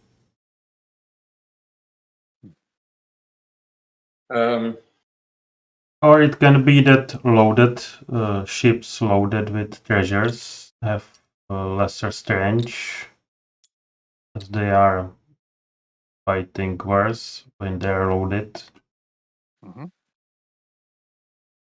As I said, I don't think. Well, I won't say it again. I sort of liked the way it played out. The sea battles, the interceptions. I think it is true that I need more exchanges and more attrition. And like Matt says, a little exchange, the best seamanship loses, or the lesser seamanship loses the first ship, and that sort of thing. I think that's reasonable. And Few it's not obvious how to treat galleons, but it could be done. And my suggestion may be the stream arrows on the seas. Yes. Can be like that mandates movement, not it restricted. Like no. Yeah. Like it is like from here there are two options where to go. Oh, just for like reading the board reasons. Yeah. Okay. But I also get that in terms of strategic reasons. So talk about the strategy at that point, just because I was going to talk about doing that. But this area here, so the problem, so the interdiction was interesting because obviously you're getting pirate havens, but we're getting through an awful lot of them, right? Because we're drawing every single time we get a ship into here. What that meant was there was very limited choice and very limited ability to control your pirate haven. Where your haven was. Yeah. This So is a disappointment, I have to say. So it was a thing where, for example, if you were mandated, then clearly Port Royal is a powerful place to be for obvious reasons, right? It's in the center and it's a thing. But the things where, like, there were times that I was trying to get pirate havens that matched places I had, so I knew that nobody else was going to intercept me. Obviously, at one point, it didn't matter anymore. But then it was a question of, it was basically just random at that point. Essentially, it may as well have been just a dice roll every time they go into there for all it mattered in terms of the choices, because it was happened to be that you stumble past that direction. And Have a suggestion? Well, so I liked part of it, and I liked the idea that, like, to be able to pass it and be able to know that I know this one is safe, therefore this route is safer than this route, which I don't know anything about, or something, right? That's good. I wonder if there's too little control, and I wonder if it's something that, like, I even wonder if it being a secret is a problem, right? Whether it's actually something that, like, if I was actually investing in putting down a pirate haven, and it's something which I can, it's something which I know is going to change the geography, because I'm changing where is potential for a deception or potential for that kind of thing happening. I was wondering whether that's actually better. You mean mark your haven on the map? Yeah, but I'm wondering if it's something which you can choose, like rather than having a random deck, whether it's something where you actually are making where you are investing in and creating a situation which is open, which then changes other things around, because it means that you can start making, like, for example, if you've got to go into here, but that this area is covered by the British and this area is covered by the Dutch, and both of them have pirates in there currently. Like, is that going to be is it more interesting to be able to change the map in that way, to change the texture of the map, and like which one can I run through? What can I afford to go through? I don't know. Yeah. I do kind of like that idea. I don't have much else to say, but I think it's interesting, at least. My concern was that I didn't feel like I had choices around the havens, not really, and it felt like I like the idea that the havens, you have more control over them. You control one. I was able to keep one that I thought was good, and I did make a very poor choice at one point in throwing away the haven that I really, really wanted, as it turned out, for stupid reasons. So I felt that I had some control, but it's not like it's a haven I get used to and I keep for multiple turns until someone finally falls into a trap, that sort of thing.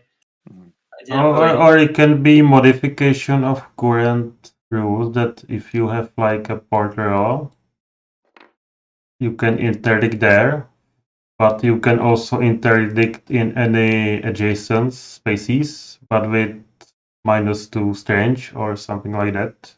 Yeah. So the thing I liked about the idea of it basically just being a physical thing where I'm there, it means that basically you can choose to go through here or not, right?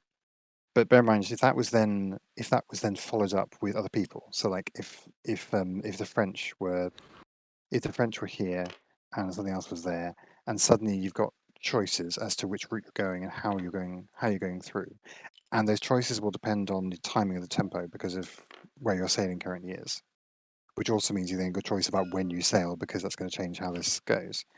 And because it's open, it means those are real decisions. Like, you can definitely know, like, the pirate threat, if you like, will change depending on the tempo of the game and how that goes.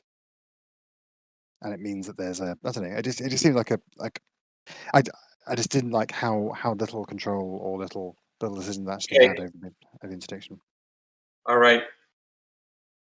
Okay, well, thank you very much for your And thoughts. one more small suggestion. Yes, go ahead. With this philosophy board, Yes. it will be nice. It have every text oriented in same way. Yes, Annie's working on a concept like that. And also the last species should be separated, so it's seen that it's not. Yes, I agree with that too.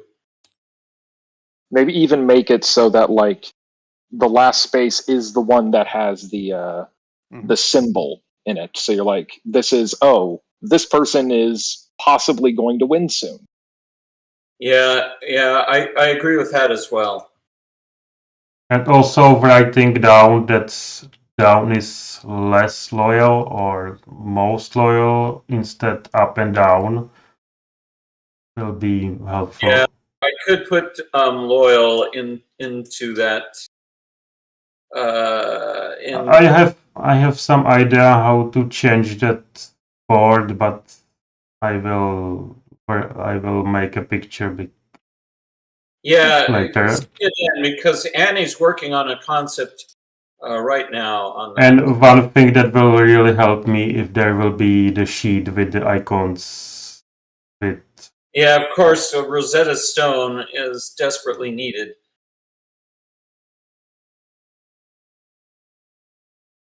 Yeah, but all right. Thanks for game. It was interesting. Yeah, well, thank you very much for playing through this. I want to make this as perfect a game as possible, and it's hard when there's so many factors.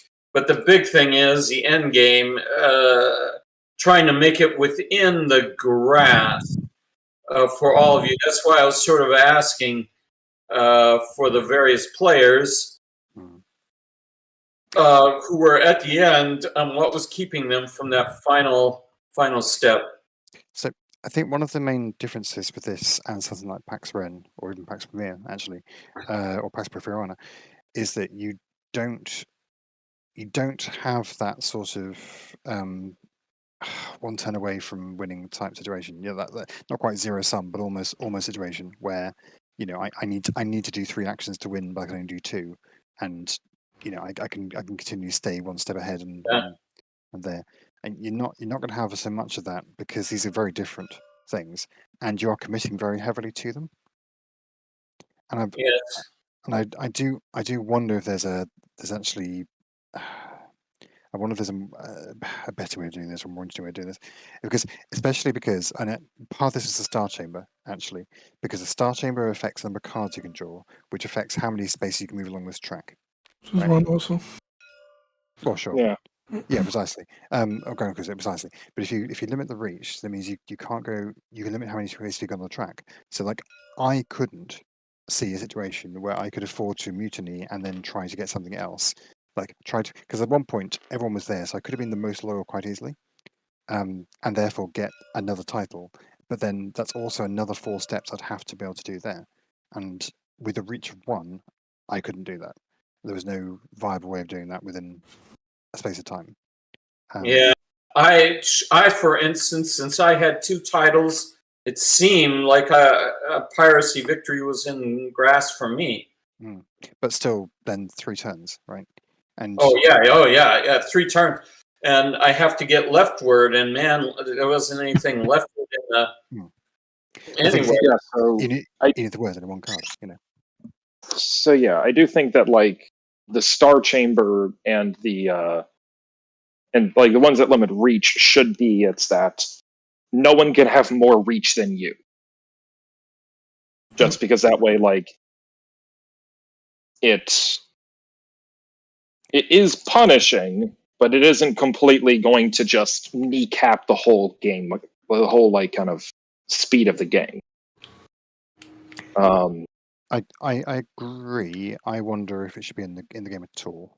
I think that is the best way to word that ability. I wonder if that kind of ability is actually hurts far more than it helps. Yeah, well, I am worried about snowballing your way through the decks with these professional draws. Yeah. You're very permissive with the number of cards you can play and how you can do that, and a lot more permissive than a lot of the Pax games, which does mean that a lot of the early turns there were very sort of free and could do a lot of dynamic things, but then immediately, shut down as soon as that was in play. Yeah. I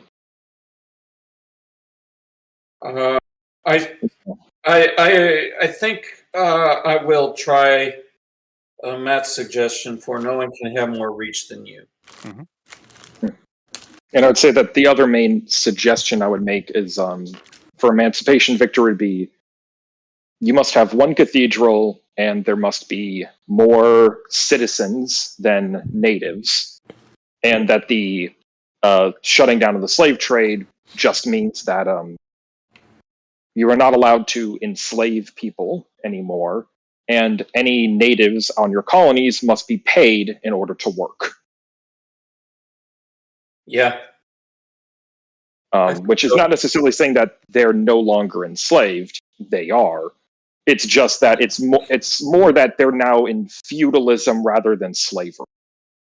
Yeah, They well, can't just work them to death comes and down replace to them. whether or not they have a choice or not.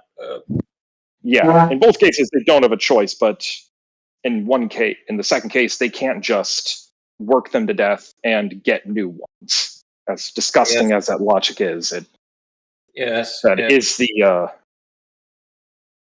rationale used. I do have to say, though, I think the game does a good job of having both the natives and the enslaved are not just another commodity or just another game piece, so to speak. They actually do have they almost are, the idea would be that they would still have a kind of player agency.